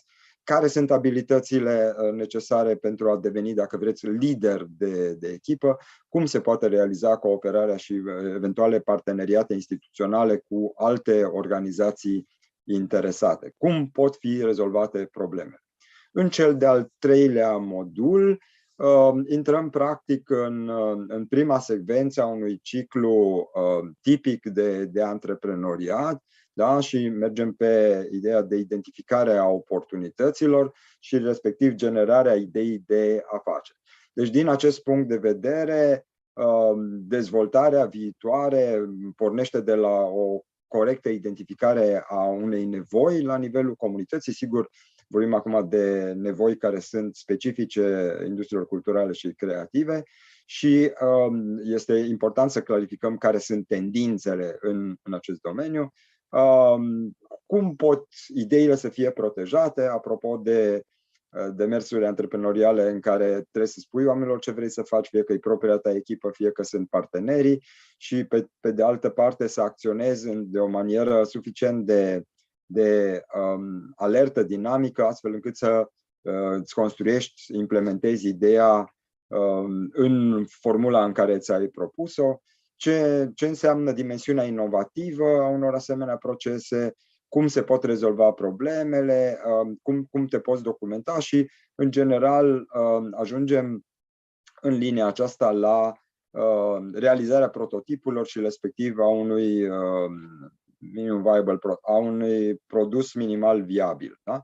Care în ultima instanță reprezintă modalitatea de a testa a produsului antreprenorial. Toate astea, sigur că trebuie să facă obiectul unui proces de proiectare și de aceea o să vorbim și despre un business model canvas și respectiv o să încercăm să-i ajutăm pe cursanți să-și identifice tipul, modelul de business cel mai potrivit pentru propria lor idee. Cam acestea au fost lucrurile pe care trebuia eu să vi le comunic. O să rog acum pe Vlad să preia continuarea prezentării modulelor din curriculum. Mulțumesc frumos, Mihai. Bună ziua, vă spun și eu.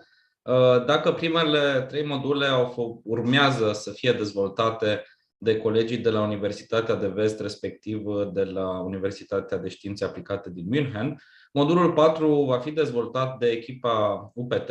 Împreună cu colegii Valiniță și Diana Andone am identificat pentru modulul despre startup-uri în domeniul industriilor culturale și creative o identificare și testare a nevoilor pieței, deci cu aceasta vom începe. De altfel, cu acest subiect a început tot proiectul, deci are sens. Vom face o analiză a competiției existente pe piață. Vom încerca să sprijinim participanții la program să identifice cum să facă un business plan pentru startup-ul lor. Apoi vom face o definire și o comparație și o diferențiere între inovare și invenții, pentru că sunt 2 lucruri diferite. Vom avea un modul, o lecție în cadrul acestui modul despre managementul prototipării, apoi câte ceva despre partea de finanțare pentru startup-uri, partea de leadership și construirea echipei potrivite sub umbrela acestui leadership, din nou cu specific dedicat pentru industria culturală și creativă, și apoi în final o segmentare a pieței, informații despre segmentarea pieței și despre tehnici de marketing și marketing digital. În cadrul modulului 5, care este dezvoltat tot de colegii de la München, dacă nu greșesc, care se referă la partea de scale-up și strategii de exit pentru afaceri. Vor fi 3 capitole dedicate, în primul rând, identificării prin diverse metodologii și testări și argumente dacă să creștem un anumit business sau nu, după care vom explica care este procesul de scale-up cu diverse exemple și acest lucru va include, bineînțeles, și diversele strategii de exit. În final, acest modul se încheie cu informații despre etica antreprenorială extrem de importantă din punctul nostru de vedere și al proiectului. Modulul 6 și ultimul, dezvoltat de partenerii din Grecia, va fi despre studii de caz ale antreprenoriatului cultural și creativ, exemple de bună practică care, sperăm noi, vor încuraja și motiva participanții să dezvolte propriile lor afaceri. În încheiere aveți și informațiile noastre de contact. Vom avea în acest an 2 workshop-uri în care vom testa practic materialele pregătite pe aceste 6 module pe care le-ați văzut. Unul în iunie în Grecia, unul în septembrie sau în octombrie probabil în Timișoara, unde sperăm că poate vom avea participanți și din partea dumneavoastră. E o oportunitate pentru noi, mai ales în contextul capitală culturală europeană și mai ales în contextul în care trebuie să realizăm că suntem privilegiați să putem să ne gândim, să urmăm cursuri și programe educaționale, să participăm la astfel de webinarii, când în jurul nostru, din păcate, alții se gândesc cum să fugă sau cum să scape cu viața. Cam asta a fost prezentarea noastră. Dacă sunt întrebări, sunt aici alături de colegii mei și suntem pregătiți să vă răspundem la ele. Diana? Da, mulțumesc mult de tot, mulțumesc mult de tot tuturor. Da, încercam să setez niște lucruri încă în menti, că în continuare mai avem câteva prezentări. Am o singură întrebare la voi, tot așa în contextul capitală culturală europeană și tot. Care credeți că va fi cel mai, să zicem, ușor de ajuns la voluntarii care vor lucra pentru capitală culturală europeană pentru a-i putea pregăti să gestioneze evenimentele mai mici și mai mari în mod online, ca să vă dau niște hinturi așa, într-un mod blended, efectiv în sesiuni cât mai personale sau efectiv va trebui să creăm doar niște ghiduri, niște tutoriale care să le lăsăm fie sub formă de text, fie video, care să le găsească să aibă acces la ele, să zicem, tot timpul. Cine vrea să răspundă? Mihai, hai că te întreb pe tine mai întâi. Cu certitudine o abordare care să permită accesul, canale de comunicare către diverse grupuri țintă. Lumea industriei culturale și creative este extraordinar de variată și e bine că suntem așa. Practic avem aici de la, să spunem, artiști în sensul cel mai clasic până la IT-ști, arhitecți, în fine, tot felul de personaje care în raport cu niște meserii liberale pot să dezvolte propriilor proiecte și din punctul ăsta de vedere este clar că o abordare mai complexă care folosește mai multe canale de comunicare este dezirabilă. Pe de altă parte, suntem încă într-o situație în care contextul pandemic, chiar dacă lucrurile parcă se mai limpezesc, încă ne afectează profund și din punctul ăsta de vedere combinația dintre metodele, deci o abordare de tip blended learning ar fi de dorit, luând în considerare totuși necesitatea de a proteja încă oamenii care au nevoie să fie protejați și deci ar putea să fie o dimensiune mai mare pentru partea online, dar cu certitudine, în măsura în care lucrurile se mișcă într-un sens favorabil, o să încercăm să combinăm metodele, pentru că cu certitudine este mai interesant așa. Da, cu siguranță și cred că o să mă opresc aici. Sunt și răspunsuri în chat că blending, mixed, toată lumea cu cât mai multe canale de comunicare. Vă mulțumesc foarte mult, Mihai, Nicu, Vlad. Vlad rămâne alături de mine, fiindcă vom merge la următoarea prezentare. La revedere, mulțumesc mult de tot. Următoarea prezentare vom vorbi despre proiectul 𝗍𝗧, care este un proiect de universități europene. În Menti aveți acces deja la o prezentare care vă va putea, la o întrebare, scuze, care deja vreau să-mi aprind lumina, fiindcă s-a făcut întuneric și nu mă mai vedeți la fel de bine. Și asta numai o secundă și căștile mele sunt pe cale să mă părăsească. Îmi cer scuze, doar o secundă, vă rog, să fiu sigură că în continuare vom auzi 2 seturi de căști în continuă mișcare. Mă mai auziți? Da, te auzim. Perfect, mulțumim mult de tot. Sunt multe ore și nicio baterie nu ține atât de mult. Cum spun eu, întotdeauna ai nevoie de curent electric sub o formă sau alta. Deci vorbim despre proiectul 𝗨𝗧.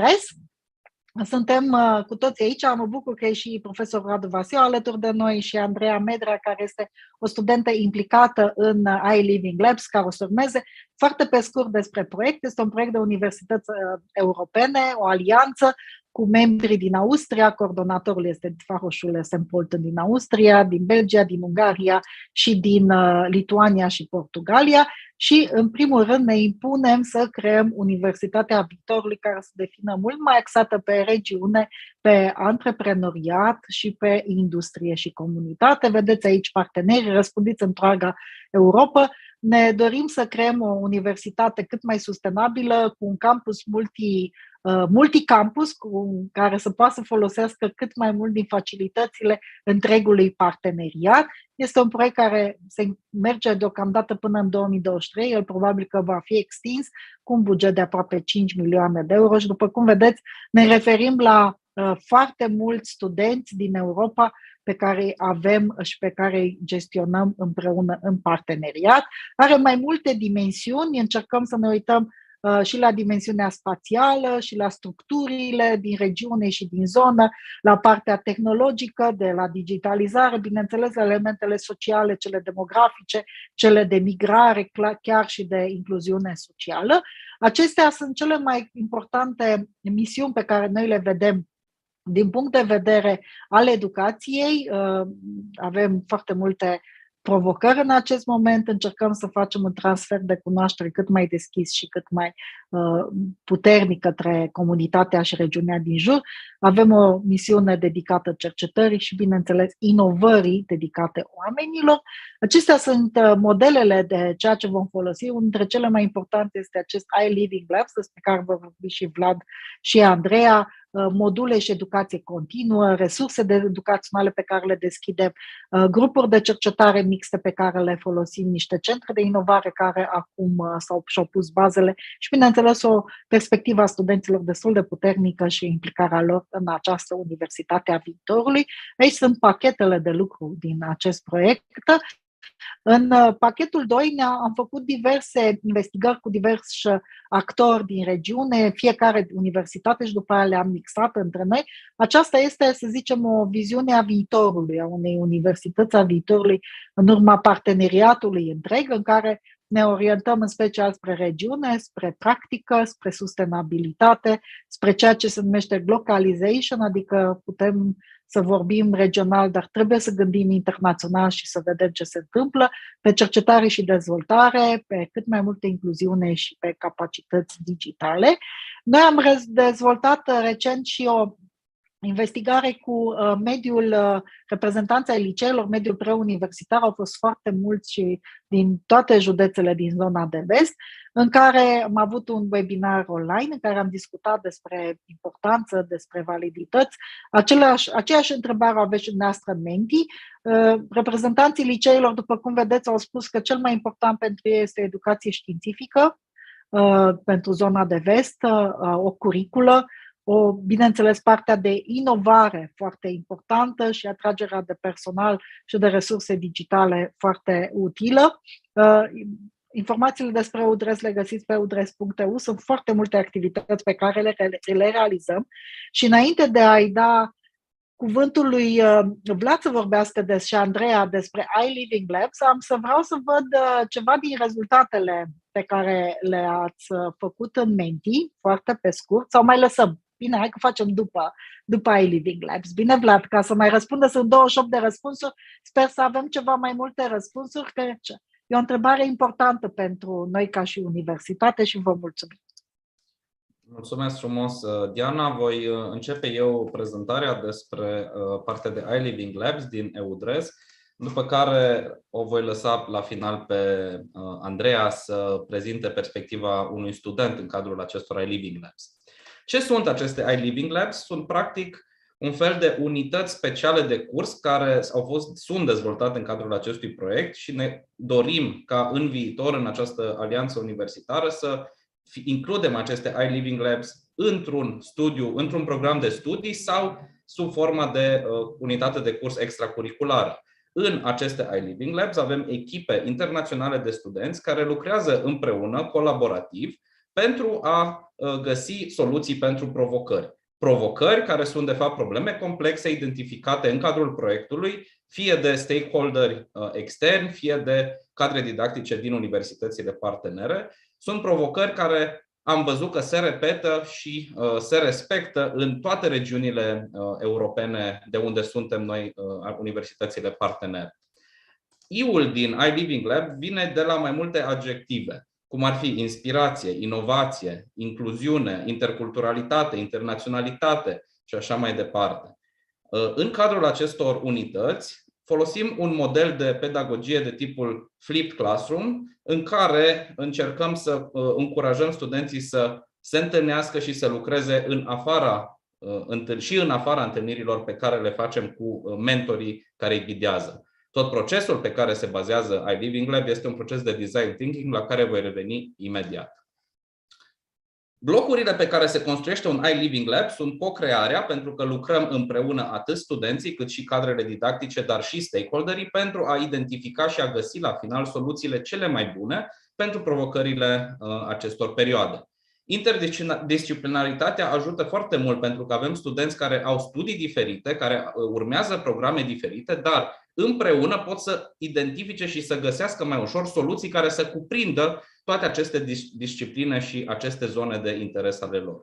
Implicarea stakeholderilor este foarte importantă. Toate acele grupuri de interes pot să propună provocări și apoi să-și dea părerea asupra soluțiilor identificate de studenți. Studenții, interacționând cu aceste grupuri de interes, pot să înțeleagă mai bine care sunt nevoile și provocările regionale.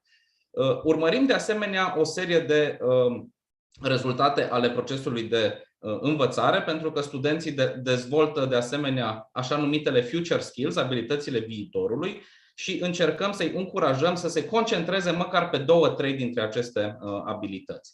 Partea de evaluare în cadrul acestor iLiving Labs se face sub forma unei practici reflective, în care studenții își dau cu părerea asupra modului în care ar trebui să fie evaluați, iar apoi mentorii, în urma unor sesiuni atât de 1-la-1 cât și în grup, le explică de fapt care ar fi evaluarea care se potrivește. Deci este cumva o discuție foarte liberă și flexibilă. Prin urmare, toate acestea ajută la dezvoltarea unei comunități de învățare. Foarte pe scurt, practic, sunt 3 faze în cadrul unui iLiving Lab. Avem o fază de pregătire, după care, într-o perioadă de 6-8 săptămâni, sunt întâlnirile cu studenții. Studenții, pe lângă 1-2 întâlniri pe săptămână, în funcție de iLiving Lab, sunt încurajați să se întâlnească și separat, după care avem un eveniment final în care prezentăm toate soluțiile identificate. Procesul de design thinking de care vă spuneam, și vreau foarte pe scurt doar să trec prin etapele lui, are o fază întâi de empatizare în care studenții practic încearcă să se pună în pielea persoanelor, grupurilor de interese care sunt afectate direct sau indirect de provocări, apoi vor defini pe baza acestei empatizări care este problema reală, vor avea o etapă de brainstorming, de ideație în care vor căuta cât mai multe soluții, vor alege cea mai bună soluție din punctul lor de vedere, vor face o parte de prototipare a soluției și apoi partea de testare și validare. Cam așa arată un timeline al unui iLiving Lab. Putem vedea împărțirea, cele 6 săptămâni și, de asemenea, încurajarea către studenți să facă și parte de cercetare pe toată această perioadă. În această sesiune de iLiving Lab-uri care a început săptămâna trecută, noi suntem deja la săptămâna aceasta a început, îmi cer scuze, suntem deja la a doua iterație de astfel de iLiving Labs. Prima a fost în perioada noiembrie-decembrie anul trecut. Puteți vedea cele 16 subiecte și provocări care sunt analizate de studenți, de la folosirea digitalizării pentru a îmbunătăți sistemul medical, la stiluri de viață sănătoase pentru tineri, chestiuni legate de mediul înconjurător, de climă, de calitatea aerului, cum să construim un campus sustenabil, participarea studenților în activități. Sunt foarte multe tematici foarte diverse și avem în momentul de față undeva la aproape 150 de studenți din cele 6 țări partenere care sunt înscriși la aceste programe. Aproximativ 20 sunt de la Universitatea Politehnică din Timișoara.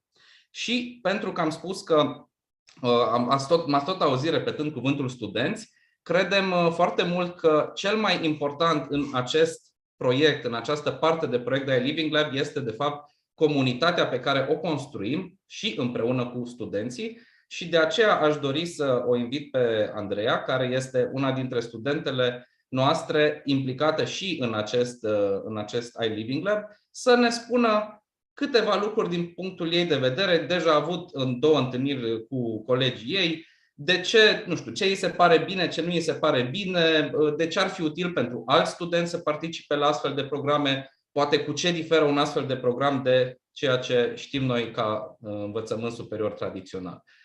Andreea, pot întrebările mele să te ajute sau poate că te-au încurcat? Te rog să vorbești liber ce consideri tu. Bună ziua! Eu sunt Andreea Medrea, sunt la master la specializarea tehnologii multimedia din cadrul Facultății de Electronică, Telecomunicații și Tehnologii Informaționale. Pot să spun că sunt una dintre norocoasele care s-au înscris și au fost selectați la această ediție a proiectului iLiving Lab. Cumva pot să spun că am câteva motive pentru care m-am înscris la acest proiect, pentru că încă din vremea licenței îmi plăcea să mă implic în proiecte și activități care să mă ajute la dezvoltarea mea. Și consider că iLiving Lab, prin întregul lui concept, cumva, cu siguranță mă va ajuta să mă dezvolt și pe plan personal și pe plan profesional, din punct de vedere al interacțiunii cu ceilalți elevi și cu profesorii care predau acele laboratoare. Încă un motiv este faptul că la finalul ediției trecute am acordat feedback pentru prototipul creat de echipa care a fost exact pe tema pe care sunt și eu în momentul de față, adică mai exact cum putem folosi inteligența artificială pentru a îmbunătăți experiența turismului cultural în orașele europene.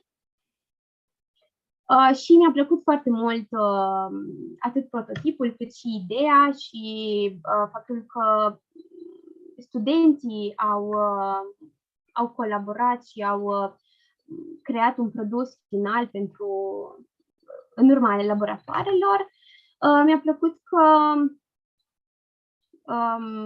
există niște competențe pe care în urma laboratoarelor se dorește ca noi să le dobândim, cum să spun, și pot să zic că încurajez pe toată lumea să se înscrie, pentru că pot să zic că este o experiență unică pe care o putem avea în timpul facultății și cred că va fi o experiență grozavă și cam atât din partea mea.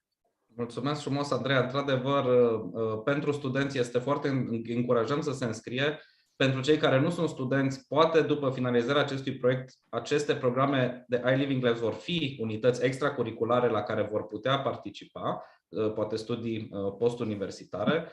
Și aș dori să îți mulțumesc încă o dată pentru curajul atât de a participa cât și de a vorbi în fața atâtor persoane. Poate domnul profesor dorește să mai completeze cu ceva legat de acest proiect. Mulțumesc, Andreea.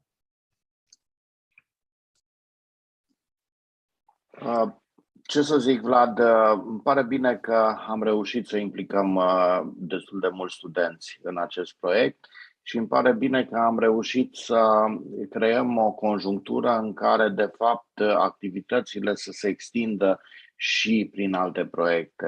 Urmează acum o prezentare despre proiectul 𝗨𝗧, care este un proiect în conjuncție cu 𝗨𝗧 și care își propune să dezvolte, de fapt, spiritul inovativ pe lângă spiritul antreprenorial și în care una dintre preocupările de bază e aceea de a discuta despre servicii deschise, despre open science, despre open research, despre open education și așa mai departe.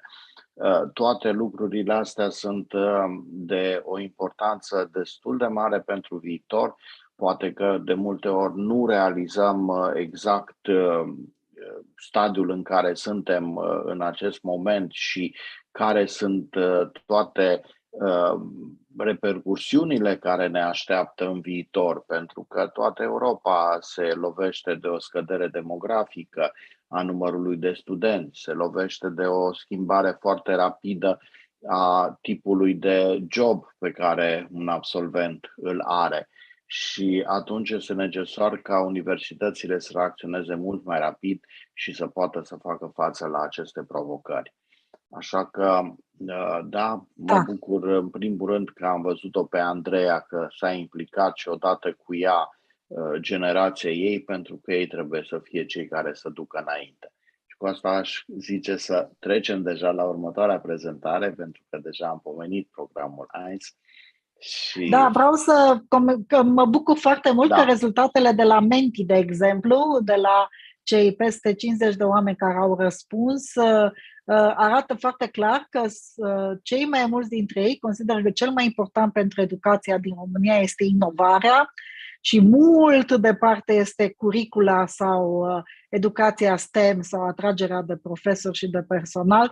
Deci e clar că ceea ce facem și în proiectul 𝗨𝗧 și în proiectul 𝗨𝗧 sunt de fapt vin bine pe educația din România în acest moment. Mulțumesc mult de tot, Andreea. Vlad, dacă vrei să rămâi alături de noi și o să rog și pe Anca, doamna profesor Anca 𝗨𝗧, dacă poate să vină alături de noi. Deoarece... Numai cu camera am probleme, la fel ca profesorul Bibu. Da, o secundă.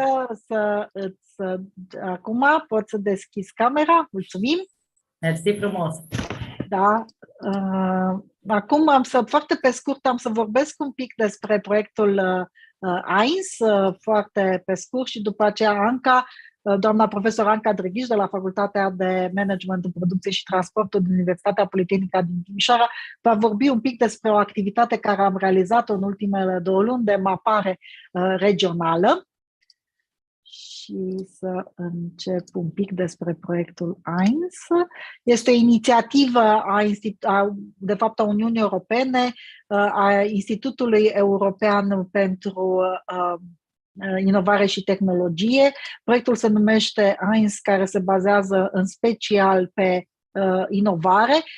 Institutul European de Inovare și Tehnologie are mai multe secțiuni, 9 secțiuni în care lucrează în diferite zone despre inovare. Pentru fiecare dintre ele sunt taxate și sunt dedicate anumite proiecte. 𝗨𝗧 este extensia, cum a spus și profesorul Vasiu, a proiectului 𝗨𝗧, dar se axează în special pentru regiuni sustenabile pe partea de inovare, de crearea unei rețele de inovare și este finanțat prin, să zicem, acest grant al Uniunii Europene dedicat Institutului European de Inovare și Tehnologie.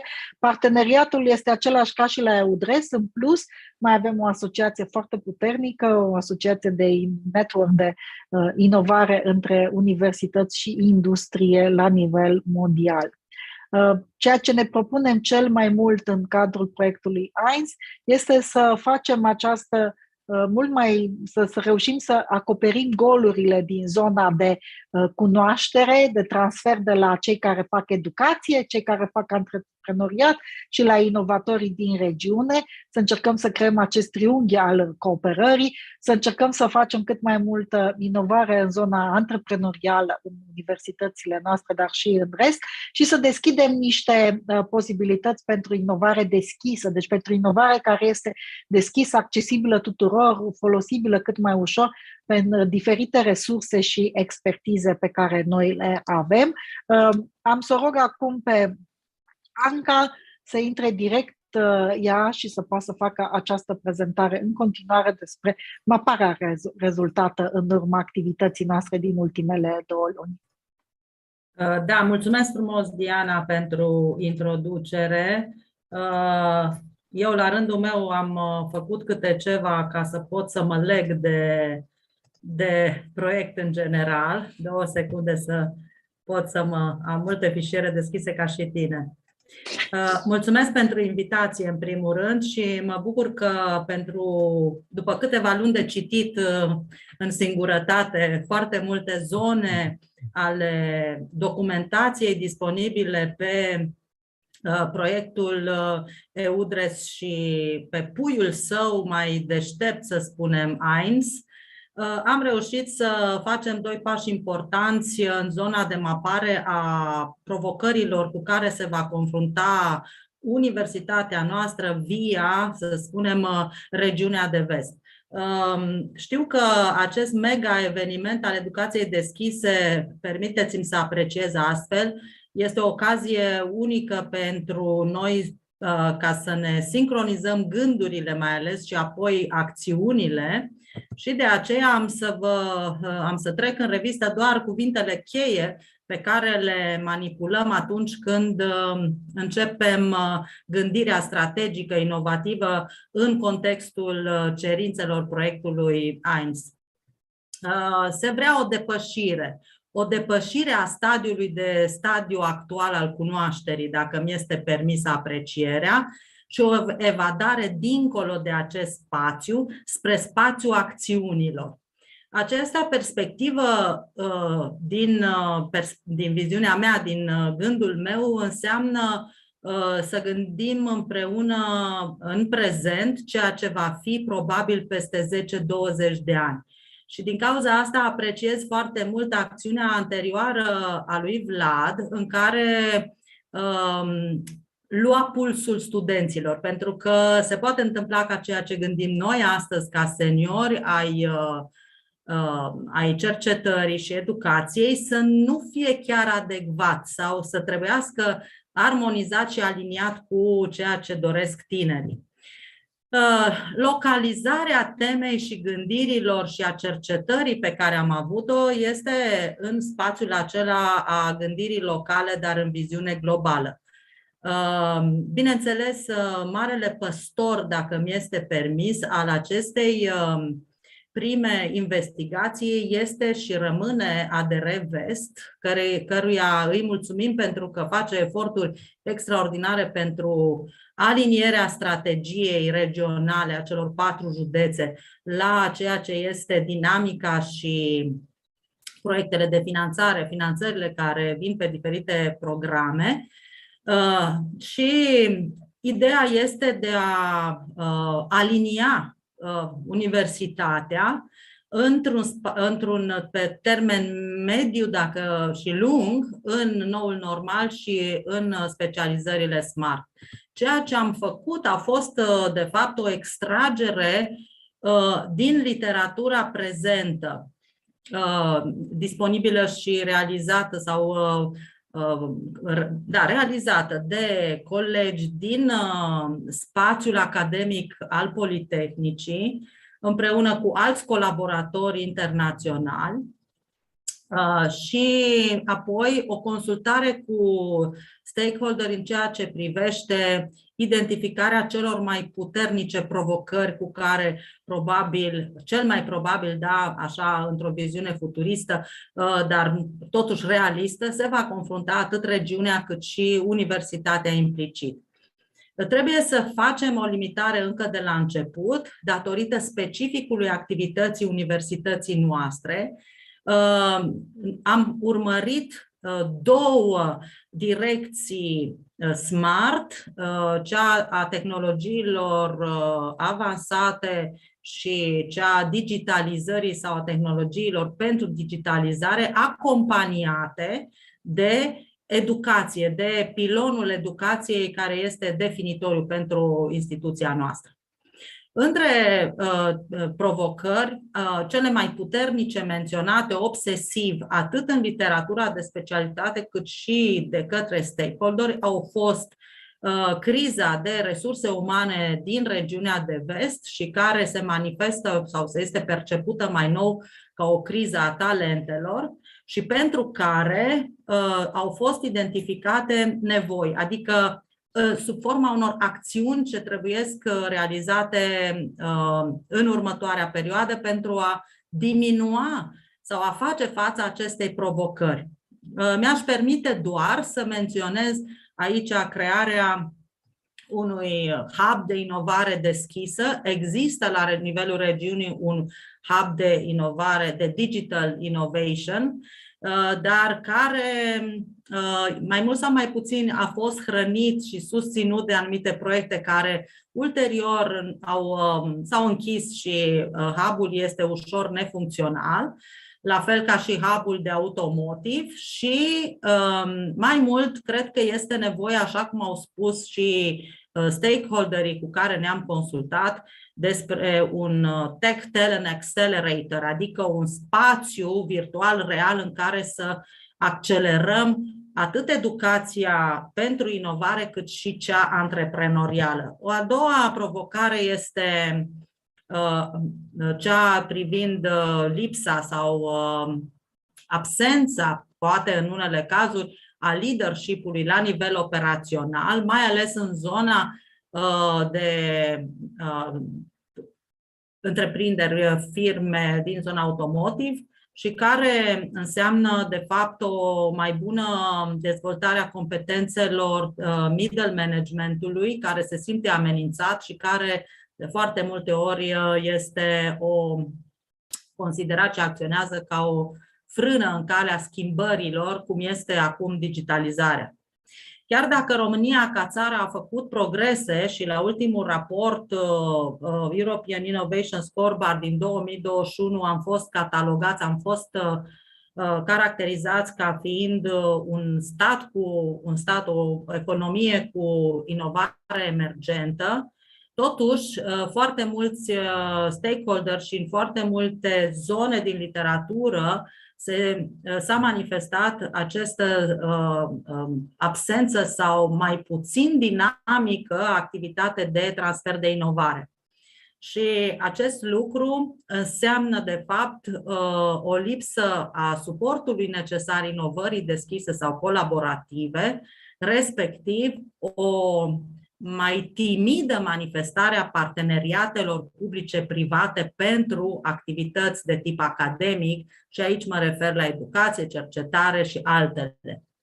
Pentru aceasta, din nou, au fost sesizate câteva nevoi sau măsuri care ar trebui să fie implementate, printre care construirea sau dezvoltarea de Fab Lab-uri sau Maker Space-uri, Living Lab, adică spații din acestea libere de tip colaborativ pentru tineri. Se pare că mai devreme sau mai târziu aceste seminarii vor fi înlocuite sau, cum să spun, se vor fi transformate, nu înlocuite, transformate în niște spații deschise de tip hibrid, poate, adică combinat față în față cu online, în care să acționeze împreună diferiți studenți cu diferiți antrenori. De ce spun antrenori? Pentru că acolo vor fi coach, mentor sau reprezentanți ai stakeholderilor. Și în fine, un lucru foarte interesant este și obsesiv prezentat și în cu alte ocazii, alte reuniuni de la nivelul universității, este lipsa de agilitate a sectorului public administrativ în sprijinirea transformărilor digitale la nivel de oraș. Atât la noi cât și în alte zone, cum este Aradul. Iar pentru asta, deja în universitatea noastră s-au făcut diferiți pași, s-au făcut pași importanți pentru a sprijini partea aceasta de leadership. În continuare, al doilea element sau pentru a sumariza, ceea ce este pentru viitorul cel mai apropiat sau preocuparea noastră este pentru a defini și a creona mai bine ceea ce înseamnă o universitate antreprenorială, o universitate sustenabilă, dar care să fie poate și verde și smart. De la modelul triple helix clasic, acum operăm cu 5 dimensiuni, deci nu mai rămânem numai în spațiile noastre educaționale și de cercetare, ci universitatea trebuie să transpire prin activitățile sale în spațiul comunității. A doua chestiune care a fost urmărită este de a mapa stakeholderii și pentru asta am pornit de la o taxonomie simplă definită de coordonatorul Heinz și în final am mapat aceste bunuri, să spunem, de tip fizic, diferiți stakeholder prezenți, cu verificarea pedantă a tuturor resurselor și surselor de consultare, partea de capital intelectual, de capital uman, partea de networking și vedeți ce dimensiune ușoară am primit aici, sau cum să spun, am înregistrat destul de puține lucruri care să ne favorizeze. Poate că ar trebui să fim mult mai dezvoltați și mult mai bine conectați, interconectați și la nivel de regiune. Și partea de resurse financiare, bineînțeles. Ca o filozofie a încheierii prezentării mele, vreau să spun că îmi place foarte mult să cred că filozofia asiatică va fi învingătoare și de data asta. Nu știu cum să spun, acest lucru este foarte bun, foarte bine aspectat de ceea ce Nonaka, discipol, filozof, mare maestru în zona de managementul cunoașterii, spunea despre organizații că ele vor evolua și vor fi niște spații, cu ghilimele de rigoare, ba. Astfel mi-am permis să localizez și eu Politehnica noastră într-un spațiu ba și care nu este numai spațiu, este și energie, este și mișcare, deci spațiu așa ca și extindere, generalizare și care la nivel individual înseamnă, adică între indivizi, noi între noi, da, colaborăm și ne interacționăm ca gând, ca energie, virtual, real sau spațiu fizic sau virtual sau existențial, dar ceea ce vom obține în final va fi această apartenență la niște comunități de excelență, fie ele că sunt cu diferiți reprezentanți ai administrației locale, centrale sau cu clienții sau consumatorii noștri, consumatori de educație, de cultură, de rezultate de cercetare și furnizori și așa mai departe, competitori. Vă mulțumesc foarte mult pentru atenție. Da, mulțumim și noi, Anca, mulțumesc mult pentru prezentare și cred că au fost o serie de idei interesante aici prezentate, care unele poate trebuie rumegate puțin mai mult de diversi oameni care își doresc să producă inovare. Dar aș vrea să mai fac o mică observație aici. Când vorbim de inovare, trebuie să ne gândim și la mentalități.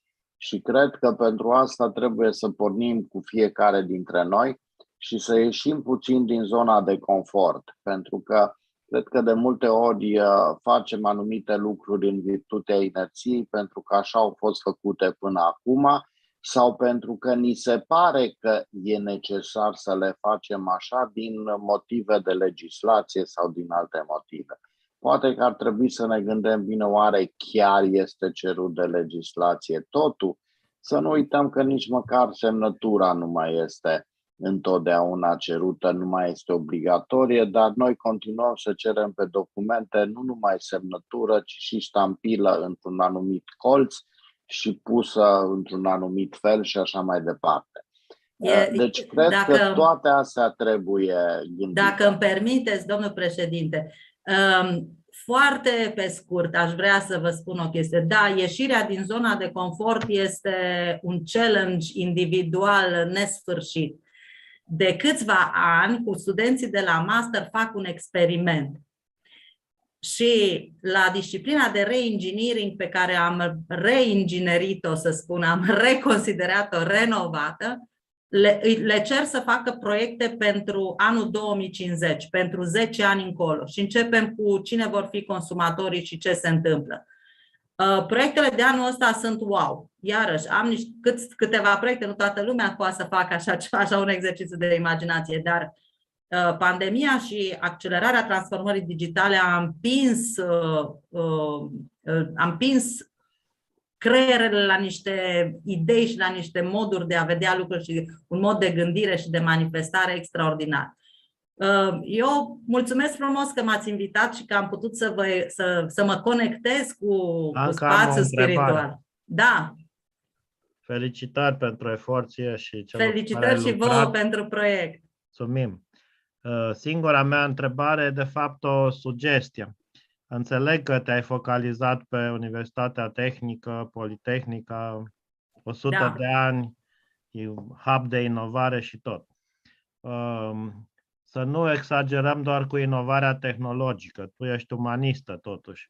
Și atunci m-aș gândi, gândindu-mă la strategia pe care, la analiza care ai făcut-o și propunerile care le faci, să iei în vedere și inovarea socială.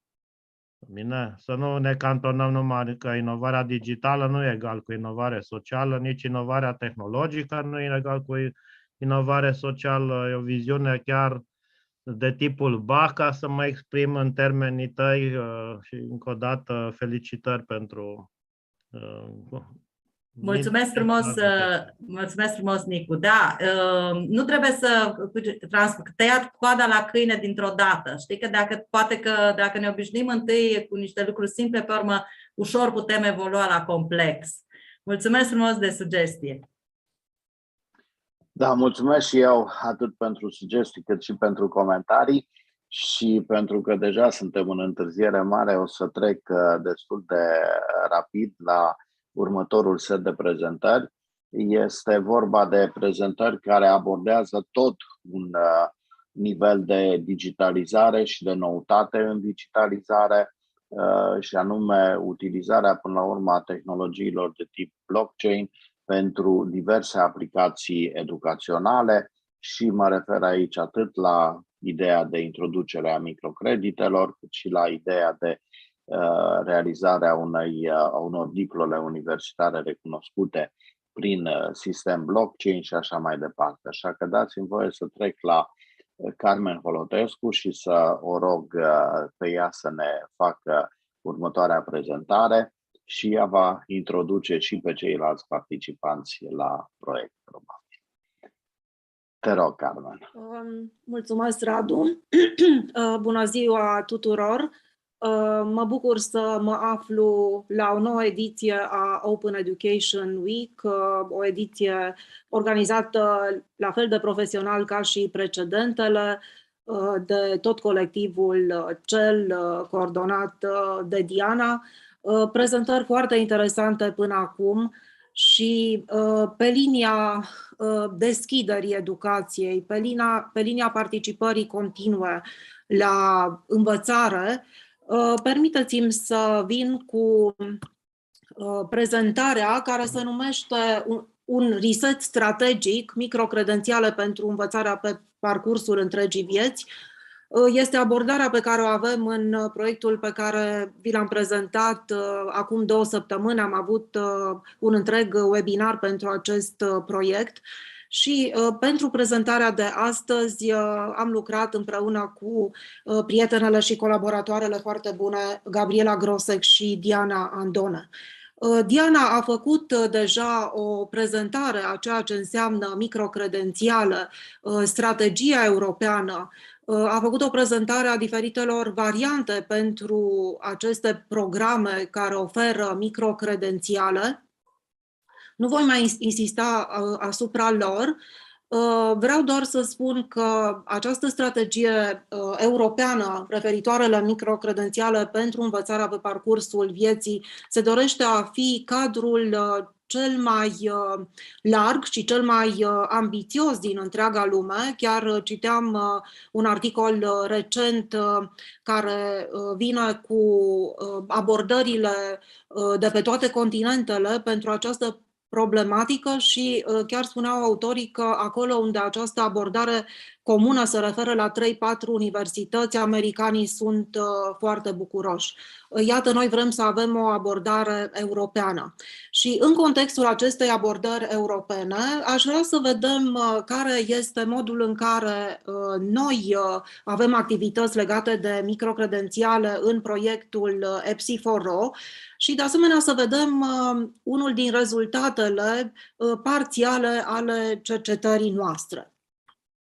Și vorbind despre proiectul 𝗨𝗧 Connecting Romania through Blockchain, proiect în care construim un ecosistem sustenabil pentru a face cunoscută tehnologia blockchain și de asemenea infrastructura europeană pentru blockchain 𝗨𝗧, instituțiilor, organizațiilor din învățământ, din business, proiect care se derulează pe parcursul a 2 ani. Iată, suntem imediat la încheierea primului an din proiect, parteneri fiind UEFIS CDI și Politehnica din Timișoara. În acest proiect avem câteva obiective clare. Pe primul l-am îndeplinit, este vorba despre instalarea unui nod al infrastructurii europene.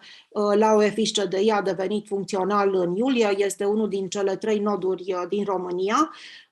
Implementarea unui sistem pentru diplome universitare și microcredențiale. Deci, iată, aici intervine cuvântul microcredențiale, pentru că pe această infrastructură europeană vom emite microcredențiale. Avem câteva use case-uri care sunt deja fixate.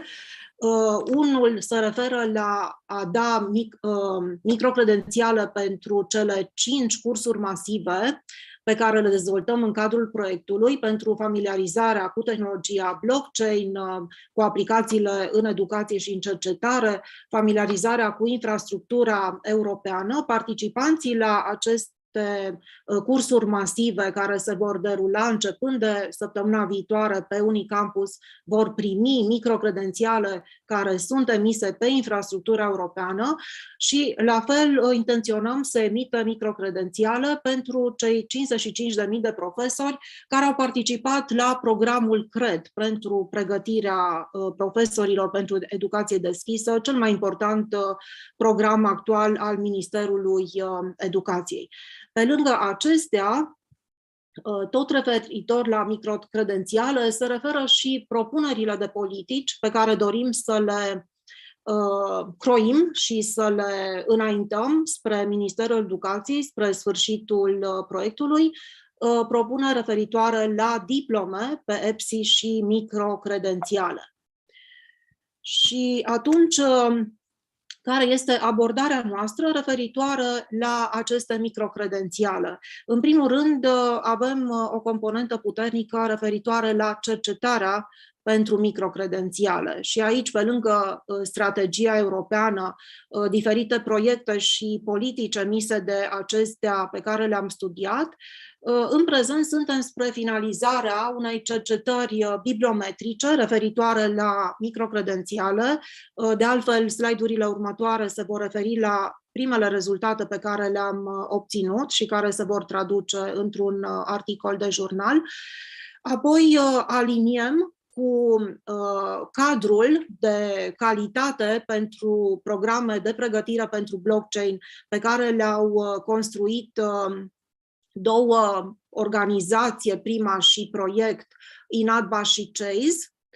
Aliniem modul în care facem proiectarea cursurilor masive pentru Unicampus și, de asemenea, aliniem aceste cursuri masive și cu standardele de calitate pentru microcredențiale, așa cum ele rezultă din cadrul european care este în curs de construire și cu cel mai important proiect legat de microcredențiale, microbol, care tocmai s-a încheiat în această săptămână.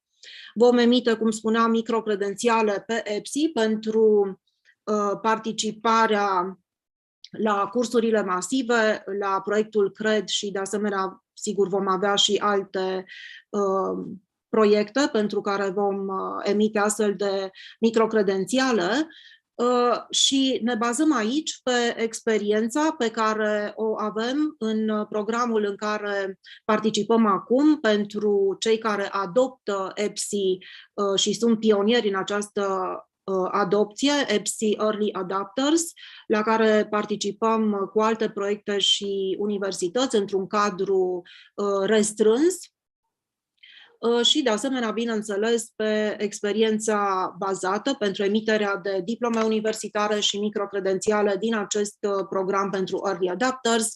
Lucrăm deja la proiectarea și implementarea sistemului pentru emiterea de diplome și microcredențiale. Vom avea un studiu amplu legat de modul în care universitățile și companiile se raportează și acceptă microcredențiale și, de asemenea, bineînțeles, și diplome universitare pe 𝗨𝗧. Avem un grup think tank al proiectului în care discutăm și avem o serie de interviuri și mese rotunde cu specialiști în aceste domenii și cu alte proiecte care se ocupă de această problematică a microcredențialelor. Este un studiu deja cunoscut de la Universitatea București, un colectiv de la Universitatea 𝗨𝗧 are de asemenea un proiect legat de microcredențiale.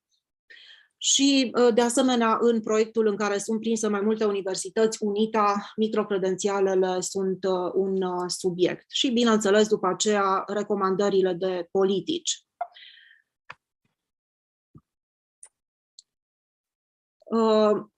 În ceea ce privește larga cercetare bibliometrică pe care o realizăm și la de sfârșitul căreia ne apropiem, încercăm să vedem modul în care microcredențialele sunt acceptate de către universități, cum se încadrează în diferite proiecte, cum anume există colaborări cu companii, ce fel de recunoaștere există și cum ele devin portabile și încadrate în niște programe de recunoaștere mai mari.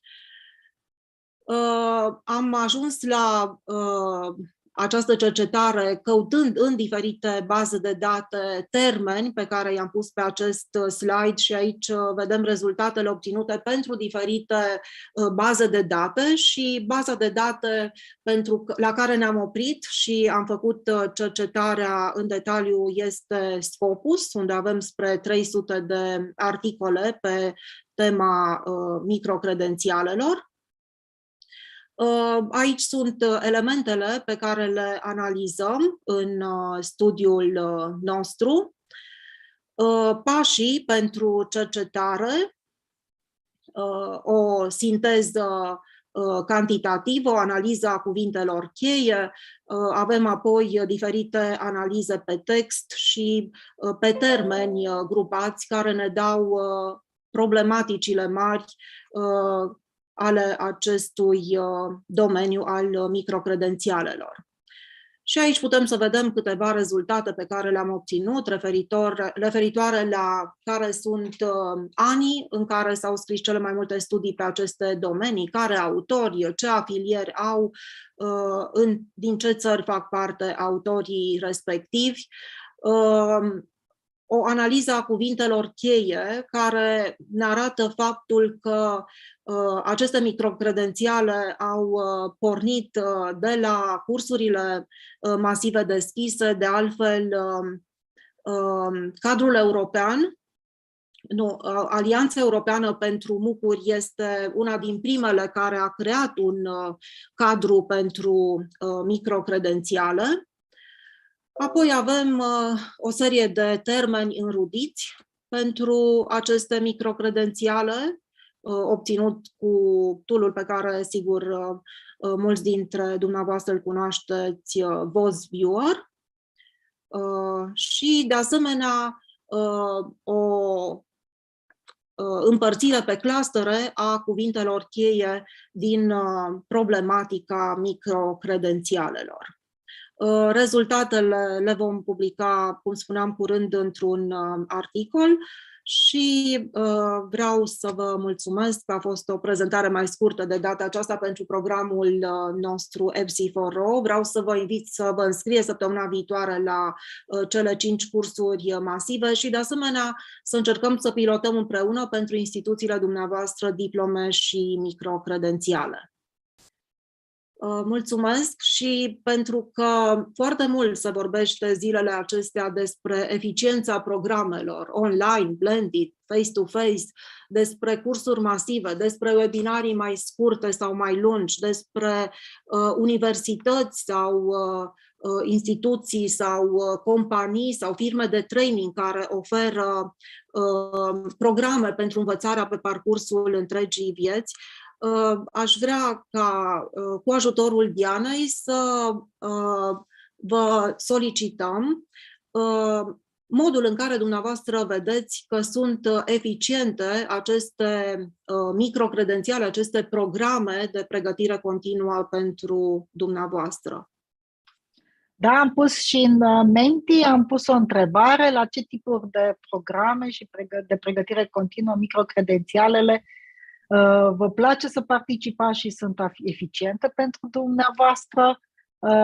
Aveți întrebarea Menti și o să o lăsăm să meargă, Carmen, eventual cât încep cealaltă prezentare, fiindcă mă bucur foarte mult să vă zic că nu știu dacă Gabi a reușit să intre, căci nu o văd momentan în lista noastră de participanți. Colega noastră, doamna conferențiar Gabriela Grosec de la Universitatea de Vest, împreună cu Victor Holotescu și cu Andrei Ternauciuc, lucrează pe un alt proiect, o parte de cercetare deschisă pe zona de blockchain, de rețeaua de cercetare ERIS. Și Carmen, pot să încep eventual cu Andrei, nu știu, Victor nu-l văd nici pe el, să vorbiți despre aceasta, cât se introduc răspunsurile în întrebarea Menti și pe urmă le vom comenta la fel. Să știți că va mai fi încă o întrebare pe Menti pe care o vei da drumul în curând, așa că vă rugăm să încercați să ne răspundeți. Îl vedem pe Nicu Constantinescu că ne răspunde în chat. Nicu, poți să ne răspunzi și în Menti, că așa rămân sigur mai bine cu toată lumea, pentru toată lumea e mai valabil așa. Da, mersi mult de tot, Carmen, te rog. Carmen și cu Andrei, cred că împreună veți prezenta, nu? Da, astăzi eu am fost desemnată de bunii colaboratori să prezint, pentru că ei sunt prinși chiar acum în alte lucruri și Gabi și Victor și Andrei a avut deja 2 prezentări. Așa încât acum permiteți-mi să trec la un alt proiect în care este vorba tot despre un proiect de blockchain la care am lucrat împreună cu Victor și cu Andrei.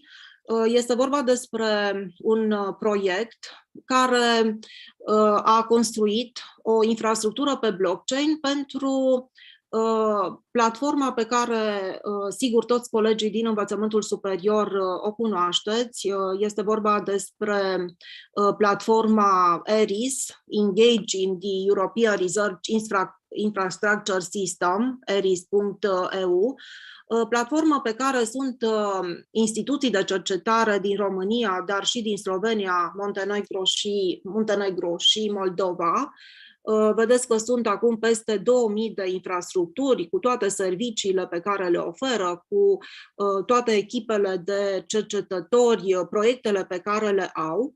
Și misia noastră în proiectul creșterea capacității sistemului CDI de a răspunde provocărilor globale, un proiect al 𝗨𝗧 a fost să creăm un sistem de reputație pentru infrastructurile de cercetare. Am realizat lucrul acesta începând cu noiembrie 2020 și tocmai ne-am încheiat proiectul, participarea noastră în proiect, luna trecută.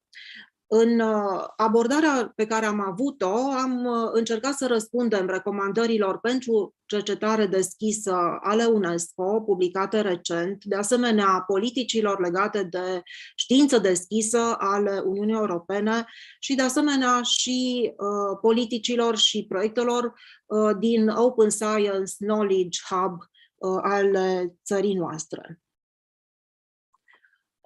Și m-aș referi în a vă prezenta după aceea abordarea noastră, o trecere foarte rapidă în ceea ce înseamnă reputația. Bineînțeles că o cunoaștem cu toții, înțelegerea pe care o avem pentru reputația pentru persoane, entități. Ne referim la identitate, la încredere într-o persoană, într-o organizație. Foarte puține alte atribute sunt așa de importante și reputația poate să fie văzută ca o percepție globală a comportamentului unei entități bazată pe încrederea stabilită de celelalte entități dintr-un sistem.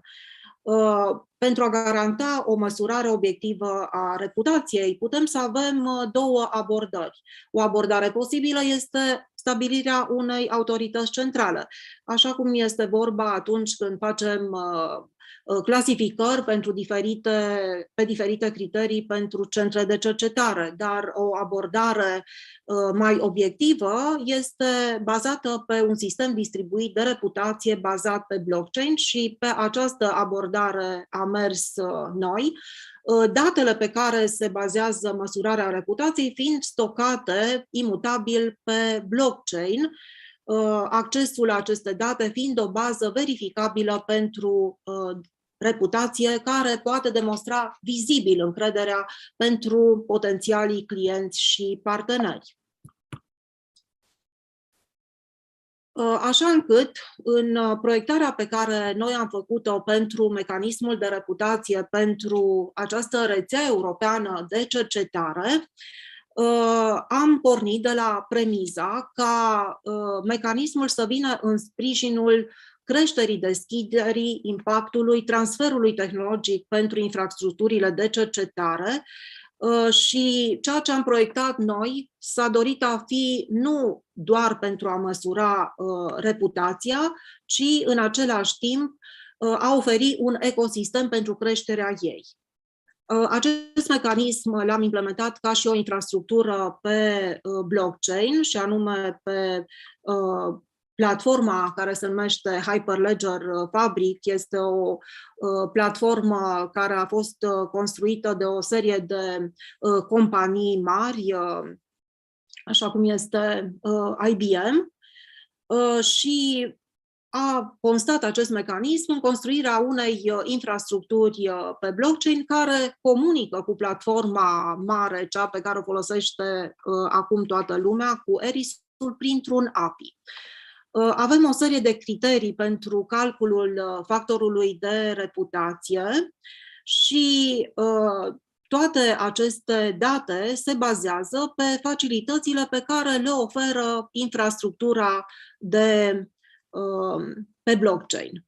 Și anume este vorba despre imutabilitatea, transparența, trasabilitatea și auditul datelor și colaborărilor pe blockchain, și anume stocăm pentru fiecare infrastructură de cercetare numărul de experți, echipamentele, serviciile, la anumite intervale de timp sau atunci când ele se modifică și avem în felul acesta dinamica fiecărei infrastructuri de cercetare.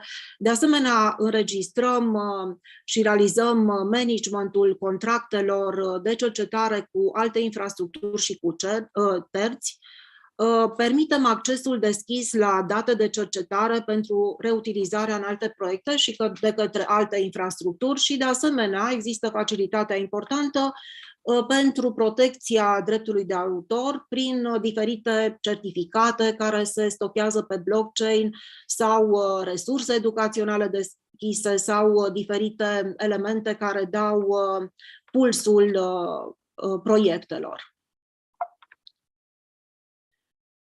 Aici, pe slide-ul următor, este o schemă mare a complexei infrastructuri de blockchain pe care am realizat-o. De asemenea, pentru că toată testarea acestei infrastructuri s-a făcut printr-un dashboard. Aici se văd care sunt elementele ce pot fi testate.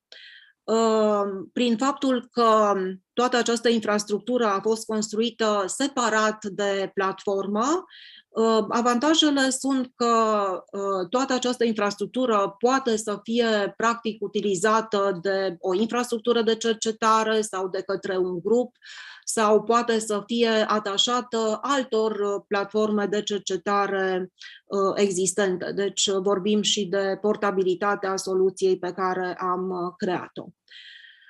Și atunci, pilotarea pe care am realizat-o a vizat diferite scenarii pe care le-am testat, le-am analizat cu 3 universități, prima fiind Universitatea Politehnică cu 𝗨𝗧 𝗢𝗍, care acum se ocupă de centrul de inovare, apoi la Universitatea de Vest din Timișoara, cu coordonatorul programului postuniversitar Antreprenoriat în blockchain, am testat stocarea și verificarea de documente pe blockchain și este vorba despre certificatele de finalizare a acestui program postuniversitar, iar la Vasile Goldiș din Arad am testat stocarea și accesul deschis la date de cercetare pe blockchain pentru participanții la diferite webinarii internaționale pe care această universitate le organizează. Și am constatat interesul pentru aceste facilități și posibilitatea de introducere a acestor facilități în practica curentă a universităților atunci când ele vor deveni accesibile prin platformă. Și mă voi referi acum foarte pe scurt la ceea ce am testat cu Vlad pentru crearea și managementul unui contract între universitate și o companie, prin faptul că după ce userul care corespunde centrului de transfer tehnologic devine activ pe platformă, se creează un contract cu diferitele caracteristici care se stochează pe blockchain. Contractul devine vizibil, de asemenea, fișierul corespunzător lui pe IPFS. Sunt vizibile toate colaborările pe care le are infrastructura de cercetare, deci și acest nou contract care a fost creat. Orice modificare și, bineînțeles, prima care se referă la crearea contractului trebuie să fie aprobată de către toate părțile din contract, deci în cazul nostru compania care ar participa la contractul de transfer tehnologic, și tot istoricul colaborărilor este vizibil pe blockchain. Cum spuneam, acest mecanism de reputație vine în sprijinul deschiderii, impactului, transferului tehnologic al infrastructurilor. Avem prin el un acces larg la date de cercetare și, de asemenea, prin utilizarea tehnologiei blockchain pentru construirea acestui mecanism, datele deschise de cercetare răspund mecanismului FAIR și, de asemenea, modul în care se face stocarea și managementul datelor deschise, conform unui altui principiu cunoscut care se numește trust. Acestea sunt elementele din proiectul pe care noi l-am avut pentru infrastructura pe blockchain, pentru platforma de cercetare, cu multe elemente de inovare și care sperăm să se integreze curând pentru cele peste 2000 de infrastructuri de cercetare ale platformei. Vă mulțumesc!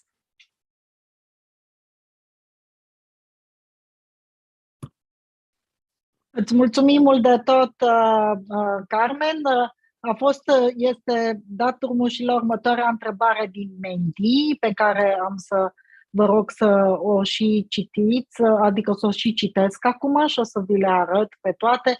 Considerați că organizația dumneavoastră ar fi interesată să urmeze și să utilizeze facilitățile pe blockchain ale ERIS pentru date deschise, certificare sau urmărire? Îmi cer scuze, cred că nu mă vedeți și pe mine.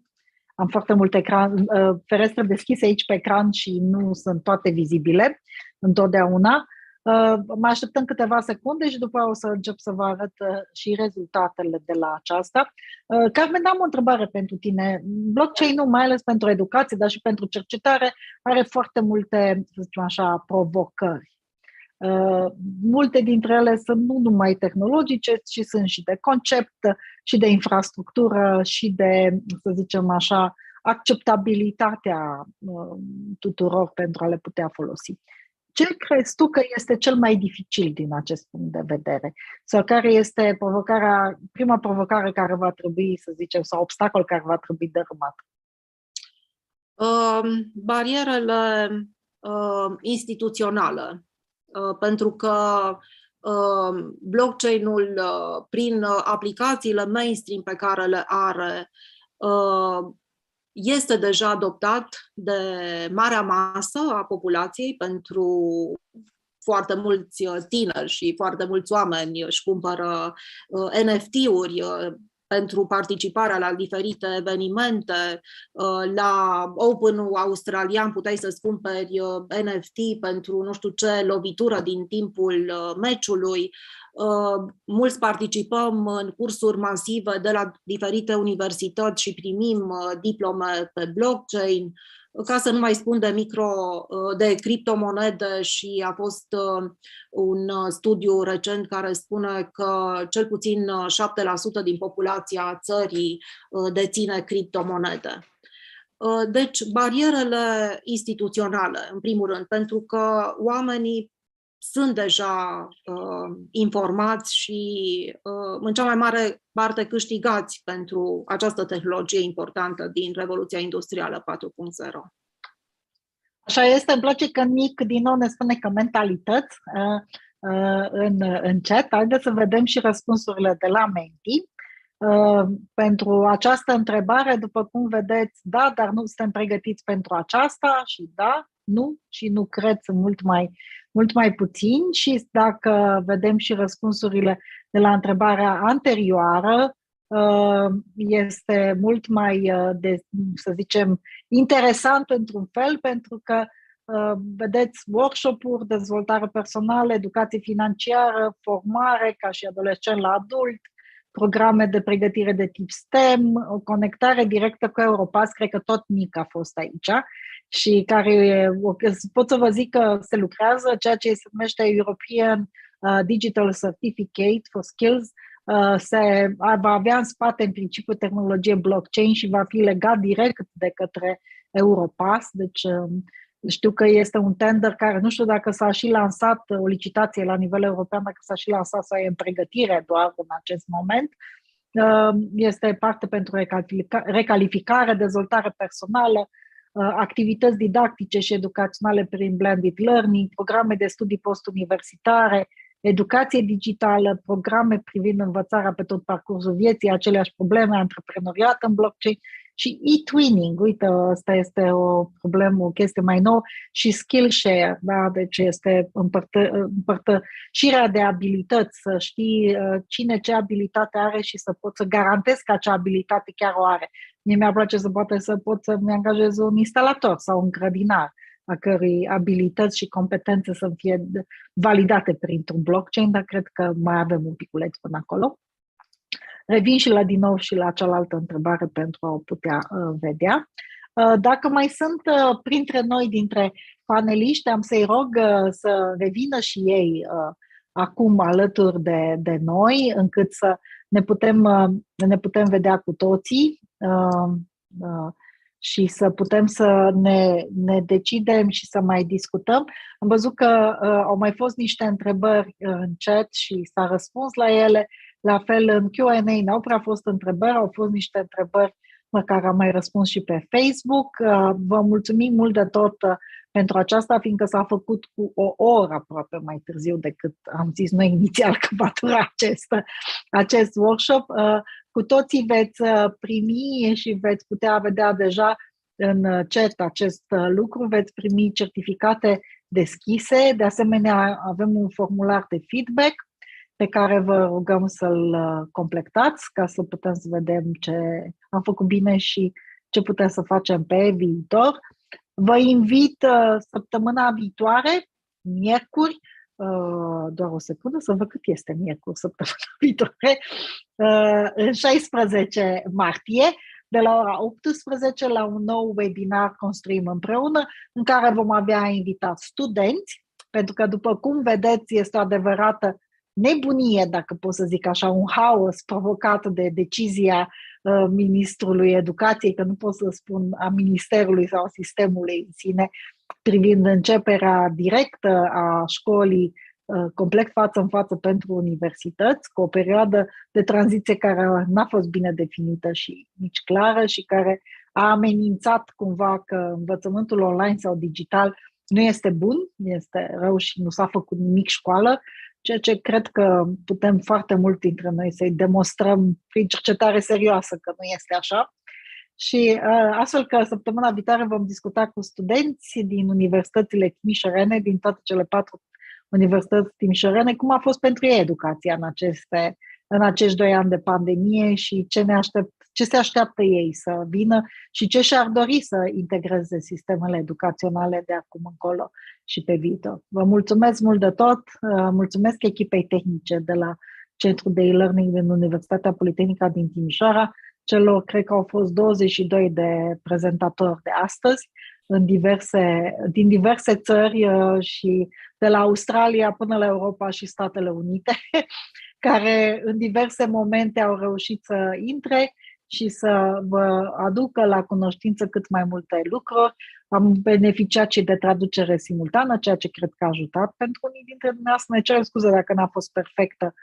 Este destul de dificil de făcut, mai ales într-un mediu complet online și când prezentatorii vorbesc repede. Am avut unelte, le veți putea avea la dispoziție. Găsiți toate prezentările în curând pe platforma Unui Campus, în cadrul unui curs dedicat. Acest clip video este pe YouTube, pe Facebook și va fi integrat și în site-ul CEL la zona dedicată acestui workshop. Mulțumesc mult de tot tuturor, o seară liniștită, cu mai multă liniște și pace. Ne gândim și astăzi am comunicat chiar acum câteva minute cu un cercetător din Ucraina pe care încercăm să putem să-i aducem familia lui în România în condiții cât mai de siguranță. Ne gândim cu drag la colegii noștri de acolo și să sperăm că va fi bine în curând. Vă mulțumesc mult de tot tuturor, o seară frumoasă. La revedere! La revedere! La revedere, felicitări! Bravo!